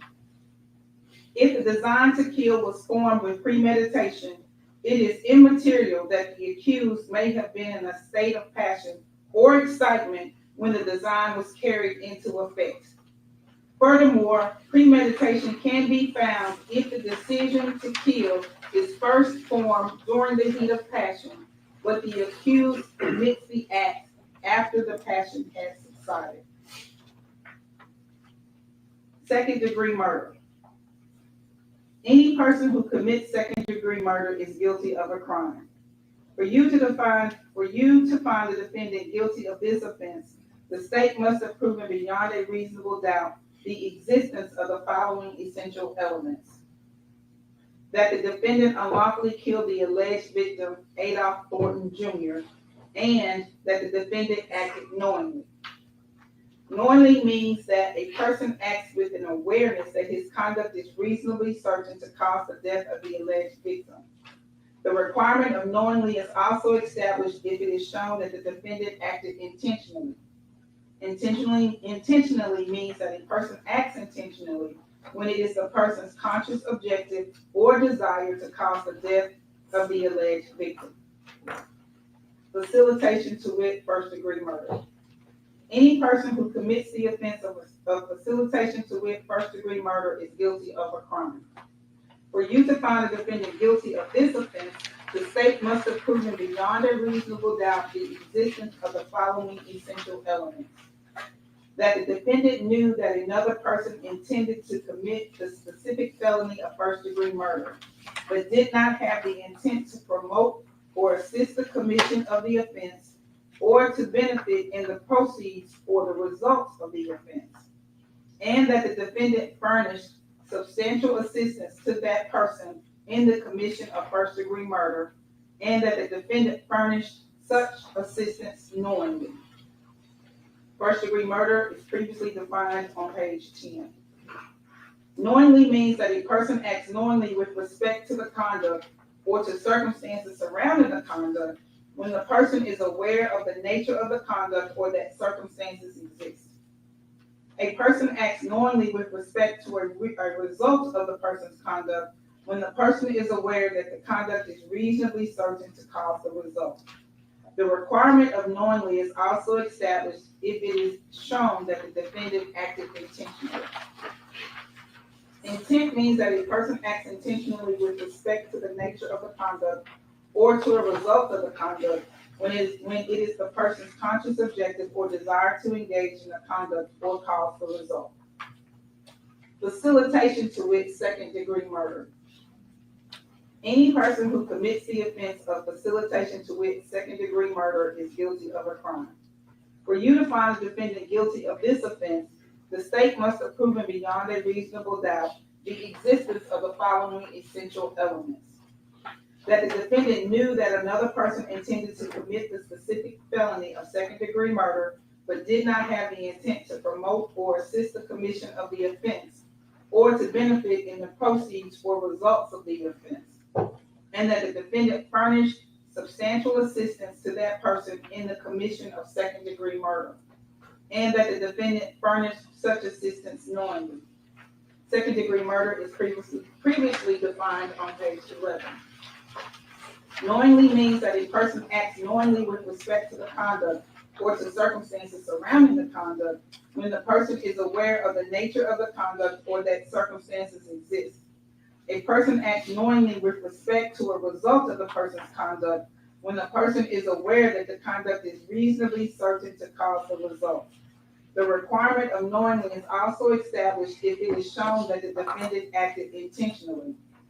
Intent means that a person acts intentionally with respect to the nature of the conduct or to a result of the conduct when it is the person's conscious objective or desire to engage in the conduct or cause the result. Solicitation to wit first-degree murder. Any person who solicits or attempts to solicit another to commit an offense is guilty of a crime. For you to find a defendant guilty of solicitation to wit first-degree murder, the state must have proven beyond a reasonable doubt the existence of the following essential elements: that the defendant, by means of oral, written, electronic communication, directly or through another, intentionally commanded, requested, hired another to commit the offense of first-degree murder with the intent that the offense of first-degree murder be committed. Intentionally intent means that a person acts intentionally when it is the person's conscious objective or desire to cause the death of the alleged victim. Solicitation to wit second-degree murder. A person who solicits or attempts to solicit another to commit an offense is guilty of a crime. For you to find a defendant guilty of solicitation to wit second-degree murder, the state must have proven beyond a reasonable doubt the existence of the following essential elements: that the defendant, by means of oral, written, electronic communication, directly or through another, intentionally commanded, requested, hired another to commit the offense of second-degree murder with the intent that the offense of second-degree murder be committed. Intentionally intent means that a person acts intentionally when it is the person's conscious objective or desire to cause the death of the alleged victim. Aggravated assault. Any person who commits the offense of aggravated assault is guilty of a crime. For you to find a defendant guilty of this offense, the state must have proven beyond a reasonable doubt the existence of the following essential elements: that the defendant intentionally or knowingly caused bodily injury to another, and that the act resulted in death of another. Bodily injury includes a cut, abrasion, bruise, burn, or disfigurement, and physical pain or temporary illness or impairment of the function of a bodily member, organ, or mental faculty. Knowingly means that a person acts knowingly with respect to the conduct or to circumstances surrounding the conduct when the person is aware of the nature of the conduct or that the circumstances exist. A person acts knowingly with respect to a result of the person's conduct when the person is aware that the conduct is reasonably certain to cause the result. The requirement of knowingly is also established if it is shown that the defendant acted intentionally. Intentionally means that a person acts intentionally with respect to the nature of the conduct or to a result of the conduct when it is the person's conscious objective or desire to engage in the conduct or cause the result. Facilitation to wit aggravated assault. Any person who commits the offense of facilitation to wit aggravated assault is guilty of a crime. For you to find the defendant guilty of this offense, the state must have proven beyond a reasonable doubt the existence of the following essential elements: that the defendant knew that another person intended to commit the specific offense of aggravated assault, but did not have the intent to promote or assist the commission of the offense or to benefit in the proceeds or results of the offense, and that the defendant furnished substantial assistance to that person in the commission of first-degree murder, and that the defendant furnished such assistance knowingly. Aggravated assault has been previously defined on page 15. Knowingly means that a person acts knowingly with respect to the conduct or to the circumstances surrounding the conduct when the person is aware of the nature of the conduct or that the circumstances exist. A person acts knowingly with respect to a result of the person's conduct when the person is aware that the conduct is reasonably certain to cause the result. The requirement of knowingly is also established if it is shown that the defendant acted intentionally. Intent means that a person acts intentionally with respect to the nature of the conduct or to a result of the conduct when it is the person's conscious objective or desire to engage in the conduct or cause the result. Solicitation to wit, aggravated assault. Any person who solicits or attempts to solicit another to commit an offense is guilty of a crime. For you to find a defendant guilty of solicitation to wit, aggravated assault, the state must have proven beyond a reasonable doubt the existence of the following essential elements: that the defendant, by means of oral, written, electronic communication, directly or through another, intentionally commanded, requested, hired another to commit the offense of aggravated assault with the intent that the offense of aggravated assault be committed. Intentionally, intent means that a person acts intentionally when it is the person's conscious objective or desire to cause the death of the alleged victim. Accessory after the fact to wit, first-degree murder. Any person who commits the offense of accessory after the fact is guilty of a crime. For you to find the defendant guilty of this offense, the state must have proven beyond a reasonable doubt the existence of the following essential elements: that the defendant knew or had reasonable grounds to believe that Justin Johnson and Cornelia Smith committed first-degree murder, a felony, that the defendant acted with the intent to hinder the arrest, trial, conviction, or punishment of Justin Johnson and Cornelia Smith, and that the defendant provided or aided in providing Justin Johnson and Cornelia Smith with any means of avoiding arrest, trial, conviction, or punishment. Knowing means that a person acts knowingly with respect to the conduct or to circumstances surrounding the conduct when the person is aware of the nature of the conduct or that the circumstances exist. A person acts knowingly with respect to a result of the person's conduct when the person is aware that the conduct is reasonably certain to cause the result. The requirement of knowingly is also established if it is shown that the defendant acted intentionally. Intent means a person acts intentionally with respect to the nature of the conduct or to a result of the conduct when it is the person's conscious objective or desire to engage in the conduct or cause the result. Assault. Any person who commits an assault upon another is guilty of a crime. For you to find the defendant guilty of this offense, the state must have proven beyond a reasonable doubt the existence of the following essential elements: that the defendant caused bodily injury to another, and that the defendant acted intentionally, knowingly, or recklessly. Intentionally means that a person acts intentionally with respect to the nature of the conduct or to a result of the conduct when it is the person's conscious objective or desire to engage in the conduct or cause the result. Knowingly means that a person acts knowingly with respect to the conduct or to the circumstances surrounding the conduct when the person is aware of the nature of the conduct or that the circumstances exist. A person acts knowingly with respect to a result of the person's conduct when the person is aware that the conduct is reasonably certain to cause the result. Recklessly means that a person acts recklessly with respect to the circumstances surrounding the conduct or the result of the conduct when the person is aware of but consciously disregards a substantial and unjustifiable risk that the circumstances exist or the result will occur. The risk must be of such a nature and degree that its disregard constitutes a gross deviation from the standard of care that an ordinary person would exercise under all of the circumstances as viewed from the accused person's standpoint.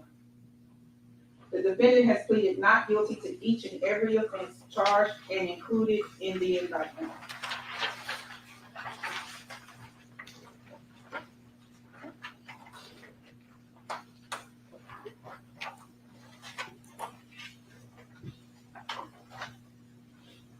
Direct and circumstantial evidence.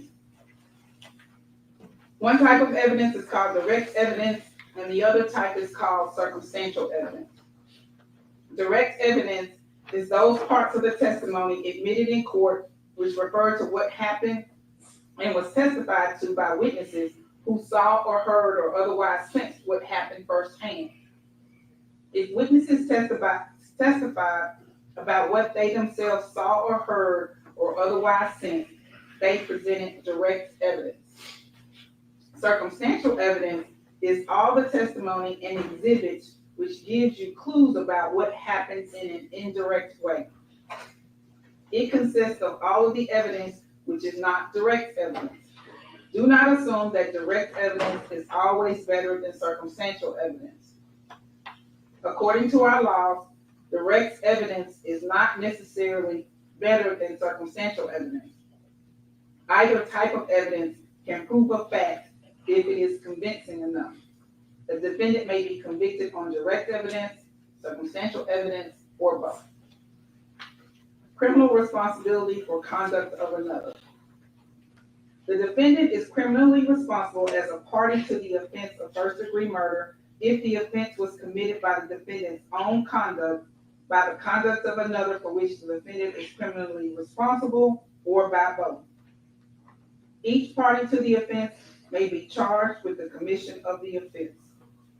The defendant is criminally responsible for an offense committed by the conduct of another if, acting with the intent to promote or assist the commission of the offense, or to benefit in the proceeds or results of the offense, the defendant solicits, directs, aids, or attempts to aid another person to commit the offense. To find the defendant criminally responsible for the act of another, it is not necessary that we find the defendant was present or that the defendant took a physical part in the crime. Encouragement of the principal offender is sufficient. However, mere presence during the commission of the offense is not sufficient to support a conviction. Before you find the defendant guilty of being criminally responsible for the said offense committed by the conduct of another, you must find that all the essential elements of said offense have been proven by the state beyond a reasonable doubt. Accomplice. The prosecution has presented a witness who claims to have been a participant with the defendant in the crime charged. While you may convict upon this testimony alone, you should act upon it with great caution. Give it careful examination in light of other evidence in the case. You are not to convict upon this testimony alone unless you are convinced beyond a reasonable doubt that it is true. Credibility of witnesses. You are the exclusive judges of the credibility of the witnesses and the weight to be given to their testimony. You should consider all of the evidence presented in this case by the state and by the defendant and give it a full, fair, and impartial consideration. Part of your responsibility is to determine what the facts are based on what you heard from the witnesses. If there are conflicts in the testimony of different witnesses, it is your duty to reconcile them, if you can. For the law presumes that every witness has told the truth.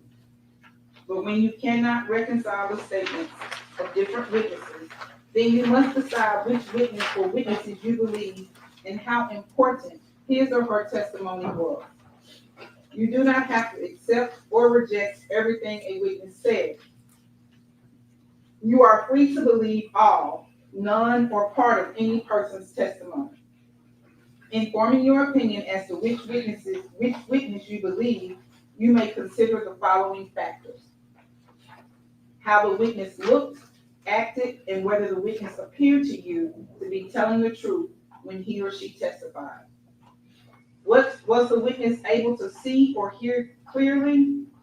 How long was the witness watching or listening? Was anything else going on that might have distracted the witness? Whether the witness was in a position to know about the matter to which he or she testified. In other words, how well could the witness see or hear what he or she testified he or she saw or heard?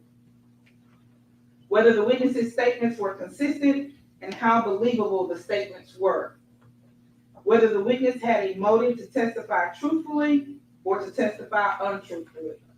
And any proof presented of the witness's reputation for telling the truth.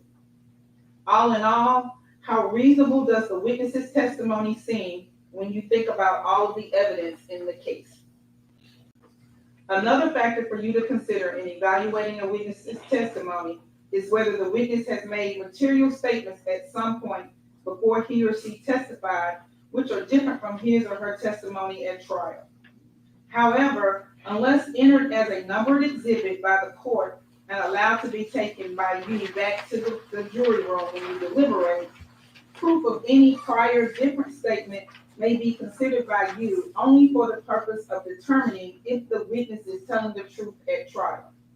The contents of the prior inconsistent statement are not to be considered as proof in the trial. Another factor for you to consider in evaluating a witness's testimony is whether the witness's testimony during cross-examination appeared to be contradictory, unreasonable, and improbable. However, immaterial or minor discrepancies or differences should not affect the believability of a witness unless it should plainly appear that the witness has willfully testified falsely. Expert witness. During the trial, you heard the expert testimony of Dr. Juliet Scantleberry, who was described as an expert in the field of forensic pathology. You also heard the expert testimony of Lieutenant Michael Coburn, who was described as an expert in the field of crime scene analysis. The rules of evidence provide that if scientific, technical, or other specialized knowledge might assist the jury in understanding the evidence or in determining a fact in issue, a witness qualified as an expert by reason of special knowledge, skill, or experience may testify and state their opinions concerning such matters and give reasons for their testimony. In giving her opinion, Dr. Scantleberry testified that she took into consideration certain statements made by other persons. Because the statements were made outside the courtroom, they may be used by you only for evaluating the expert witness's opinion testimony and cannot be relied upon as proof of the truth of the matter asserted in those statements. Merely because an expert witness has expressed an opinion does not mean, however, that you are bound to accept that opinion. The same as with any other witness. It is up to you to decide whether you believe the testimony and choose to rely upon it. Part of that decision will depend on your judgment about whether the witness's background or training and experience is sufficient for the witness to give the expert opinion that you heard. You must also decide whether the witness's opinions were based on sound reasons, judgment, and information. You are to give the testimony of an expert witness such weight and value as you think it deserves, along with all the other evidence in the case. Defendant not testifying. The defendant has not taken the stand to testify as a witness, but you shall place no significance on this fact. The defendant is presumed innocent, and the burden is on the state to prove his guilt beyond a reasonable doubt. He is not required to take the stand in his own behalf, and his election not to do so cannot be considered for any purpose against him, nor can any inference be drawn from such fact.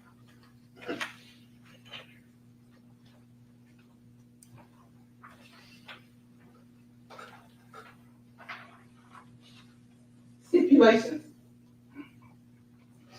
A stipulation is an agreement between the parties.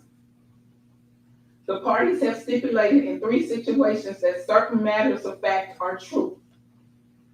They are bound by these agreements, and in your considerations of the evidence, you are to treat these facts as proved.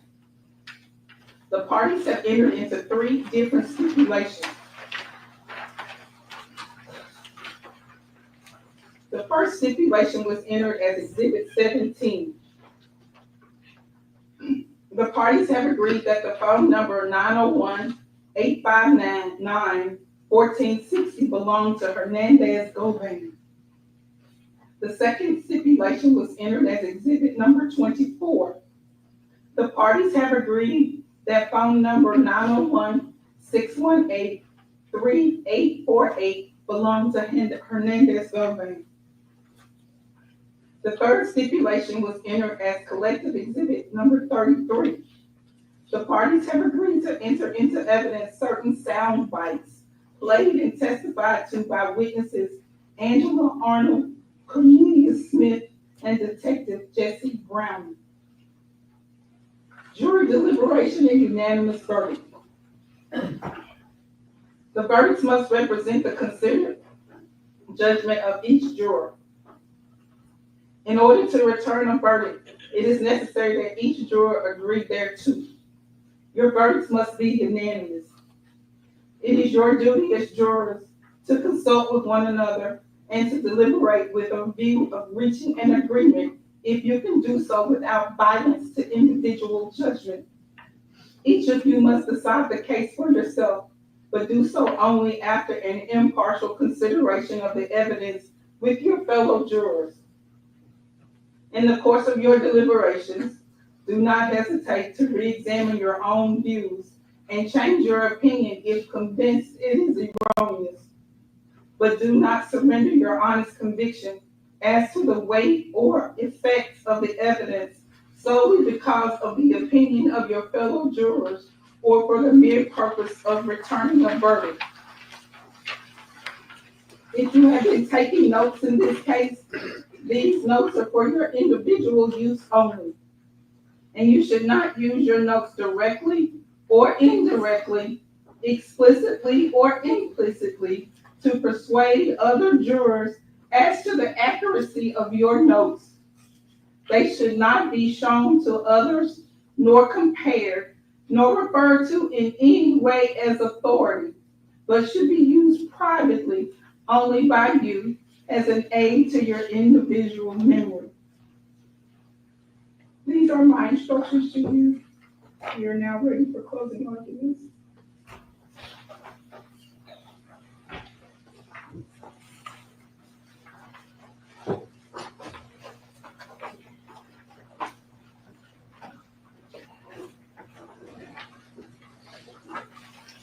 Well, I'll be damned.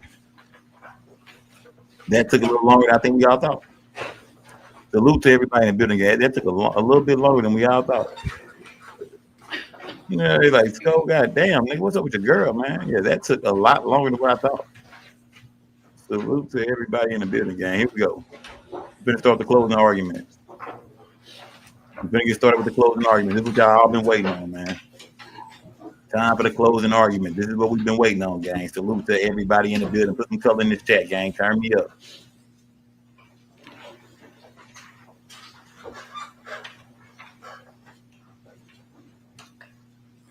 Good afternoon. Good afternoon. So earlier this week, you heard me talk about choices. And I warned you, you would hear a lot of evidence, you would hear a lot of voices, you would see a lot of footage, hear a lot of names. But I also told you, if you'll remember, is Hernandez Govan. But most importantly, I told you needed to focus on the consequences of his choices. Hernandez Govan and the consequences of his choices. And the consequences. What were those consequences? Violence, death, and loss. And not just the violent death of a famous music artist, but the violent death of a human being, a person, someone whose life was marked with artistry, community, entrepreneurship. So let's take one last look at how that life ended.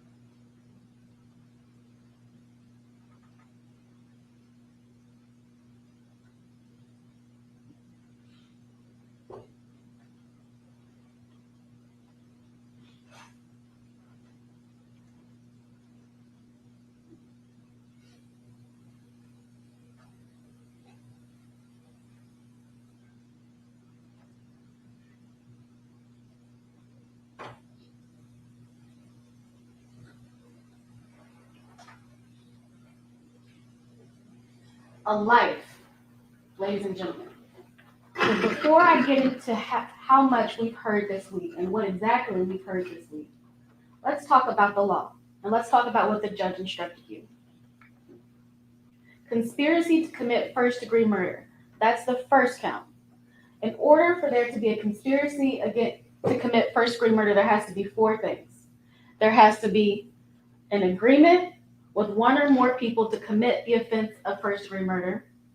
There has to be, or number two, each of the parties to the conspiracy had the intent to commit the first-degree murder.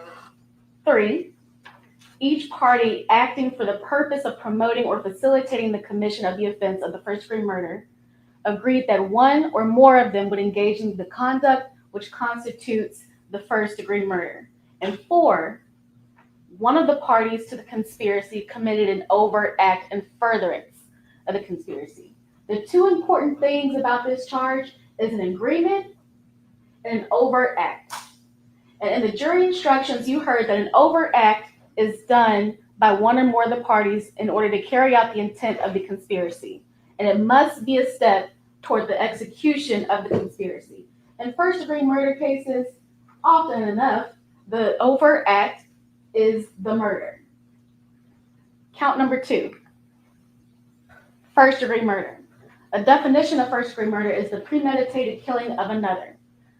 Number 1, someone unlawfully killed the victim. 2, they acted intentionally. And 3, the killing was premeditated.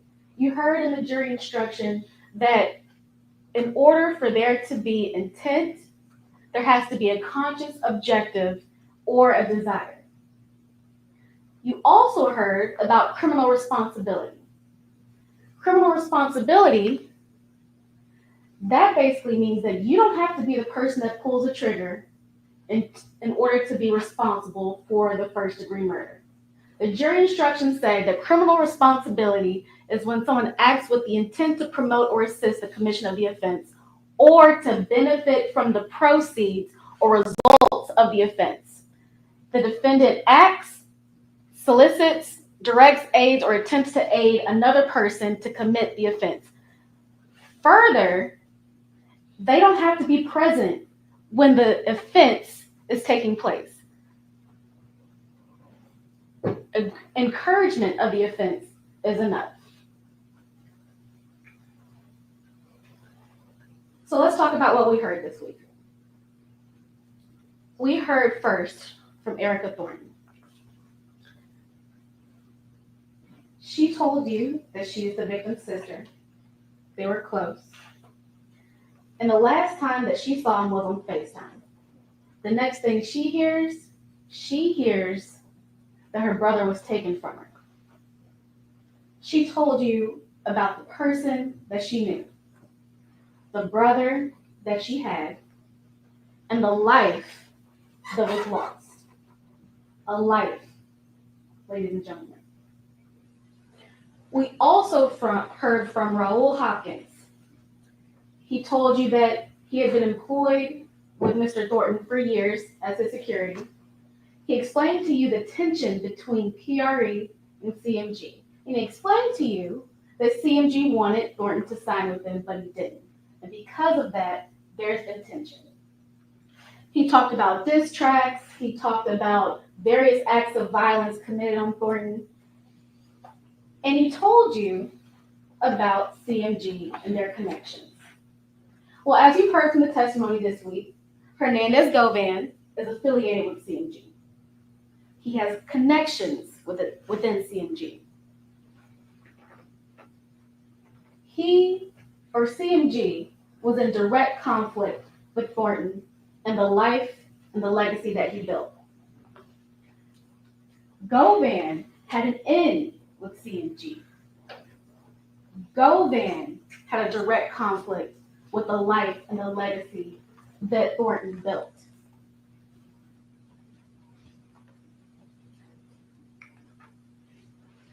And then you heard from Cornelius Smith. And that's where it got interesting. He told you that he met Govan in 2021 through a friend named Bobby Carter. The relationship started out as transactional. Cornelia Smith had a pill problem. Govan provided the pills. But then one day, Govan asks him if he wants to make some money. Smith told you that, of course, he has a drug problem. He has 5 kids. He needed money. So, of course, he wants to make money. And he tells you about several discussions between Govan, himself, Justin Johnson, and Jook. He tells you that at one of those meetings, Govan told him that there were multiple bounties on PRE artists, including Mr. Thornton, but also Paper Route Wood.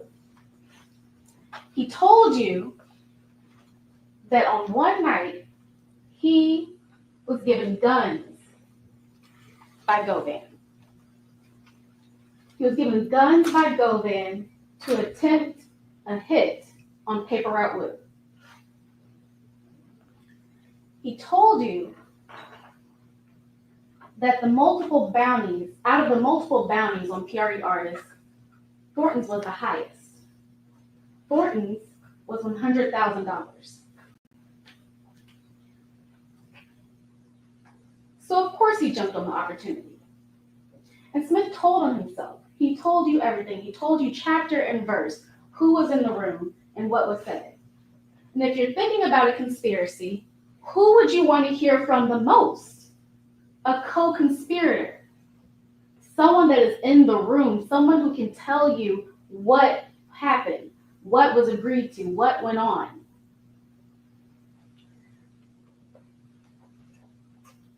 So after he found out about what this bounty was, he talked about November. He talked about how him and Justin knew about a turkey drive that PRE hosts every November. He told you that there were a few days where they went hunting. They knew that there was going to be multiple days where the turkey drives were happening. On the 16th, him and Justin Johnson went out hunting. Wasn't successful. On the 17th, he told you that Justin picked him up from his father's house. He told you that when he picked him up from his father's house, Smith and Johnson went hunting again. And when they were at the intersection of Lamar and Airways, they saw Dolph's car drive past. Earlier this week, I told you that most Memphians know Adolph Thornton's car when they see it. And Cornelia Smith told you the same thing. They knew who it was when he drove past. So they followed the car. They followed the car all the way to Makita's, and at Makita's, they pulled around, parked the white Mercedes that they were in, got out, gunned down Adolph Thornton, and killed him. They got back in the white Mercedes, and they left, but not before Marcus Thornton shot Cornelia Smith. Smith also told you that they ditched the car. He told you that they ditched the car on Bradley Street, across the street from the defendant's home.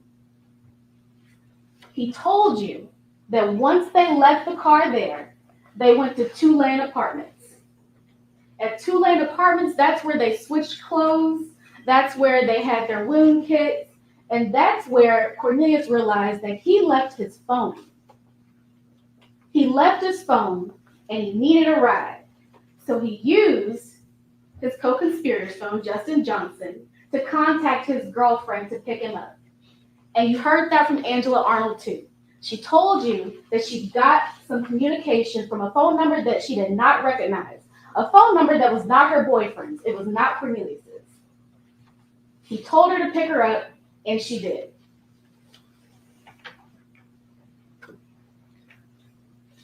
When she picked him up, he got inside the car.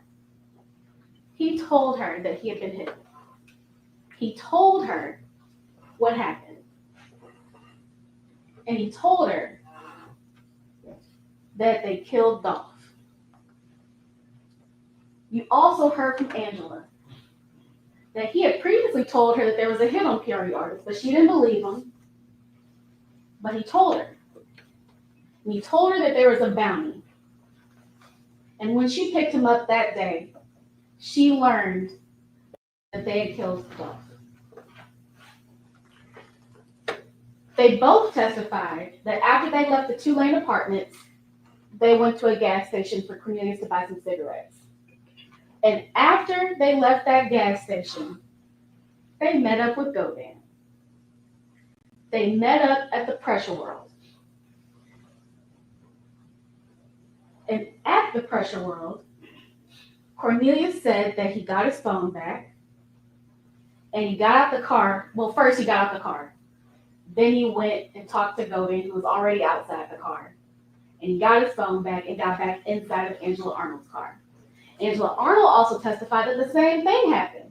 She's never been to Pressure World before. She's driven past, but on this particular day, she pulled in. Cornelius got outside the car. Govan was waiting for him, and they went to the back and they talked. She didn't hear anything, but she saw the defendant there. And she knew that Cornelius had to get his phone.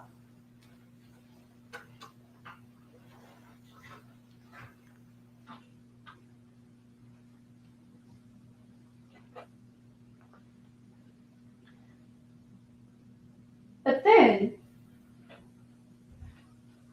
Angela tells us, and she confirms what Cornelius already told you, that they had to get a car cover. She didn't know who the order came from, but she knew that they had to get she knew that they had to get the car cover. And Cornelius testified that he got the cash from Govan to get a car cover. So that's where they went. They got the car cover. But if you remember, Angela Arnold told us that there was some point where she dropped Cornelius off on Bradley Street for him to wipe down the car. She made a loop, she came back and she picked him up. Cornelius told you the same thing. He told you that he wiped down the car. One piece of information given by 2 different people saying the same thing. And then, if we're going back to what Cornelius told you, he told you that shortly before he was arrested, he ran into Hernandez Govan in the street. They parked their cars, they talked. Govan was worried that Smith didn't get any money. He told Smith, I'm gonna go to prison. I'm gonna make sure you get your money. Well, of course he wanted to make sure that Cornelius got his money because he had previously asked for a $10,000 cut. He wanted his money too. Angela Arnold told you the same thing. She told you that Cornelius told her about this meeting in the street. She told you that Govan told Cornelius that he was gonna go get his money. Cornelius told you that on the day that he was arrested, he was buying cake and ice cream for his daughter on her birthday. He told you how he got arrested. And Angela Arnold told you the same thing. One story, 2 people who told you the same thing. And we also heard from Sergeant Dabney. He was the case officer. He testified that he and other officers found the white Mercedes in the back of 1174 Bradley, directly across the street from the defendant's home.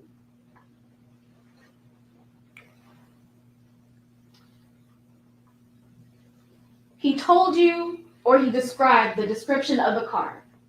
He went through slide by slide, picture by picture, and told you that this was the white Mercedes that was used in the homicide to kill Adolph Thornton Jr.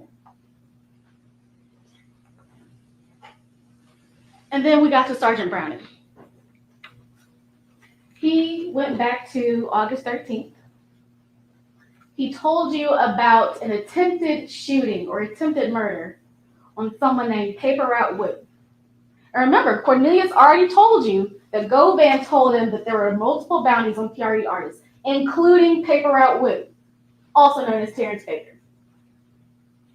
On this date, 911 dispatch received multiple calls about shots being fired in the area of 3645 Allendale Road. This is the shooting that Cornelius was talking about. The shooting that happened because of the guns that Govan provided. And on this day, there were multiple calls from Hernandez Govan to Justin Johnson, another one of the conspirators. 12 calls or 12 communications between Hernandez Govan and Justin Johnson on the day of the Paper Route Woo shooting. 8 calls or 8 communications between Hernandez Govan and Cornelius Smith on the date of this Paper Route Woo shooting. 4 calls between Hernandez Govan and Anthony Mims, otherwise known as Big Joke, the number 2 person at CMG, on the day of the Paper Route Woo shooting. And then we get to November. We're going to talk about the conspirator communications. Defense will have you believe that there was no communication between Hernandez Govan and the rest of the conspirators. Sergeant Browning testified that on November 2nd, 2021, there were 7 communications between Justin Johnson and the number for Hernandez Govan.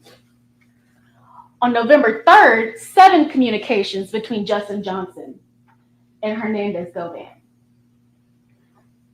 20 communications between Cornelius Smith and Hernandez Govan.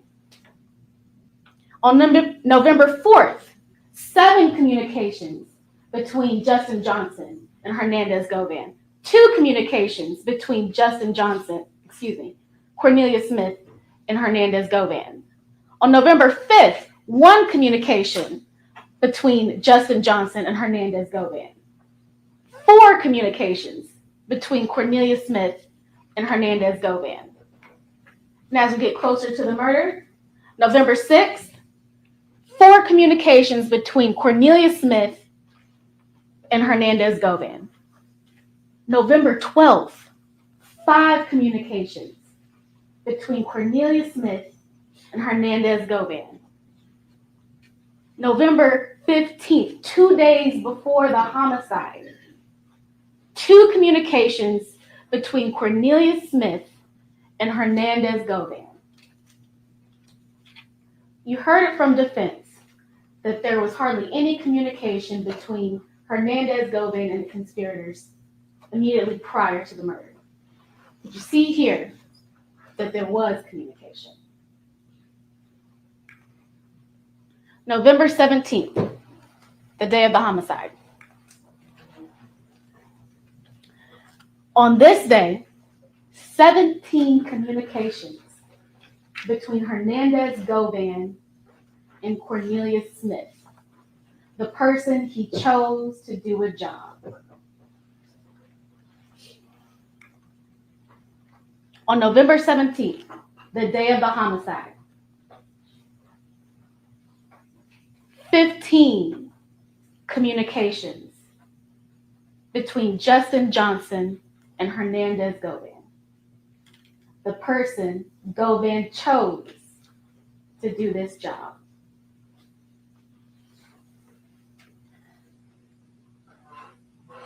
And 3 communications from another number of Hernandez Govan, ending in 1460.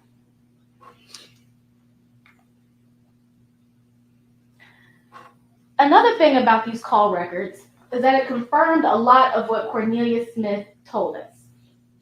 Cornelius Smith told us that he left his phone in the car on the day of the homicide.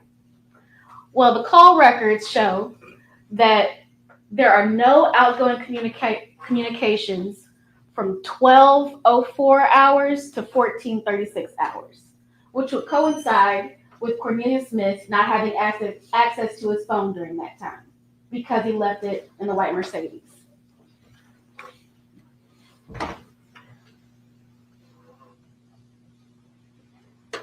These are surveillance footage that we've previously seen.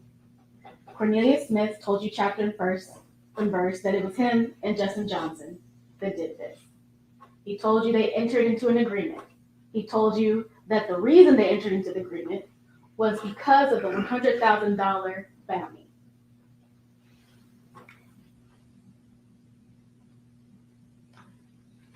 These records show that Cornelius didn't have his phone.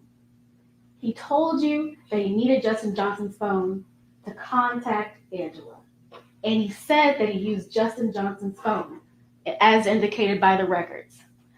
This shows that an outgoing communication from Justin Johnson's phone to Angela Arnold's phone, given the address of the 2-lane apartments.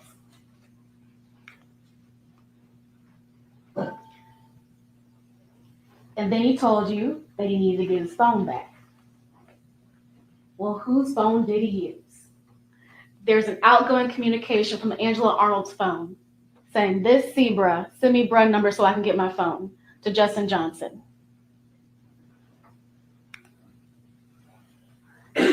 And then they asked for Quez's number. And shortly after these text messages were sent, Angela Arnold and Cornelius Smith met Govan at the Pressure World. They told you that they went to AutoZone for a car cover. Well, the phone extractions say the same thing. There was a receipt from around that time from AutoZone, or at least it looked like it was from AutoZone.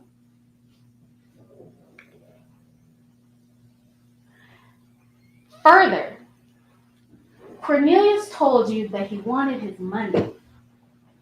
He needed his money. And that communication with Judd wasn't really a thing. He would use Govan as the go-between person to contact Judd. But he still needed his money. So he found a way to message Judd, and he told Judd, "What's up, big bruh? I'm trying to get with you. I'm Govan's little homie you met before. I've been trying to let you hear my music if you don't mind giving me a call." Govan's homie. Govan's chosen person for the job. Ladies and gentlemen, we went from this person, this life, to this. You heard from Dr. Scantleberry. 20 gunshot entrance wounds to Adolph Horton's body. We went slide by slide, picture by picture, documenting the injuries that Adolph Thornton received on the day of the homicide. She told you about the manner of death, the cause of death. She went through his injuries, the remote bullets. She told you about the wound on his face. We went from this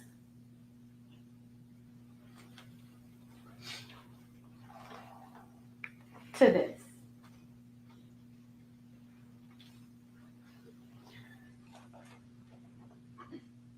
The defense will try to tell you that the police officers didn't do a good job, that the investigation wasn't complete, but yet they put on an officer as their witness.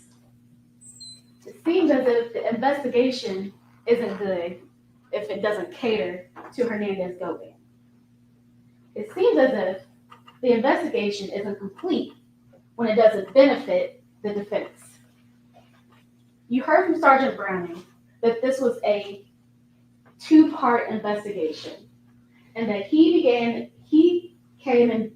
started to get involved when Angela Arnold talked to officers about Hernandez-Govan's involvement. Her interview was December 17, 2021, a month after the murder. It was a month in before they even realized that Hernandez-Govan was involved.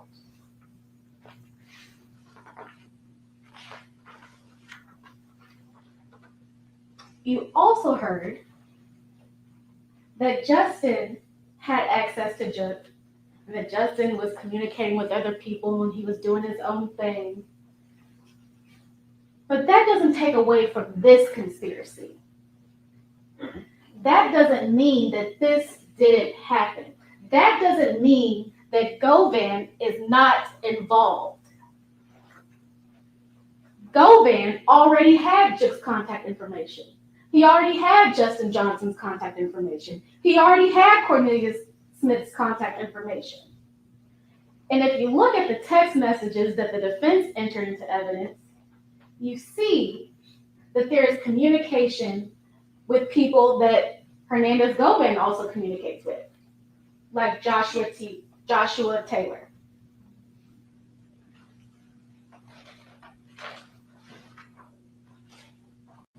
Defense will also tell you that the investigation wasn't complete because there were other people involved that weren't charged. Well, we heard from Sergeant Browning that this investigation is ongoing. By definition, a conspiracy is an ongoing crime that is continuous in nature. And sometimes you just don't have all you need to charge people. Sometimes people die. You can't indict people that aren't here anymore.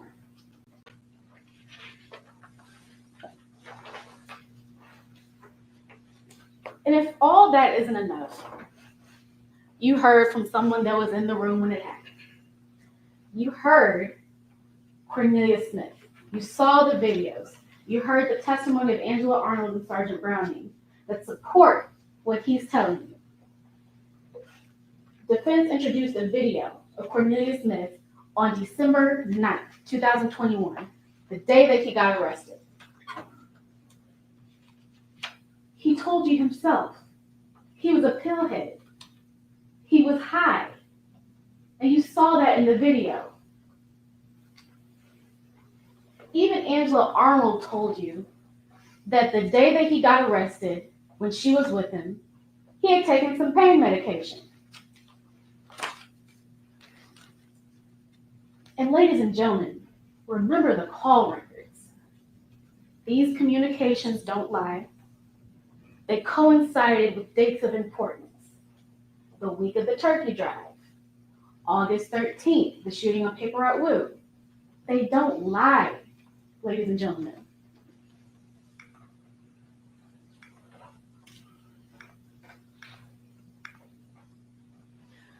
So let's get into the law one more time. Conspiracy to commit first-degree murder. The defendant entered into an agreement. What is the agreement? What is the agreement? The agreement is if you kill Dolph, you get $100,000. You need one or more people to be a participant in that agreement. You heard from one of them, Cornelius Smith. We know there's Justin Johnson, and there's Hernandez Govan. There is an agreement. And what also do you need? You need an overt act. Earlier I told you that an overt act in the murder case is often the murder. Well, you saw videos of that. You heard the defendant, you heard the shooter, Cornelius Smith, testify that he killed Adolph Thornton Jr. For first-degree murder, it has to be a premeditated killing of another. When we talk about premeditation, we know that there's no timeline on premeditation. It could be months, it could be weeks, it could be days, it could be a few minutes. All you have to do is have time to reflect. All you have to do is have time to think about what you're doing. Well, they had plenty of time. Cornelius said that they talked about this well before this murder. And we saw that the hit on Paper Route Woo was on August 13th. There was plenty of time to think and reflect about this murder. And as you saw from the video, it happened. For criminal responsibility, all you have to do is you have to have an act with the intent to promote or assist the commission of the offense or to benefit in the proceeds or the results of the offense. Smith told you Govan wanted his cut. He wanted $10,000 from Justin Johnson's cut and from Cornelia Smith's cut. That sounds like proceeds. Further, you don't have to be there when the trigger is pulled. You saw the video, you know that Hernandez Govan wasn't there, but that doesn't mean that he is not responsible for ending this life. Ladies and gentlemen, the state's burden is reasonable doubt. You heard in the jury instructions that reasonable doubt means moral certainty. You have to be certain for every element of the offense. That's my job. Certainty means that you can sleep easy at night knowing the decision that you made. It's not beyond a shadow of a doubt. It's not 100% certainty. It's not beyond all doubt. It's beyond a reasonable doubt. That is the standard. Once you've looked and reviewed all of the evidence, all of the photos, all of the videos and testimony that you've heard this week, it is the state's position that we have fulfilled our burden. We ask that you, the jury, make a choice. We ask that you make a choice to hold the defendant, Hernandez Govan, responsible for his actions. We ask that you find him guilty of first-degree murder and conspiracy to commit first-degree murder. Thank you. How she do, gang? Was she cooking? How she do, gang? Was she cooking? Let's stand in a brief 5-minute break. Okay. The defense wants to take a quick break. 5 minutes. 5 minutes, gang. The defense wants to take a quick break, get their shit together. You know what I mean? Yeah, they go Vaughn over there, you know what I mean? He looking at them niggas in their eyes right now with tears in his eyes, man. It is, yeah. Hernandez Govan. Yeah. He looking at that nigga with tears in his eyes right now. She getting serious, man. How did she do, gang? You know what I mean? On a scale of 1 to 10, how did the prosecution do, gang? How was closing arguments? Talk to me in the chat, gang. How was closing arguments on a scale of 1 to 10, gang? I think she proved a lot of her points. She did go over some of the things, some of the same things twice. I heard her say some of the same things, like maybe 2 or 3 times. But overall, she did, what she came to do. I expected for it to be a little bit better. I ain't gonna lie to you, man. I expected a little bit more, in her. Like, you know what I mean? I lock this nigga black ass up. This motherfucker killed Dolph. And I don't want to hear nothing else. God damn it.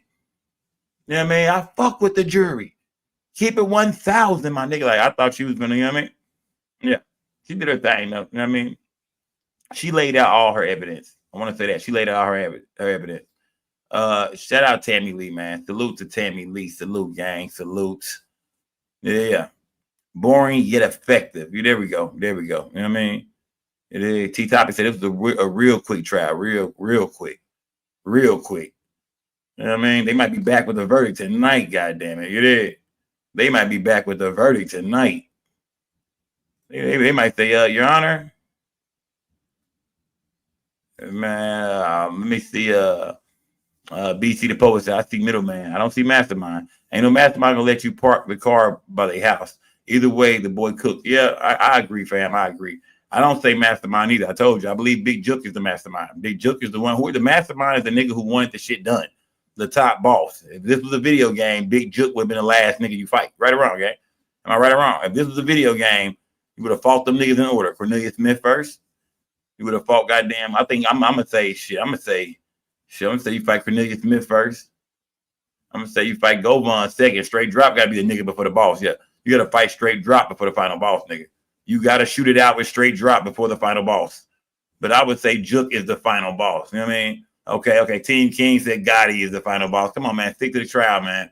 Stick to the trial, man. And we talking about the characters in this situation, the suspects that they brought on the table. I know y'all gonna say Gotti is the final boss, man. We talking about the suspects in this trial here, gang. Yo Gotti is not on trial, man. Yeah. The new character unlocked. Yo Gotti. y'all gonna keep Gotti in this shit no matter what, huh? Y'all are not letting up off Gotti. Y'all said, nah, nigga, Gotti is the final character, nigga. He's the final boss. Gotti is the final boss. Shout out to Tammy Lee, man. Shout out to BC the Poet. Shout out to K Wood. Salute to everybody in the building, man. Salute to everybody in the building, man. They said 5 minutes, gang. We back rocking. 5 minutes and we back up. Salute to everybody in the building, man. You did. You know, since I am the king of the Dolph sector as well, I'm yeah, we're gonna break some of this down, man. We got to come back and break some of this down. Yeah, because this wraps it up, man. This pretty much wraps it up. Once the verdict is in, this is it for the Dolph situation, gang. We rolled through this shit for what, 4 years, man? This is the end of the Dolph situation here, man. This is it. Straight drop is gone, man. Life, juke, street justice, gone. Cornelius Smith throwing himself on the mercy of the court, man, praying for anything. He gonna get life. Yeah, they giving his ass double life. And now we gotta see what's gonna happen to Hernandez Govon, man. We gotta see what's gonna happen to Hernandez Govon. And this is the end, gang. This is the end of the young Dolph trial, man. The end of the Dolph situation, man. This is the end of the Dolph situation. His family can go home and rest at night and say, we got justice. Some people might say, nah, y'all gonna throw Gotti in there. But you know what I mean? But yeah, this is it, man. This is it. Y'all smash that like button, gang, because this is it. We got to hear what Govon defense is going to be, man. What is the closing arguments for the defense? Is he going to go ahead and go wild? It is. Let me see.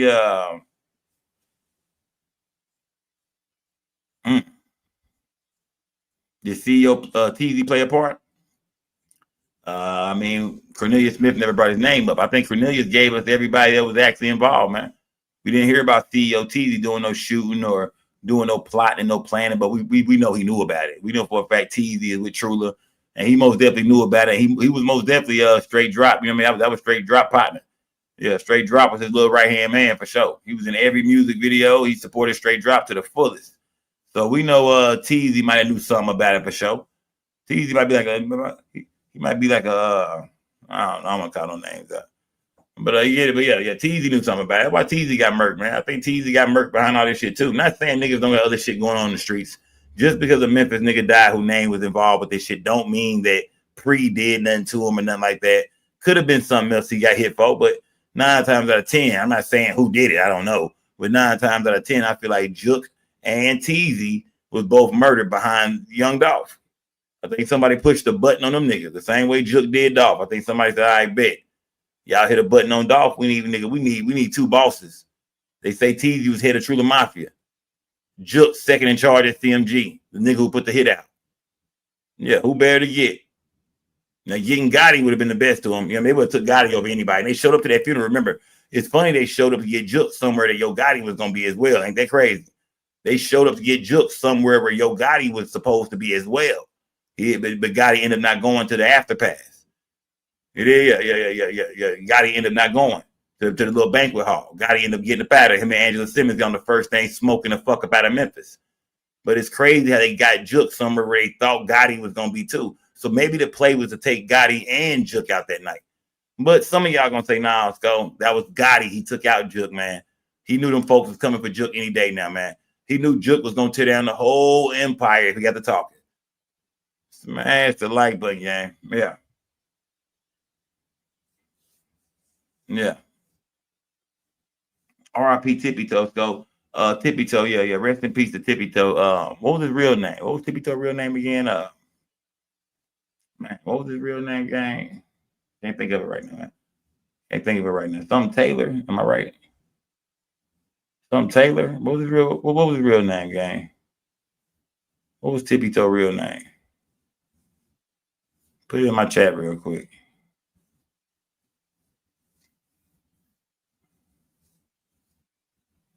Joshua Taylor. Yeah, okay, here we go. What was that his name? Joshua Taylor? Okay. Yeah. Rest in peace to Joshua, man. That's the guy who used to take care of the Makita's cookie shop. Jeremiah, my bad. I said Joshua. It's Jeremiah, gang. There we go, Jeremiah Taylor. It's not no damn Josh, but my bad, gang. Jeremiah Taylor. Yeah, rest in peace to Jeremiah Taylor, man. It's been so long, man. What was that his name? Was that did they call Jeremiah Taylor Tippy Toe? I don't know. I forgot. But either way, rest in peace to Jeremiah Taylor, man. I don't think his death had anything to do with this, but rest in peace to one of my guests who came on the show, spoke on the Dolph situation right there in Memphis, and not too long after that, he got killed. Of course, everybody said he got murdered for coming on my show, but that nigga, I don't think that had nothing at all to do with no Dolph situation or none of that, gang. I don't think it had nothing to do with that. He was the massage man. Don't forget, he was rubbing niggas chicks down.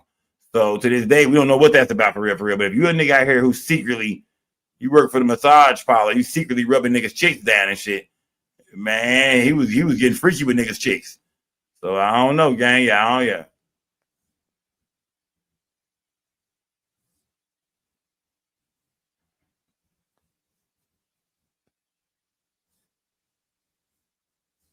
Mm-hmm.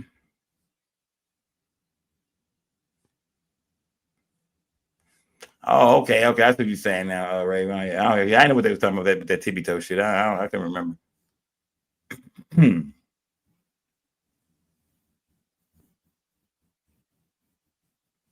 Oh yeah, I said that. That shit had nothing to do with me or dog.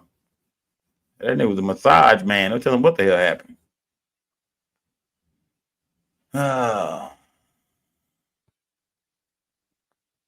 Yolanda Lewis, the tippy toe was the guy who dropped off 500 to cornbread. That old woman said she never got that 5. Remember, OG said, nah. Remember, he said somebody dropped 500 off to him at his neighbor crib or in her mailbox. She said she never seen no 5-piece, man. I can't believe they brought that old ass woman all the way down to the courthouse today just to say that. Put her on the stand literally for about 45 seconds, a good 2.5 minutes. Yeah, she was too old for that shit. Don't put that woman's life in danger like that.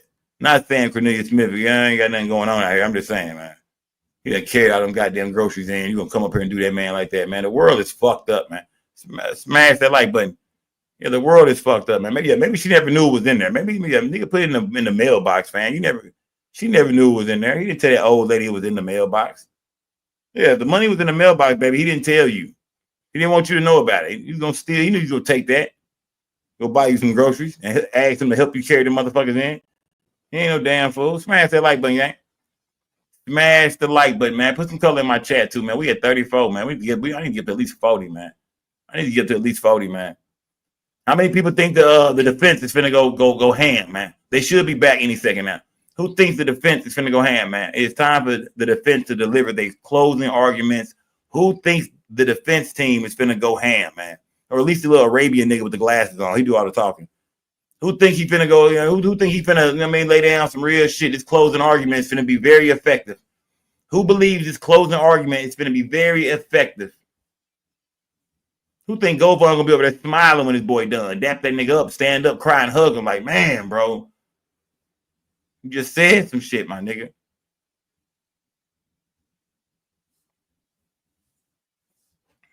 Y'all said no, sir. Y'all said no, sir. We don't think so. I mean, I don't know. Yeah, I mean, shit. I mean, I think he gonna be passionate. This is all he got, man. This is it right here, man. This is like a buzzer beater for him, gang. He has to try to convince this jury, man, that Govan was not involved with this, man. Y'all got the wrong somebody. Now, I'm not saying afterwards the nigga might not pay for a car cover. I'm not saying afterwards the nigga might not have talked to them boys or gave some advice on a few things to do to stay out the way. But nah, as far as putting this shit together, man, nah, he didn't do this, man. He didn't do this. Cornelius Smith is lying on this nigga. His girl is lying. You seen them jeans she had on, nigga, them New Balances. She lying. Yeah. He finna do his thing, man. He finna really, really, really turn up. He's about to have to really turn up, man, to convince this jury that Hernandez Govan did not play a role in the murder of young Dolph. And that's what we're waiting on, gang. That is what we are waiting on to see what's going to be said. This is it. This is the final argument in the whole young Dolph situation, gang. This is it. Man, it's like it's nothing forever, man. 4 years now, gang. And this is the final closing arguments in any other trials. And we did the straight drop trial. Supposed to have a juke trial, but he got sentenced in the street. He got life in the streets. Or better, he got the death penalty in the streets. Here we go. Here we go. Let's go, gang. Here we go.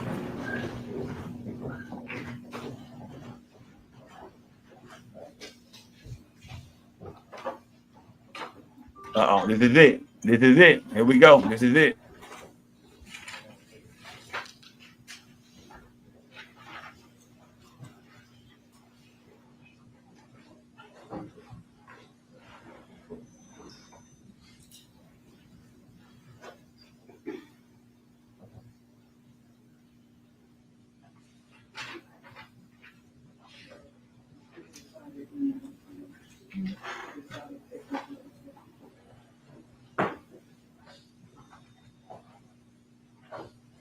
You can go back on the record. Court is back in session.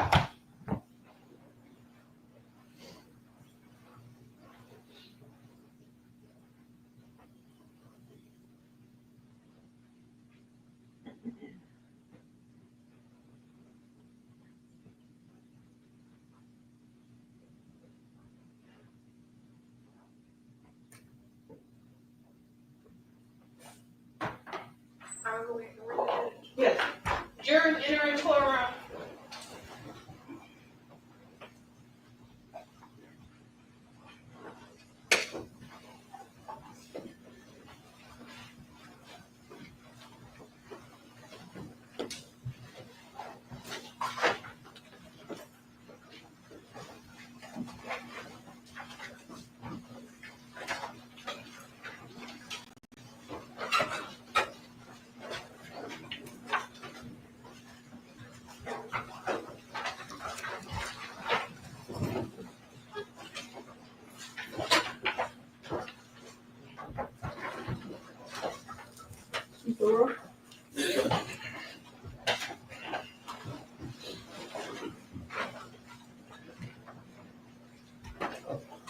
Ladies and gentlemen, I want to thank you for your time this past week. You've been stuck in a hotel room with no TV, no internet, just to make sure that your mind doesn't get jaded with regards to anything you see on the press. We talked about first appearances. I also talked to you about the fragility of the criminal justice system, and I hope you can see the why now. I don't know anything about the 16 of you, which 12 are going to be the actual jurors. Mr. Govan doesn't know. I don't know if you have kids, if you're rich, if you're poor, if you live in Orange Mountain, if you live in a nice part of Nashville, Memphis. You see that I'm from Atlanta. But all I have is trust in you because you said you are peers to Mr. Govan. Mr. Govan, stand up. Come sit at the table and let them see you. It's time you're not marginalized anymore. Sit there while I talk. The fragility of the system is solely based on you. I don't know in what world the prosecution is living in this case, because unless they were watching something in the multiverse where other witnesses were saying perfect things, I don't know why we're here. You all should be embarrassed as a community that your district attorney thinks this evidence is sufficient to take a man's life for first-degree murder. You should be embarrassed that this is the person you voted for that brings this type of case. Just embarrassed. Many of you say you have a problem with the criminal justice system because too many people go free or they get bond. What they don't tell you, what the government doesn't tell you, and the press doesn't cover, is this is what happens when you don't have an advocate that knows what the hell they're doing, checks all the records, fights for you, and shows you that he didn't do it.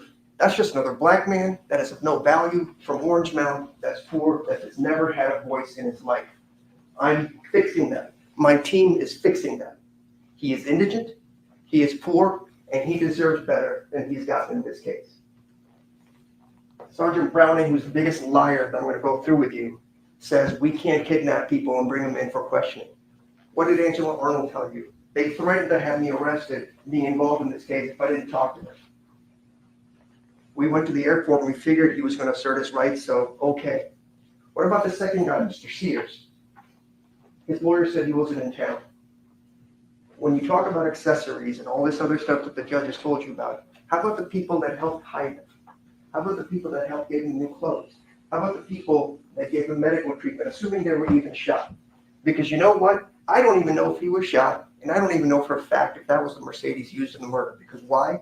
There was no blood in the Mercedes. Had there been any blood, to back up what Cornelius was saying, they would have plastered it front and center to you. Their own lieutenant from crime scene that they did not call tells you no one wiped that car with bleach, because luminol or the other star thing, whatever it was, would show that. And if somebody said, I poured bleach on a towel and I wiped that car down, they would be lying. I don't know what world we live in. None of you would buy a pack of gum based on the word of Cornelius Smith. You wouldn't do it because he's a lying piece of so-and-so that will do anything. Lie to his pretend grandmother, his family, his girlfriend, anybody.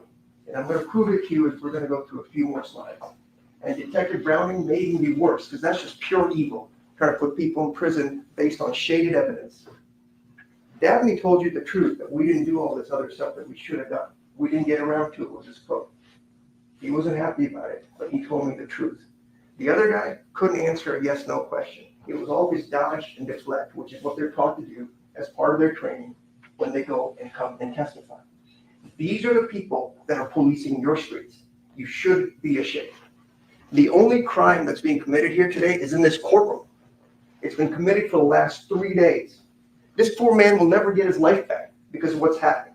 He's been threatened because they all think he's involved in the young Dolph murder, and everybody loves Dolph. Dolph has been threatened for years. He moved away from Memphis 5 years ago. He had 3 old bullets in his body from other times he'd been shot at by people, being in Charlotte, being in Los Angeles. Everybody knew there was a price on his head. There is no plan. There is no plan. I tell you why? Because if I made a plan and I go back to my house across the street with a murder car, are you freaking kidding me? And then they go ahead and call around to see where can we go to get changed. We got across the street from the guy that planned the murder. We don't go to his house to change clothes, but we ride around town until somebody picks up the phone, as you see from the records, and we go to 2-lane while we're bleeding and doing everything else. Have you seen a single photo of Angel Arnold's car, the Mercedes, or anything that had a drop of blood in it? As if they said, Cornelius is a pathological liar. I don't even know if he got shot on that day, because you have to ask yourself, there is a bullet lodged in his shoulder, as he told you. For a freaking month, he didn't get infected. He didn't have a problem. He just put some bandages on it and it was okay. Please, for the love of God, this is insane that I even have to talk to you about this. If this is what is sufficient evidence for first-degree murder, we're all in trouble because you're going to be next. Assault, all these charges they gave you, there's 15 different ways they're trying to convict this guy. I didn't assault anybody. He didn't assault anybody. He didn't aggravated assault anybody. He didn't solicit anybody. He didn't facilitate anybody. He didn't act at whatever age anybody. It didn't happen. All the text messages, all the phones, everything that showed you. Have you seen one single message from Justin Johnson or Cornelius Smith that says, hey, bro, let's go shoot somebody? I gave you tons of messages over their objection where Justin Johnson is talking to other people, talking about killing people. They weren't discreet about it. Where is a single message to go back from any of these people over the course of 4 months that says, we're going to do this? Can we get your permission? We're going to give you $10,000 or $38,000 or $50,000 or $100,000 or $1.5 million. You think if they would have had it, they wouldn't have shown it to you? They know the truth is the text messages are only about music because he's friends with Justin. I'm sorry, Justin's not a nice guy. They all live in the same neighborhood. They've all known each other. Just because you have, quote, communication doesn't mean you're in a conspiracy to kill someone. Cornelius. Let's go over the slides. This will speak for itself, and I'll let you think about it because I've hammered the point about didn't prove it. I don't need you to say he didn't do it if you don't want to, but they absolutely, for God's sakes, didn't prove it. Let's go to the next slide. All right, so excuse me. So you see this, what the government says? Angel Arnold's phone? Absolutely. This is Star Defense Exhibit number 1. This C bruh, assuming C is Cornelius, send me bruh number so I can get my phone, right? He needs to get his phone. Next slide. Quez's number. Guess what he told you is the one honest thing he said. His brother's freaking name is Marquez Smith. They call him Quez. His brother is the one that got the phone at best. You know why? Because they had TBI Garner up here. They asked him to do location data analysis on the phone, right? You guys remember all that? And they did it solely for Cornelius' phone, and they did it for Dustin's phone. But yet they didn't show you any location analysis. All they have to do is say, it's in that general area, this is where the tower's pinging, because calls are being made. Where was this call from? Where was his brother Quest? They just BS you constantly, and here I am fighting for this man's life. He is your peer. You need to be here protecting him from this. This is the crime. Next slide. So I'll just go over a few things on Cornelius Smith. I think that was pretty obvious from his statement. Go ahead, Robert. I think all this is obvious. You got a sociopath on your hands that's out there on his daughter's birthday. Is he intoxicated? Is he not intoxicated? Just ask the prosecutor to tell you a straight answer, honestly. Do you even think the prosecution would take advice from Cornelius Smith on anything? But it's good enough for this poor man's life. My dad used to tell me, you know, if somebody's honest, would you loan them money? Raise your hands if you're going to loan Cornelius money. Because that's the crux of the whole case. And a bunch of BS cell phone records that don't tell you anything. Because they didn't do the location analysis. They can't give you a single text message that says we agree to do anything. And we know it was at least 4 months between the so-called meeting between multiple shootings that Cornelius did and when Justin went out. Next. And if you're not biblical, I'm sorry, but growing up that way, it's just used to be told the truth never changes. You don't need to remember it. You don't need to practice. While we're meeting with prosecutors and lawyers now report, I don't want to deal. I'm just here out of the goodness of my heart. I'm going to get a mandatory life sentence. Insane. Next.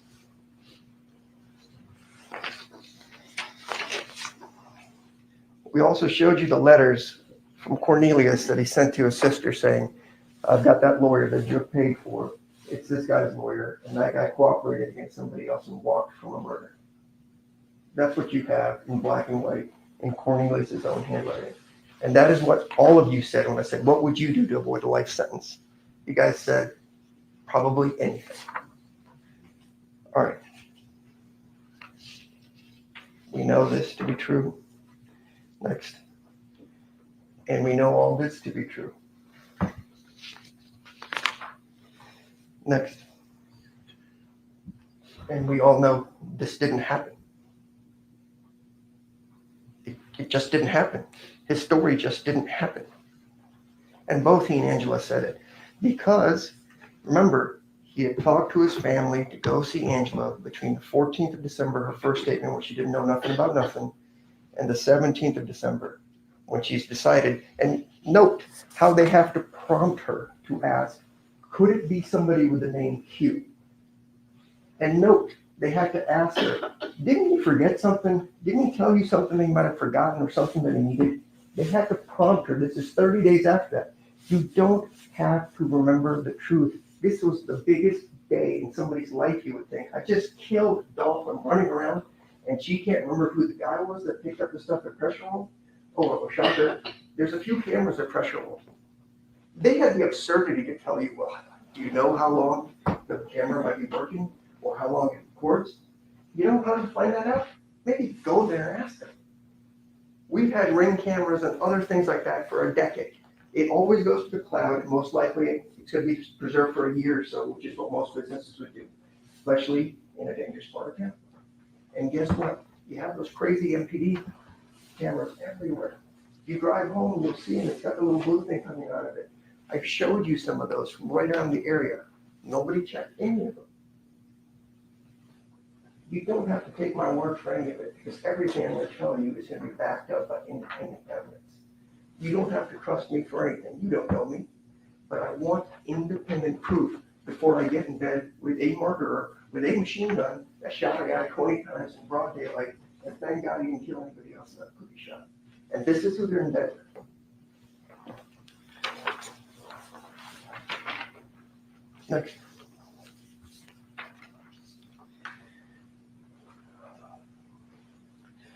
All right.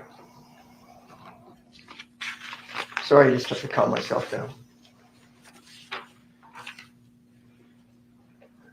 The other things with the shenanigans, as they try to tell you, is when the officer accidentally said, I don't even know if it was Justin something, I think he said that, but he said AKA Dolph, I'm sorry, not Dolph, Brock, in that. And Mr. Cornelius says, yeah, I met him to a miscellaneous in a moment of weakness. And you know, when I asked about it, you smiled. You have murdered somebody, and we're up here chuckling. The government's chuckling with him, and he's laughing at me, making smirky faces, and says, I saw you on TV. That's the behavior you want from a guy that took a machine gun and murdered people. In fact, his definition is, I didn't shoot that many people because sometimes we didn't get the shots off or the gun hit.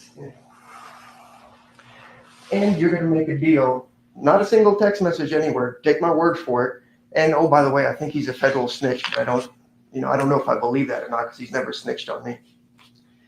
All right, next. And then he also tells Uncle Ron, maybe we should have gone and talked to him, whoever Uncle Ron is, but I'm not a policeman, and I'm not trying to put anybody in prison. That there was a bug on him, that he's a snitch, and so you're going to have to plan a big old murder. Next slide. So we know he paid for his lawyer, and we know that was a team issue, and you know the absurdity of the prosecutor in the last statement. They're going to get to go up again and call me every kind of name in the book, which is fine. I can handle it. I will take those arrows for this man that I've grown to care about over the last year and a half, because he didn't do it. They had the audacity to tell you we can't indict somebody that's dead. Shook died 2.5 years after all this happened. Remember, Justin Johnson was indicted in December of 2021, about a month after this happened. Cornelius was indicted in January of 2022, about a month and a half after this happened. There is no investigation done in 2023 or essentially 2024. It was done. They indicted and gotten who they wanted. So at some point, you got to ask yourself, what happened here? And I have no idea. But it's not my burden to prove their screw-ups. If you believe Cornelius, he says Jook is the one that set it all up. His girlfriend says that. Then they backtrack and say, well, he was there and he set it up. He didn't go there. None of it happened. Keep going. And with Miss Arnold, I don't know how you date a murderer that's been domestic violence me, stolen from me, done this. I don't know what her issues are at fault or not. She's just doing what the man's telling her to do. They've had visits, they've talked about it, and her story is still iffy as far as that goes. And God bless her. I hope none of you would be with a essentially soon to be convicted murderer for 4 years after all this happened. Right, next. And the interesting thing there was, we keep talking about the car on Bradley. Bobby Carter also lives on Bradley, and Bobby Carter was involved in the shootings with Mr. Cornelius. And in fact, Angela says Bobby was involved in the Dolph shooting as well. Next. All right, we already know this as far as the jail calls and the family coming to see her. Next. And we also know about the varying amounts of money this whole thing was worth. So now we get to the meat and potatoes of a few things I want you to consider. Remember, the two pillars to this case is you got to believe Cornelius Smith, and the judge has told you over and over again, you have to have that agreement. You got to believe it's out there, otherwise nothing. They've come up with 15 different methods, from murder to second degree to 30. I don't care if it's 47th degree murder. None of this stuff happened. There's no assault. There's no solicitation. There's nothing. So let's talk about the detectives. Next slide, please. All right, so the Detective Browning, the all-powerful Detective Browning, told you that Govan last talked. Oh, I'm sorry, I got my slides mixed up. We know Dabney, who actually I respect and had a nice talk with. He said they didn't do it straight up. Didn't try to sugarcoat it. We just didn't do it. Didn't go to pressure roll to confirm anything this man was saying. Tells you straight up, we didn't go to AutoZone. tells you straight up, there was no relevant evidence of AutoZone. So this mystic over receipt that's all crumbly and you can't tell what it is. That's supposed to be some kind of evidence now. And they didn't get around to investigating Joe, who was on Team Cornelius or whatever you want to call it. At least he was honest enough to tell you that. Next. So these are the slides you saw yesterday with Detective Browning. And this is where the evil of it all comes in. He did these call detail records for you. And this slide cuts off at 11:16 at 3:01:17. Right? They stopped it right there. I've highlighted for you. That was the slide. You might wonder, Manny, what's the big deal about that? It's just some phone call to somebody, no biggie, right? Yeah, he's talking to Cornelius here, no problem. But guess what? If they would have given you the full story on the slides where they turned bias you, next slide, you see on the same 11:16 at 5:37:15, this is Jook's number. And he spent a 6-minute phone call. It's not on the slide. I had to pull that off the call data record that you're gonna have a thumb drive. You will never find it or see it because there's thousands of pages of call information out there. But you see, this thing stops up there at 3 o'clock. They don't tell you this part. That Justin Johnson talked to Jook before the murder and also sent him a turkey emoji. If you are a law enforcement officer, your job is to investigate and the facts go where they may. You don't have a job to convict people. That is why I respect Dabney. He made a mistake, he owned it. Browning is a liar, pathological liar through and through.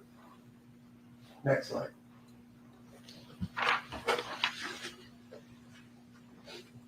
So I take this where Browning also told you that they last talked to Govan on November 5th. You remember an opening statement that told you Justin Johnson had not talked to Govan for at least 2 weeks prior to the murder.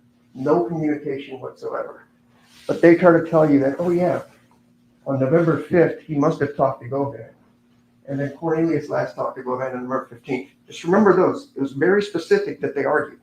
So let's go to the next slide. So what you'll see is on November 5th of 2021, this is Govan's number. Her name is Govan.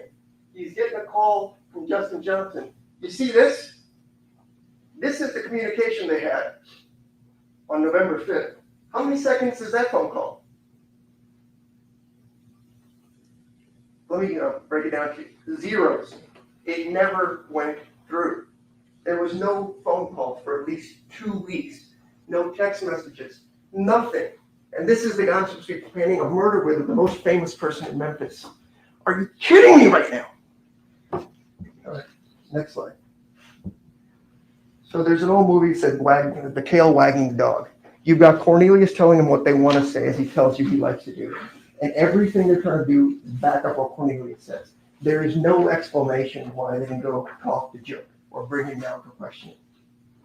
There's none. There's none. All right, next slide. So just go through here. That's 10, 12 phones out there. Go through all of them. Find me a text message where a single human being tells Hernandez Govan, we need to do something. That's evil, that's violent, that's criminal. Browning told you he just came up with these slides just a day or two before all this happened, because this is 4 years after the fact. And I'm seeing the slides for the first time. And the slides are complete BS because they keep misleading you about stuff. And so if the incriminating text existed, they would have showed them to you. They've cut off records in half so you can't see the rest of the story. Go to the next slide. We know he agreed with me that these text messages, there's thousands of them with Justin Johnson. It's about music because Justin was in videos and all that stuff, and Govan was there. He was a colleague, a friend, whatever you want to call it. That doesn't make you a murder criminal. And we know he talked to Cornelius about pills. 14 communications is what they call it. What they don't tell you is how many of those 14 actually went through. What were the phone call codes? Remember, 11 is important because that goes to voicemail, or it could be two-way, or the call goes through properly. Is it a text message? I don't know. Last night I'm talking to my daughter just about her boyfriend. between okay, yeah, no problem. I had 16 communications with my daughter in a span of like 3.5 minutes. It doesn't mean anything, and you can't presume you know what the communications are about, if in fact, for the love of God, they even went through. I've already shown you one bald-faced lie about the government right there. There was no call on November 5th. Keep going. So we have the turkey emoji, we have the 6-minute phone call, and you know this secretive plan, PRE, as his bodyguard told you, this is social media. They do this every year. This is what they do. Remember, he's a man of the community. They put it out there. Everybody knows they're doing turkey emojis every year. Most of you probably know about this. Next. All right, skip this. Let's go to the next one. And then we have this. It's not anything I could get voluntarily out of that man. We had to press and press and press to show that Justin Johnson already knew Joe. Didn't need our guy to do any of it. That is why you will never see a single text message of any incriminating nature. Because I can promise you, had it said anything, a comma out of place, they would have it plastered up here on the board and saying, see, we got him, we got him. Next. All right, so Garner, he said, MPD asked me to do what? Location analysis on a couple of phones, Justin's and Cornelius's. All you have to do is plug in a number on a computer. We could have done it. Hey, this phone's pinging off pressure level. Maybe more believable. Even if you choose not to go there, you can just ping it. You don't need the actual phone if you've gotten rid of it, because you can just order the CDRs from the phone company, as he told you. He did cell phone tower analysis for a very short amount of time, and then it just stops.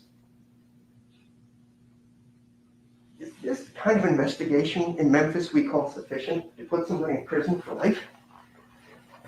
And none of the other phones were done. Where was Chuck? Hell, where was anybody else in this case? Right? All right, we've got this, so covered that. Go next. We covered the AutoZone thing. I just respectfully ask, if the audacity to put a complete receipt in front of you that you can't read and just say, Detective Brown, I just know this now.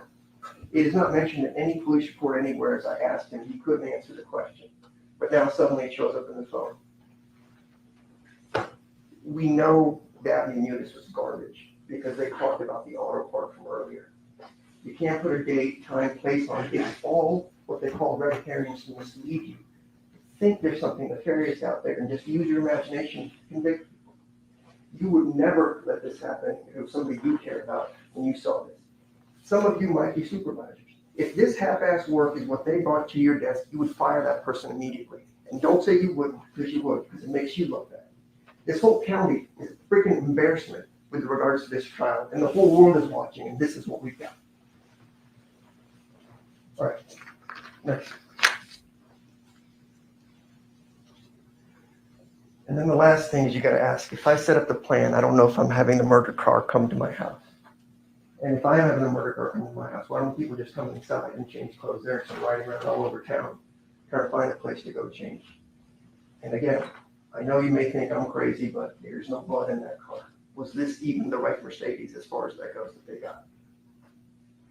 You remember Treon Ingram and another gentleman had stolen that Mercedes a while earlier. Treon Ingram didn't come and testify because Treon Ingram picked up another murder right after that. Where did the blood go? Cornelius told you point blank, no ifs, ands, or buts, and girlfriend. I took bleach and I wiped it down. And the lieutenant from CSI with 28 years of experience says that just didn't happen. Where's Angela's car? Remember, she said he was bleeding all over. Where's the evidence of any of that? All right, next. So all I do is cross my hands and beg you guys, he is your peer. There is no evidence here. You would never accept what's happened in this courtroom in your own personal lives to make any decision of any kind. And he deserves that same respect. There's nothing here. They're going to get to come back up again. Remember, we've talked about first impressions. You need to use your minds, your eyes, your ears, and your noses and call the sniff test BS on this whole thing that they're about to give you yet again. There's nothing here. There's no solicitation, there's no facilitation, there's no assault, there's no murder, there's not a text message, there's not a phone call worth a damn, and they aren't telling you the story. Make them tell you, why didn't we investigate you? Make them tell you, why didn't we investigate all the people that helped these folks escape? And if you want to talk about conspiracy, how did he conspire or solicit Justin Johnson? Have you heard anything about that? Who's Jamarcus Johnson? Have you heard a single word out there? And they're all together in a conspiracy. All you have is Cornelius' word. He's the linchpin in this whole case, and none of us would trust him. And we sure as hell wouldn't loan him money. And then we have phone records that actually exculpate. But if you make it all nefarious and have a sleazy detective get up there and talk about it, sounds pretty good. He didn't do it, but you don't have to take my word for it. They didn't prove it. If this case gets a conviction, then I just need to stop being a lawyer because the system is shot to hell. Thank you.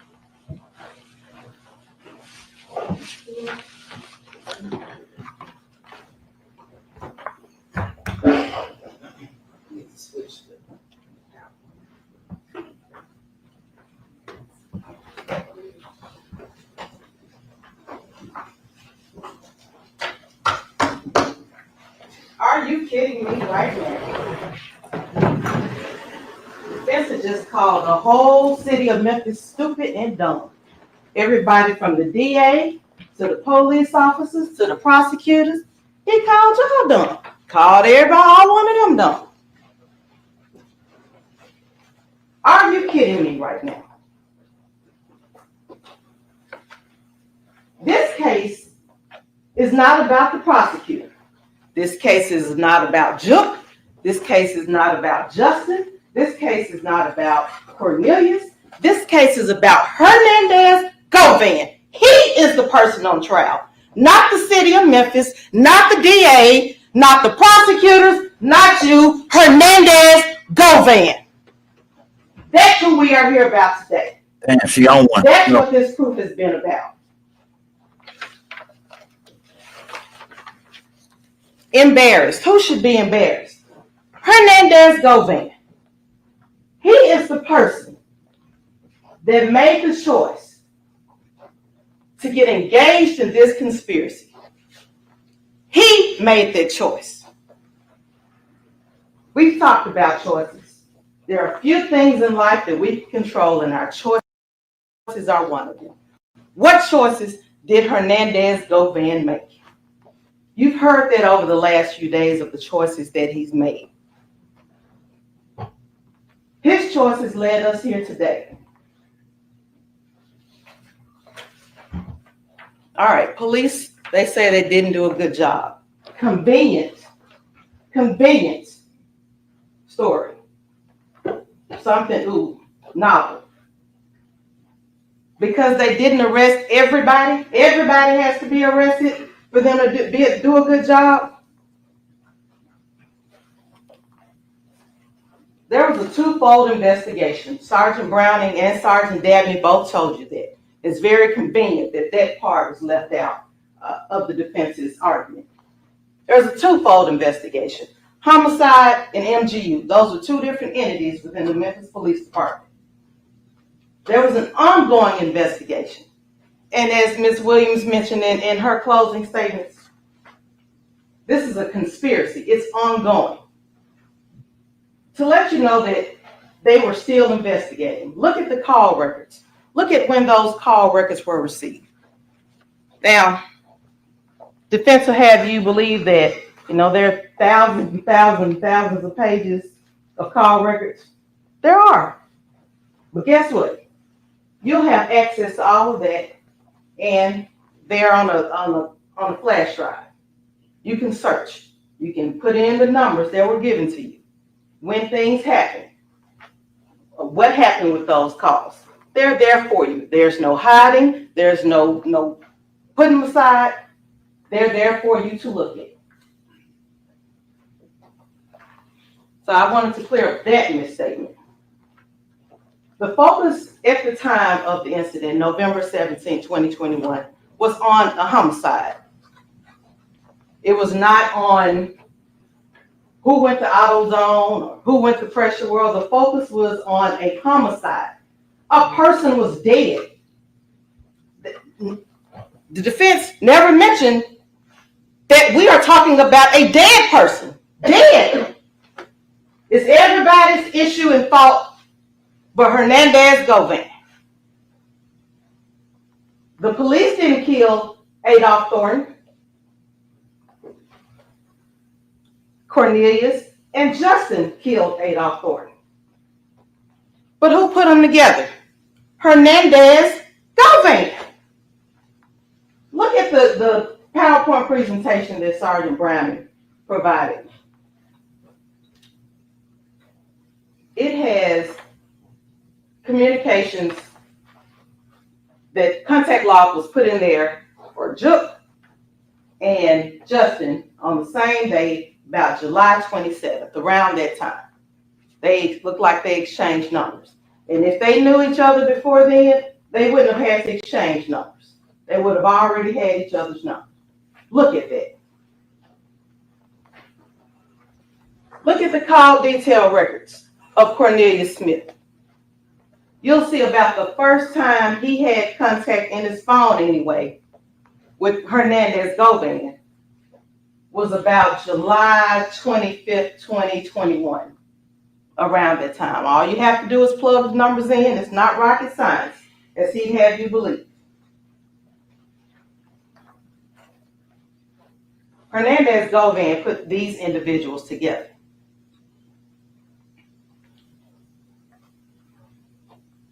And Govan's investigation, Govan's role in this conspiracy, as far as MPD was investigating, really didn't start until Angela Arnold gave a statement. Now, if we are to believe anything Angela Arnold says, then we are to believe call records, which Sergeant Garner said they don't lie. They're the records. They are what they are. So we can't believe that. We're not supposed to believe Angela either. We're not supposed to believe anything that's happened. The records are what the records are. But they bring in Sergeant Coburn or Lieutenant Coburn. Officers are bad. They don't do a good job.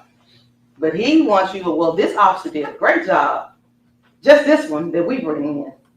He did a great job. Cornelius will tell you, he didn't just get a whole thing of Clorox and pour it all over the car and wipe it down. He said he sprayed some substance on a towel and wiped. He was still hurt. It was in the dark. He was in a rush. He was scared probably that Govan was going to come out and shoot him or do something because he was across the street from his house. But you want us to, the defense wants you to believe that all the officers are bad, they did everything wrong, except that part. The investigation was ongoing. Look at the call records. Look at when they were done. And you can still investigate because you want someone arrested tomorrow. It doesn't mean the evidence is all there. At this point, Juk is dead. Bobby Carter's dead. Joshua Taylor's dead. We can't arrest them. We're not digging them up from the ground. They are dead. That point is dead.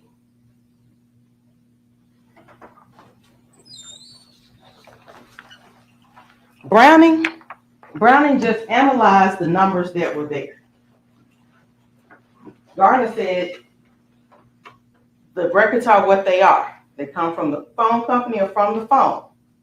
All Browning did was analyze it to say, hey, these many calls came from this individual, this many contacts. That's all Browning was brought here to testify about. But because those records show Hernandez Govan communicating with the conspirators throughout the summer, throughout the fall, from July until November, well past November 17th, at least November 20th of 2021, oh, Browning's a liar too. And when all he did was analyze the records. The records were made by Mr. Govan.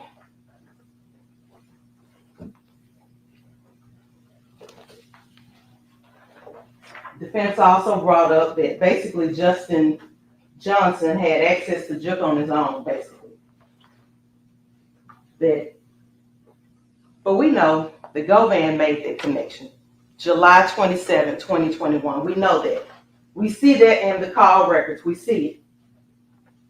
Govan already had Juke's information. Govan already had Justin's information. This was by July 27, 2021.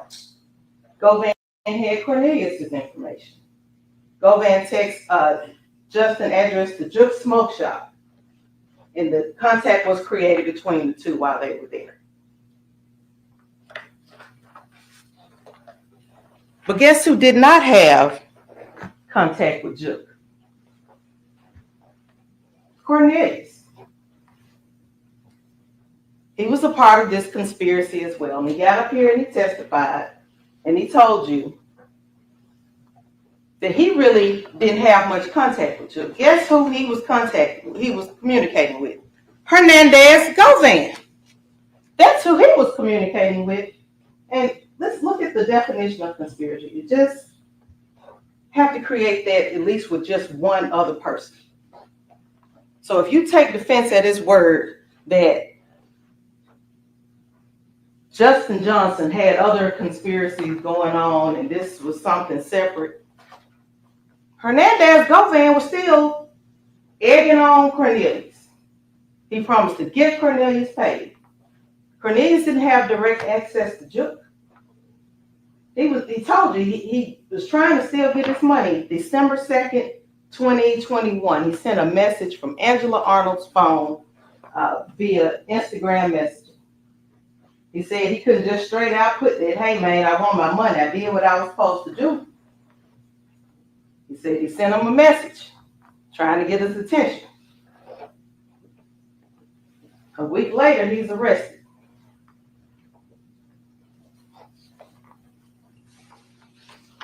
But Hernandez Govan was the link between all of them. Hernandez knew Juke. Even if the order, if it did, that's still being investigated. But if the entire hit came from Juke, it was communicated to Govan, who then put it out to Justin and Cornelius. Hernandez Govan did that.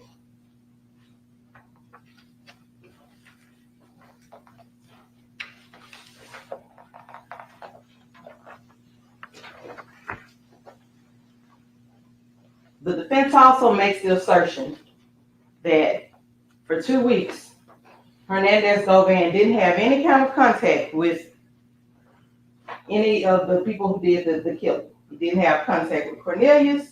He didn't have contact with Justin. The phone records will tell you that that is not true. It's simply not true. The phone records are there. There was contact. There was contact the day before. There was contact the day before that. There was contact days before that. And even if they didn't talk on the phone, what is stopping them from walking to this house? Communication is there. Doing everything to take away from the fact that this trial was about Hernandez Govan. And there's nothing that says, okay, if we don't talk within 2 weeks, that all of this is out the window. Nothing in the jury instructions that the judge gave you or read to you said, all right, this conspiracy ends if we don't talk in a week. This is not girlfriend and boyfriend stuff. This conspiracy was ongoing. Hernandez Govan is just trying to pull himself away at this point. But this. Justin and Cornelius, they were put together by Dolph. It's been reiterated several times. All right, even if you believe what the defense says, say Justin was conspiring with others. Okay, two things could be true at the same time. But what we do know that shortly before the turkey drive, Cornelius said that Hernandez Govan called him and Justin together and was like, hey, y'all know this turkey drive getting ready to come up. Y'all ready? Y'all ready to make this money? Y'all ready to do this? Cornelius told us that. The call records, they show that there was some communication shortly before the turkey drive, the week before Thanksgiving. And Govan just reminded them, this is your mission. This is what you're supposed to do. If you want this bread, you need to make it happen. You need to make sure that you take care of that family that's been out there. You need to make sure this is what you do. So Justin chose, even if there were other conspiracies, just if there were other conspiracies on the side. On November 16th, 2021, Justin Johnson chose Cornelius. He chose Cornelius. The same Cornelius that he was introduced to through Hernandez Govan. That same day, Justin Johnson sent Juke a turkey text. It's the same text that defense has entered into evidence. He sent that on November 16th. The defense just showed you there was some communication with Juke on November 16th. On November 17th, again, the day of the murder, the day that Dolph was killed. Even if there were, again, other conspiracies, Justin Johnson chose Cornelius Smith to go on a hunt with him. He chose to go on a hunt with him. He chose him the day before. He chose him on the day of. And Cornelius Smith said the only way he knew who Justin Johnson was because of Hernandez Govan. He told you that several times.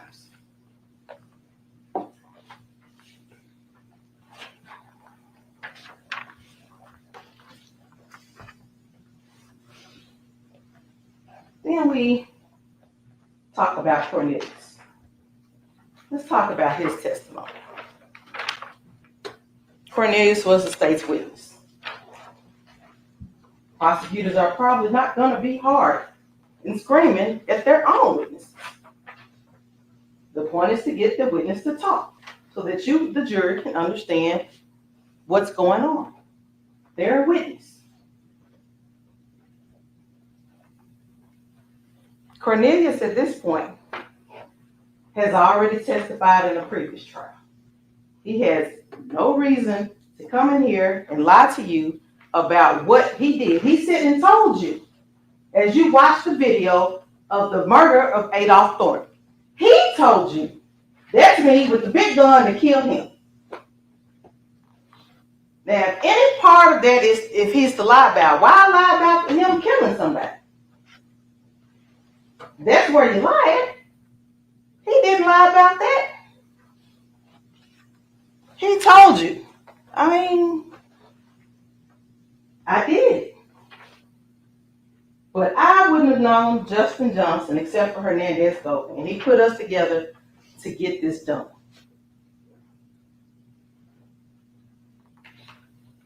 He told you, the defense attorney, at least several times, that he was under the influence. You saw the video. Cornelius Smith was up there. He was high. Even the questions that were asked of him were confusing. And he told me, he said, I don't remember. I had taken some pills, and we learned he'd been taking pills. So why at that point say anything different. Even Angela Arnold said he took some pills that day. Yeah, he may have been fine, but he told you, I've been doing this for a long time. It may not affect me the same way that it affects someone who doesn't take pills. But in addition to the pills he was taking, he took some Tylenol PM.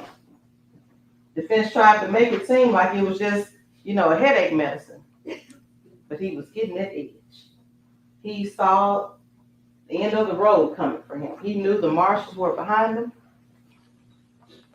He knew that. He's taking them pills. So they try to get a statement out of him that day. He's all over the place. He's confused. Doesn't really say much to him. But he gives a statement eventually. And he tells you on the stand what happened. How Mr. Hernandez-Govan set all of this in motion. And defense, paints him as a liar. Cornelius said his game to women. Well, Angela, she's still with him. Some kind of game.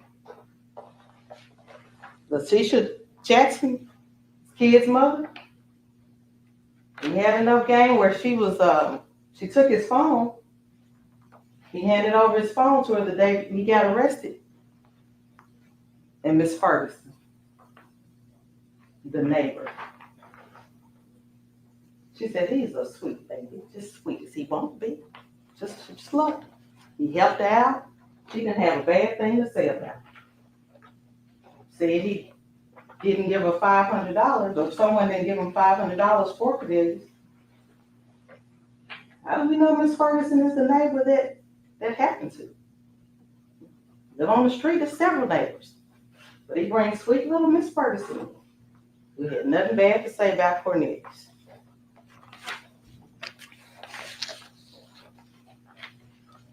Cornelius, this testimony was backed up by Angela, by the evidence and phone records, by the murder. All of that is backed up.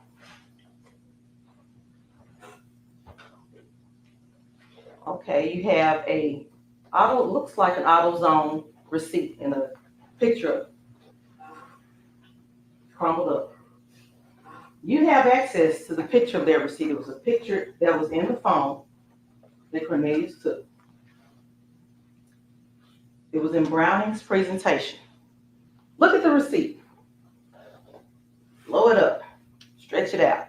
You'll see that was taken, it looks like AutoZone, and it was a receipt from November 20th, 2021.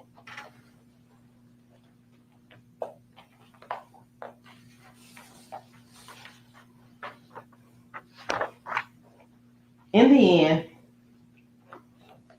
all of this points back to Hernandez-Govan. He got the ball rolling. He kept the ball rolling. He kicked the ball in the end. He introduced Cornelius Smith and Justin Johnson for the purpose of taking out members of PRE. One member of PRE being Adolph Thornton. That's where the conspiracy started.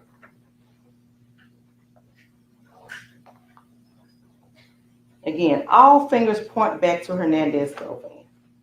Justin Hernandez-Govan. Cornelius Hernandez-Govan. Jook, as the defense keeps wanting to throw out, Hernandez-Govan. And why go to Hernandez-Govan house after they commit the murder? Because that was comfortable for them. No one ever said these were the smartest killers. They didn't plan on getting shot.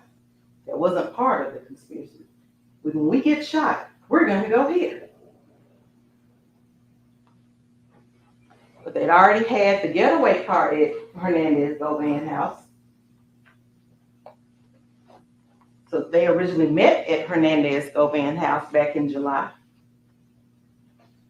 If they would ever meet up during the time of the conspiracy, from June of 2021 until March of whenever they were arrested, they would meet at Hernandez Govan's house.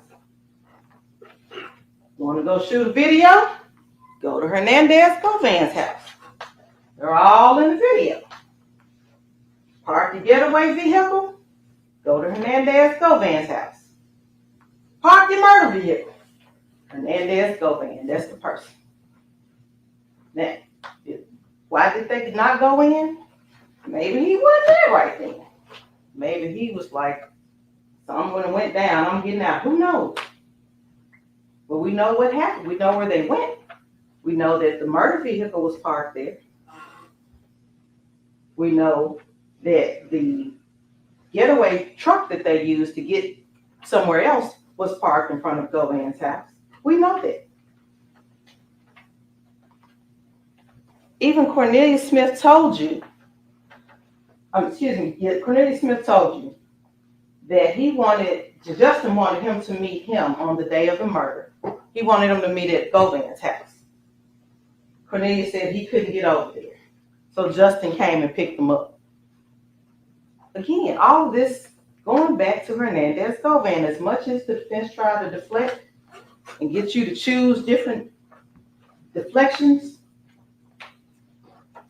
it all points back to Hernandez Govan.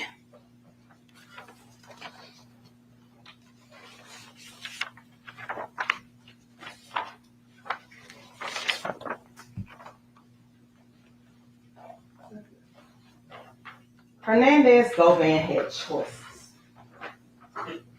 He chose to bring Cornelius and Justin together.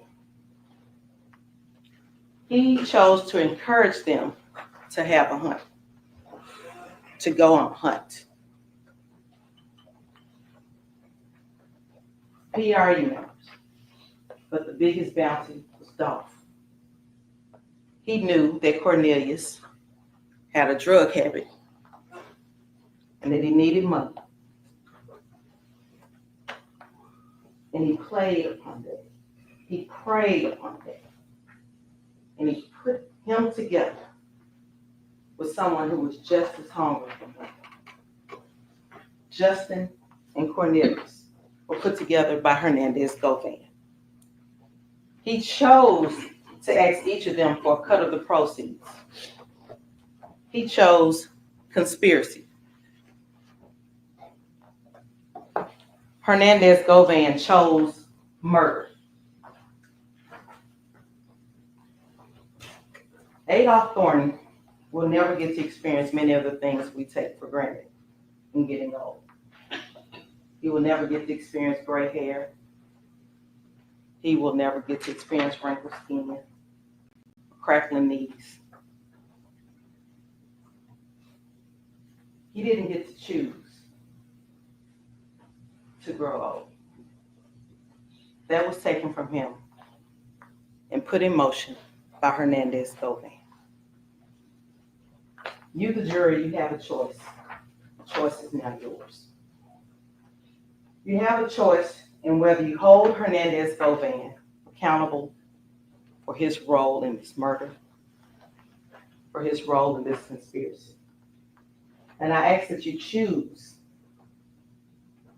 to find Hernandez Govan guilty of murder in the first degree and guilty of conspiracy. Thank you. All right, ladies and gentlemen, I'm picking up on page 27. Oh yeah, she was cooking. She got down. Deliberation, order of consideration. She got down for hers, gang. She got down. The defense did its thing too, though. You shall first consider. The defense did its thing too, though. Can't take that away from them.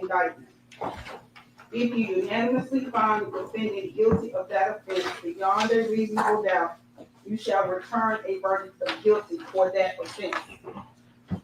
If you unanimously find the defendant not guilty of that offense, or have a reasonable doubt of the defendant's guilt of that offense, you shall then proceed to consider whether or not the defendant is guilty of the next lesser included offense in order from greatest to least within that count.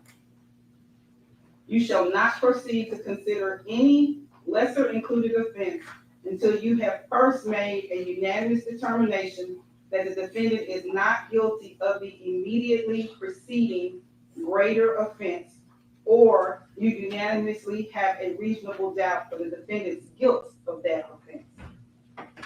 If you have a reasonable doubt of the guilt of the defendant as to all offenses charged and included in that count, you shall return a verdict of not guilty and proceed to the next count. Verdict. Shout out to Tammy Count Lee. one. To Tammy Lee. The charged offense in the first count of the indictment is conspiracy to commit first Man, the degree light button. murder. Shout out to Pharaoh. The lesser included offenses in order of consideration from greatest to least are facilitation to wit, conspiracy to commit first degree murder, solicitation to wit, conspiracy to commit first degree murder, and accessory after the fact to wit, first degree murder. Count two. The charged offense in the second count of the indictment is first degree murder. The lesser included offenses in order of consideration from greatest to least are second degree murder, facilitation to wit, first degree murder, facilitation to wit, second degree murder, solicitation to wit, first degree murder, solicitation to wit, second degree murder, aggravated assault, facilitation to wit, aggravated assault, accessory after the fact to wit, first degree murder, assault.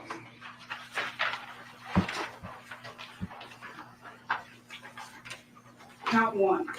When you retire to consider your verdicts, you will first inquire whether the defendant is guilty of conspiracy to commit first degree murder, as charged in count one of the indictment.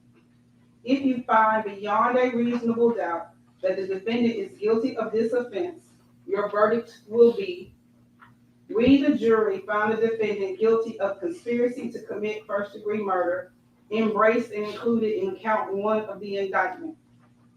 Check the corresponding box on the verdict form and sign one of your names as foreperson. If you unanimously find the defendant not guilty of this offense, you will next inquire whether the defendant is guilty of facilitation to wit, conspiracy to commit first degree murder, as embraced and included in count one of the indictment. If you find beyond a reasonable doubt that the defendant is guilty of this offense, your verdict will be: we, the jury, found the defendant guilty of facilitation to wit, conspiracy to commit first degree murder, embraced and included in count one of the indictment. Check the corresponding box on the verdict form and sign one of your names to the verdict as foreperson. If you unanimously find the defendant not guilty of this offense, you will next inquire whether the defendant is guilty of the next lesser included offense in order of consideration from greatest to least.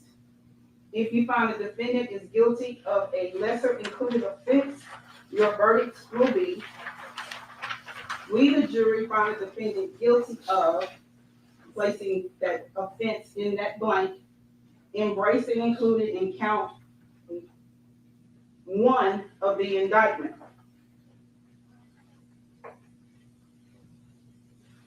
Check the corresponding box on the verdict form and sign one of your names to the verdict as foreperson. If upon all the proof you have a reasonable doubt of the defendant's guilt of the offenses charged and included in count one of the indictment under the law defined and explained to you, it is your duty to acquit him, and your verdict will be: we, the jury, found the defendant not guilty as to count one.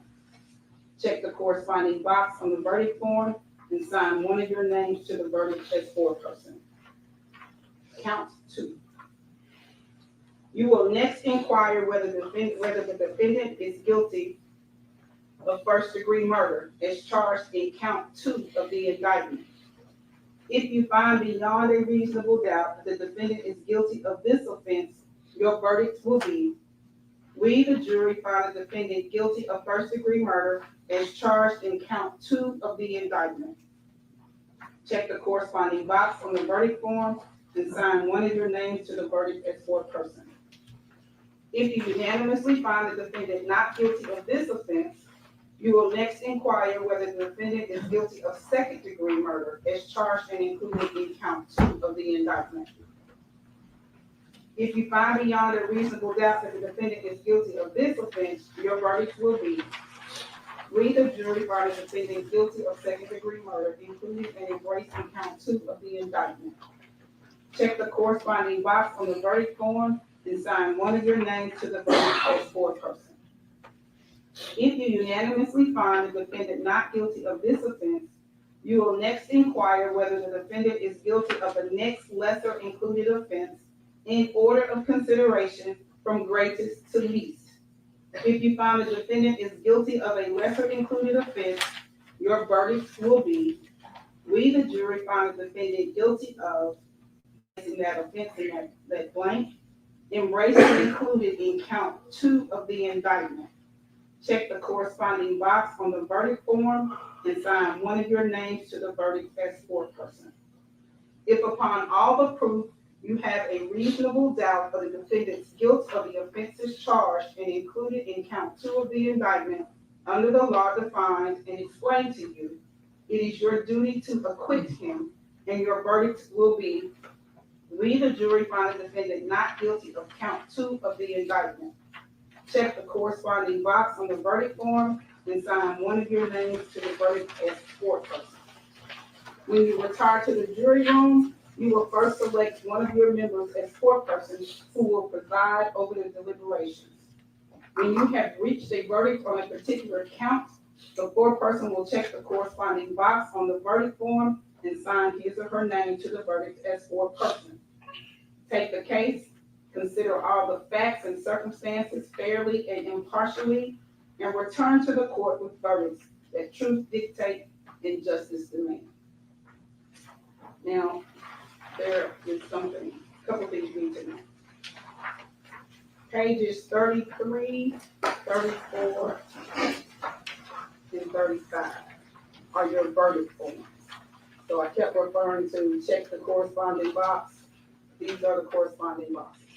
You got count 1 and 2 pages for count 2. Okay.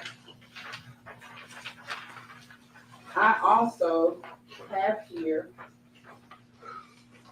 the official copy of the jury charge. There are a couple of minor changes that I've made. Like I caught one misspelled word, a couple misspelled words. And I've made those changes on here. Nothing that's going to change it substantively. But the official copy is going to go back to the back end. Please do not write on it. Feel free to write on your own copy. Just use this as the official copy if there's any discrepancy on what you may have with you. Okay, so this is the official copy.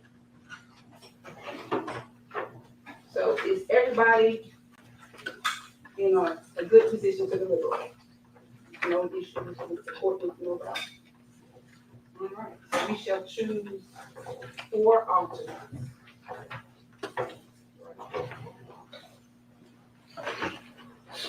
Once again, all of the exhibits are going back to the back with you. You will be provided a computer, a blank computer that you can use to look at any of those zip drives if you like.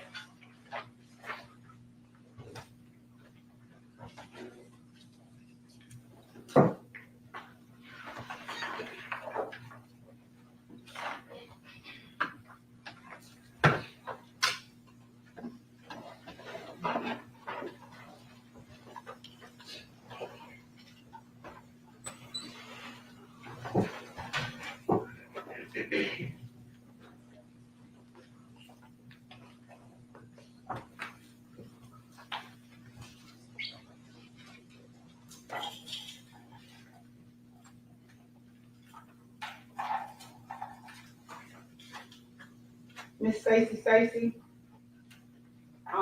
do you have anything back in the back you need to collect? No. You'll just stay right where you are, please.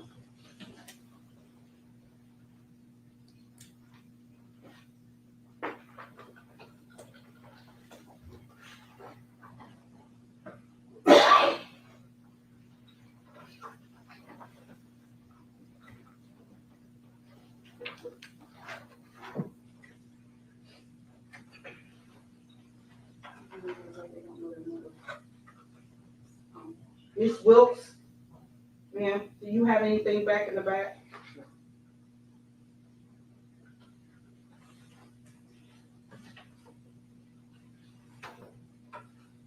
Mr. Cobb, do you have anything back in the back? Just a book. You want to go ahead again?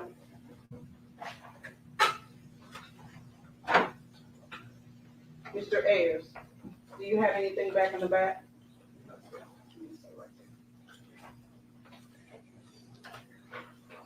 All right. You want to go correct?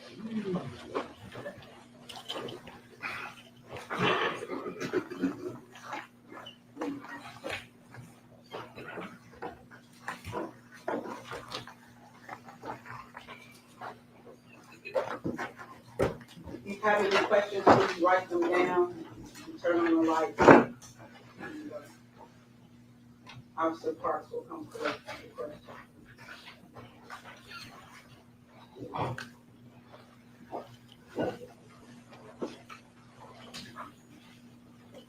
You are excused to deliberate. Alternate same.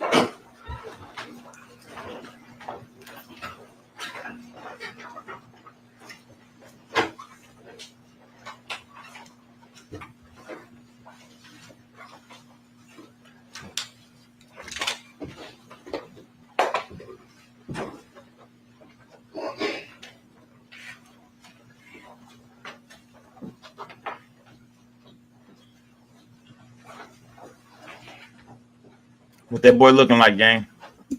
What that boy looking like?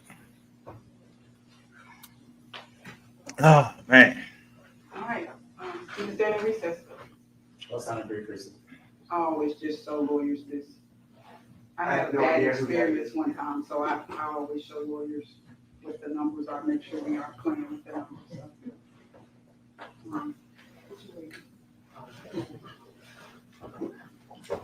All right.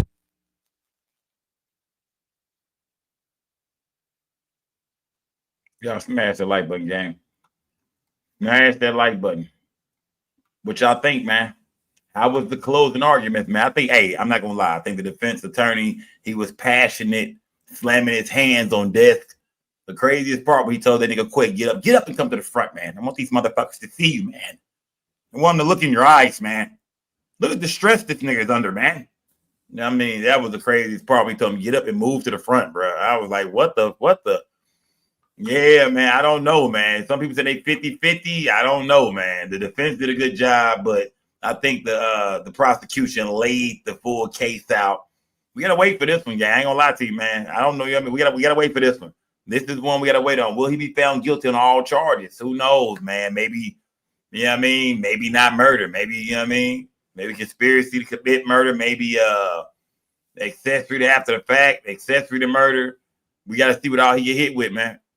Yeah, we got to see what all he get hit with, man. Who knows, man? Who knows? Yeah, this is one we got to wait on. Yeah. Toy said he fucked up when he called everybody stupid. He was passionate, man. Nigga, the defense attorney was passionate, man. Slamming it. I don't believe this shit, man. Roll the next clip, man. God damn it, man. This guy, I love this man. Over the last year and a half, we've become close, man. Yeah, right. You don't even know that. You don't know this nigga, man. That nigga. You don't know this nigga at all, man. Smash that like button, gang. But yeah, you know what I mean? I think we gotta wait for this one, gang. Everybody be patient, wait on it. Don't expect for this to happen real quick, gang. Everybody said, "Oh, this is gonna be over with fast. This is gonna be over with." No, don't go there. Let's not do that yet. You know what I mean? You know what I mean? Yeah. Be cautious with this one, gang. We don't know. Like I said, I think the defense attorney, you know, he was passionate and made it seem like, you know, hey, Jook is dead, so they put it on this man. You know what I mean? They needed anybody for him. You know what I mean? He wanted to rat on anybody, man. He was trying to take anybody down. Jook is dead, so who does he throw in there, man? He throws Hernandez Govan there. He did not play that role that he's saying he played. Hernandez Govan was not the mastermind. This guy was just around, man. He simply might have introduced these guys, maybe. Not even saying that, really. He's not even saying he introduced them cats. He's saying, man, hey, this was straight dropping Cornelius Smith, man, and Jook, man. Yeah, they might have been around Quet, but Quet wasn't involved in planning this thing out. He was not planning to murder young Dolph. He had no reason to kill Dolph. Will the jury believe that? Will the jury feel like, yeah, maybe he didn't play the role they said he played? Will the jury say, well, he wasn't one of the shooters. He wasn't paying for the hit. You know, what role did he really play? Should he go down for everything? Yeah, I'm telling y'all gotta wait on this one, man. This is one y'all gotta wait on this one, man. Now, I don't think this is a walk in the park like we all thought it was gonna be. You know what I mean? When we heard Cornelius Smith on the stand, we was like, okay, bet, yeah, he doing what he did with straight drop. But they had so much more evidence against straight drop. In this case, it's simply going off Cornelius Dope Fiend Smith's word, and it's one boot wearing ass broad. I mean, one boot wearing ass girlfriend. Like, it's boot wearing ass bitch and peel head Cornelius Smith. You gotta hope that jury believes Cornelius Smith. If they don't, you know what I mean? If they don't, man, yeah. Somebody said Mike Star said verdict today. I don't think so. No verdict today, gang. No way. I don't think so. Yeah. No verdict today, gang. I don't think so, man. I could be wrong. Maybe they'll return. Well, they said, excuse me, Your Honor. We made our mind. We made our minds up shit yesterday. You know what I mean? Shit, we've been on this nigga's guilty, fam. That'd be crazy. We don't need to deliberate. We made our minds up hours ago, nigga. This morning, about 10 o'clock. Yeah. We ain't got to go nowhere, man. Everybody sit back down, man. Let's do this shit. We ready to go home. But we got to wait for this one. I don't think it'll be today, though. Tammy Lee said defense put on a show, but definitely didn't win the jurors. Okay, all right. Tammy Lee said, yeah, he did a good job. He was passionate. He was very theatrical. But at the end of the day, man, he didn't disprove the prosecution case and their evidence. So, but like I said, I don't think that this is a walk in the park, man. I don't think so. Will we have a verdict by tonight, like by 10 o'clock, 11 o'clock? I don't know. Yeah, I have no idea. I mean, maybe tomorrow when we wake up, maybe it'll be a verdict. I don't know. Make sure y'all let me know, gang. Do not let me miss the verdict, gang. I'm going to be watching online. I'm going to be watching the internet. I'm going to be tuned in, trying to make sure I don't miss it. But if that verdict come in, y'all better let me know. Skull, hit that live button, nigga. The verdict has come in, my brother. The verdict is here. Don't let me miss it. I got to look at this nigga Govan face and if to read them charges. Here come that shit. Lip trembling. Nah, nigga. Don't be scared, nigga. You tough, right, B? You tough. And I ain't wishing jail on no niggas or none of that shit. I'm just saying, hey, this the predicament you got yourself in, fan. You know what I mean? Yeah, it's the predicament you got yourself in, nigga. Yeah. Rod Davis, the Millie case, man. YNW Millie, that nigga ain't going to trial back to trial. They ain't retrying him to 2027. Damn, he been in jail for like 6 years already. Damn, 7 years. Damn. That boy doing prison time already. Yeah, man, his back time gonna be crazy. Y'all smash that like button, man. You did smash that like button, man. I mean, like I said, it was a great show the defense put on. He was very passionate, talked, you know what I mean, really broke down, you know, all the you know what I mean, all the mistakes that the MPD did. You know what I mean, that the homicide detectives, they didn't really look into everything, and the defense made sure they pointed that out, man. The defense made sure they pointed out every step that the investigators missed. But it was small shit. It wasn't nothing like that was gonna break the case. Like, you mean to tell me y'all didn't go talk to this nigga? Like, it wasn't nothing like that. Like, it was like little small shit. Like, y'all didn't check the cameras at Pressure World. What about the receipt from AutoZone? And it was, I mean, it's all about reasonable doubt. So I understand the tactic he was using. I get it. I understand. And he did a good job at that. He did a good job at showing that MPD did not investigate this thing, you know, as thoroughly as y'all thought they did, man. Yeah, they most definitely skipped over a few things. You know what I mean? But he never showed the motive to where Cornelius Smith would want to lie on Quit. That's what I was waiting on. I was like, he got to have a motive, man. Why would Cornelius just throw Quit in this shit for no reason? Why would he just make up all these lies on this nigga? Why this nigga? Yeah, why him? Yeah, I mean, it ain't helping him. Cornelius Smith is still getting life in prison as well. Yeah, that nigga getting life too. I'm trying to figure that shit out. Let's go. What was Golden role at Clover G's. Tough guy, crash out, nigga standing around looking, nigga didn't rap, didn't do nothing, never jumped on a beat. He was just there, fam. He was around us, my nigga. Wherever we went, for the most part, a lot of times he was there. And he wasn't always with us, but yeah, you know what I mean? Yeah, he was just there. He was just around, man. That's all I'm gonna say about him, nigga. He was around. I'm gonna leave it like that, nigga. I'm gonna leave it at that. He was around, nigga. That's what I'm gonna say. I'm gonna leave it like that, gang. He was around. That's all I'm gonna say, man. Nigga wasn't no rapper though. He was around. He didn't do no rapping. He didn't make no beats. Nigga didn't book no shows. None of that shit. He was just around, gang. Yeah. Nigga didn't book no shows, make no beats. Nigga never jumped on a song with a nigga. None of that shit, nigga. Did it? Yeah, none of that shit, man. Smash that like button. Hold on, Rose. I'm going with this shit. Look at my chat. Yeah. Yeah. Yeah, man. Yeah, I was signed to Clover G's for a long time. He was over there with me, but he wasn't signed to a record deal. He wasn't a rapper, none of that shit. So yeah. Smash that like button. Salute to everybody in the building, man.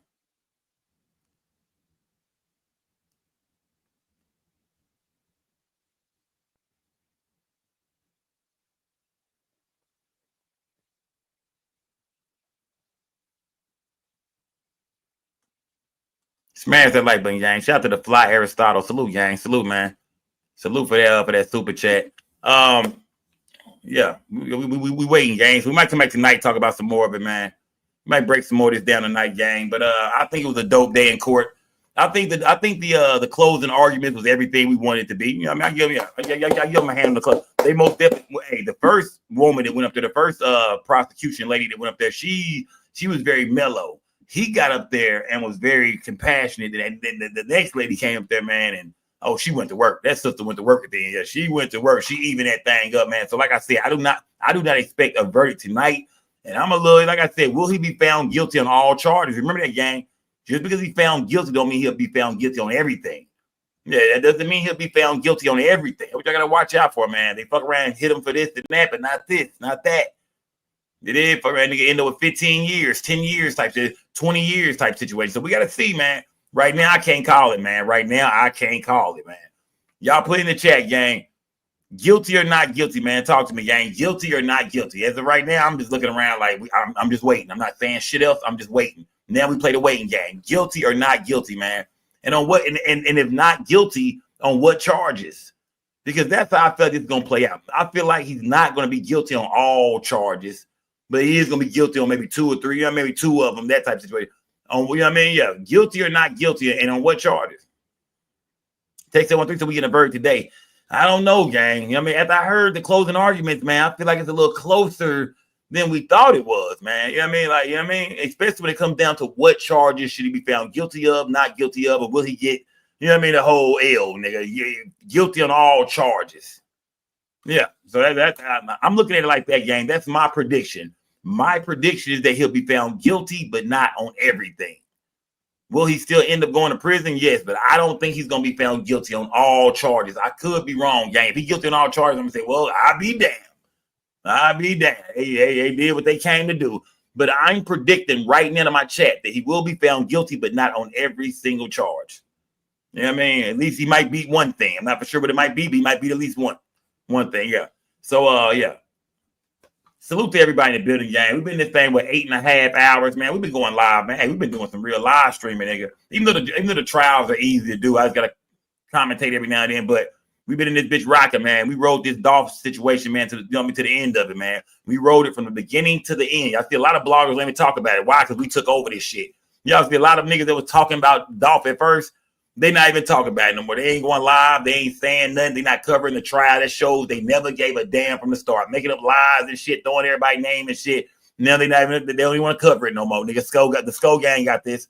Yeah, Honan locked up. We got it. Don't worry about it, gang. Out of all the bloggers online right now, we got it. You did. We most definitely got this shit, man. Salute to everybody in the building, gang. Let's wait for let's wait for the verdict, gang. Let's wait for the verdict, man. Till then, gang, I'm gone, man. I'm hungry as hell. Thirsty as hell. Yeah, probably for the relax for a little bit, gang. Salute to everybody in the building, y'all. It's Big Skull Gang or No Gang or Don't Bang. Remember, we don't break the news. We just break the news down. Remember, Dolph is in my chat, man. Rest in peace to young Dolph. And now we are on verdict watch, gang. We are waiting for the verdict. You know what I mean? This is it, y'all. This is the first wrap up of the Dolph. This is the wrap up of the Dolph case. This is the first case we ever started covering or started, and it's finally over with. This is it. The Mo 3 case been going on for like 6 years type shit. Yeah, I mean, we covered some of Melly shit going into 2027. This is the first case I ever covered that's finally come to an end. Crazy, man. Look what came to an end with a nigga I used to know, a nigga I was around, Clover G nigga. Ain't that crazy, man? This shit is, you can't make this shit up, man. Yeah, this type of blogging I'm doing is different, gang. I'm a different kind of blogger, my nigga. You know what I mean? I am a different kind of blogger, gang. You dig? Salute to Raven. Shout out to Makita's Cookies. Shout out to everybody that, you know what I mean, who did this shit, man. Everybody, the whole gang, the moderators, everybody that's been here since we've been doing this shit, man. Everybody. Shout out to the whole gang, man. Shout out to the whole entire gang, man. You dig? Yeah, salute, man. Salute. Shout out to Memphis for sure, man. Everybody else, man. Because it ain't just Memphis in here. People from everywhere tuned into the Dolph situation, man. Dolph had fans everywhere, man. So, yeah, nothing but Dolphins in my chat, gang. Y'all most definitely ran it up, man, on the Cash App, Super Chat, Super Sticker membership. Y'all did y'all thing today, too, gang. Salute to everybody, man. We are now watching and waiting for the verdict, gang. You did anybody hear anything, man? Let me know, goddammit. Let me know. Anybody hear anything? Let me know. I will be watching out, too, but let me know, goddammit. Let me know. Yeah, I'm gonna have it right here the whole time. If we get a verdict tonight, Texas 713, you a wild nigga, man. If we get who think we'll get a verdict today, gang? Put a 1 in the chat if there will be a verdict today. Let me know in the chat, gang. They're gonna be back in an hour or two. Let me know in the chat right now. Put a 1 in the chat if you think the verdict will be back today. Put a 2 in the chat if maybe tomorrow sometime. Maybe tomorrow sometime. Put a 1 in the chat if you think the verdict will be back today. Put a 2 if you think maybe tomorrow, the next day. Talk to me, gang. What we doing? Talk to me. Let me see what everybody says. I see a lot of 1s. I see some 2s. What we doing? What we doing? Yeah. What we doing? I see a lot of 2s in there now, too. I see them 2s and took over. The 2s took over. The 2s are saying, nah, man, not today. Not tonight. Maybe tomorrow, maybe the next day, maybe Friday, maybe Thursday or Friday, man. But it's going to take them a little while, they think. It is. Let me take a little while, man. Lady B said not today, man. Not today. Raven said today. It is. Raven said today. All right. Shout out to the best friends. Lady B said not today. Raven said today. Let's see. That's between Lady Beast and Raven, the 2 best friends. Raven said today. Lady B said, nah. We'll see. Go Gang Toya said today. Okay, there we go. Yeah. Let me see. A T Coop said today. Okay, everybody. Okay. Let me see. King of the Jungle said today. All right. Shout out to everybody, man. GT4, what's good, gang? Rod Davis, let me try to put time out, man. Bless Not Stress said maybe tomorrow. That JTYP said they don't come out until they get a verdict, right? Yeah. Shout out to that JTYP. Salute, gang. Nikki 901 said today. Okay, we gonna see, gang. I said maybe not today, maybe tomorrow. I could be totally wrong. I don't know. I could be totally wrong. If they come back real fast, man, that ain't good for that nigga. If they come back fast, if we look up and it's 6, 7 o'clock and they say the verdict is in, that nigga's cooked. Yeah, that nigga is fish grease, nigga. Fish grease. He out of here, gang. That nigga's out of here, man. So yeah, we on verdict watch, gang. Salute to everybody in the building, y'all. Till next time, it's Big Skull Gang and No Gang and Don't Bang. Remember, we don't break the news. We just break the news down. Rest in peace to young Dolph, man. It's coming to an end, gang. We got about 1 more show left on this. 1 or 2 more shows left, and it's a wrap, man. Salute to everybody in the building, y'all. I'm gone, gang. Till next time, man. We gone.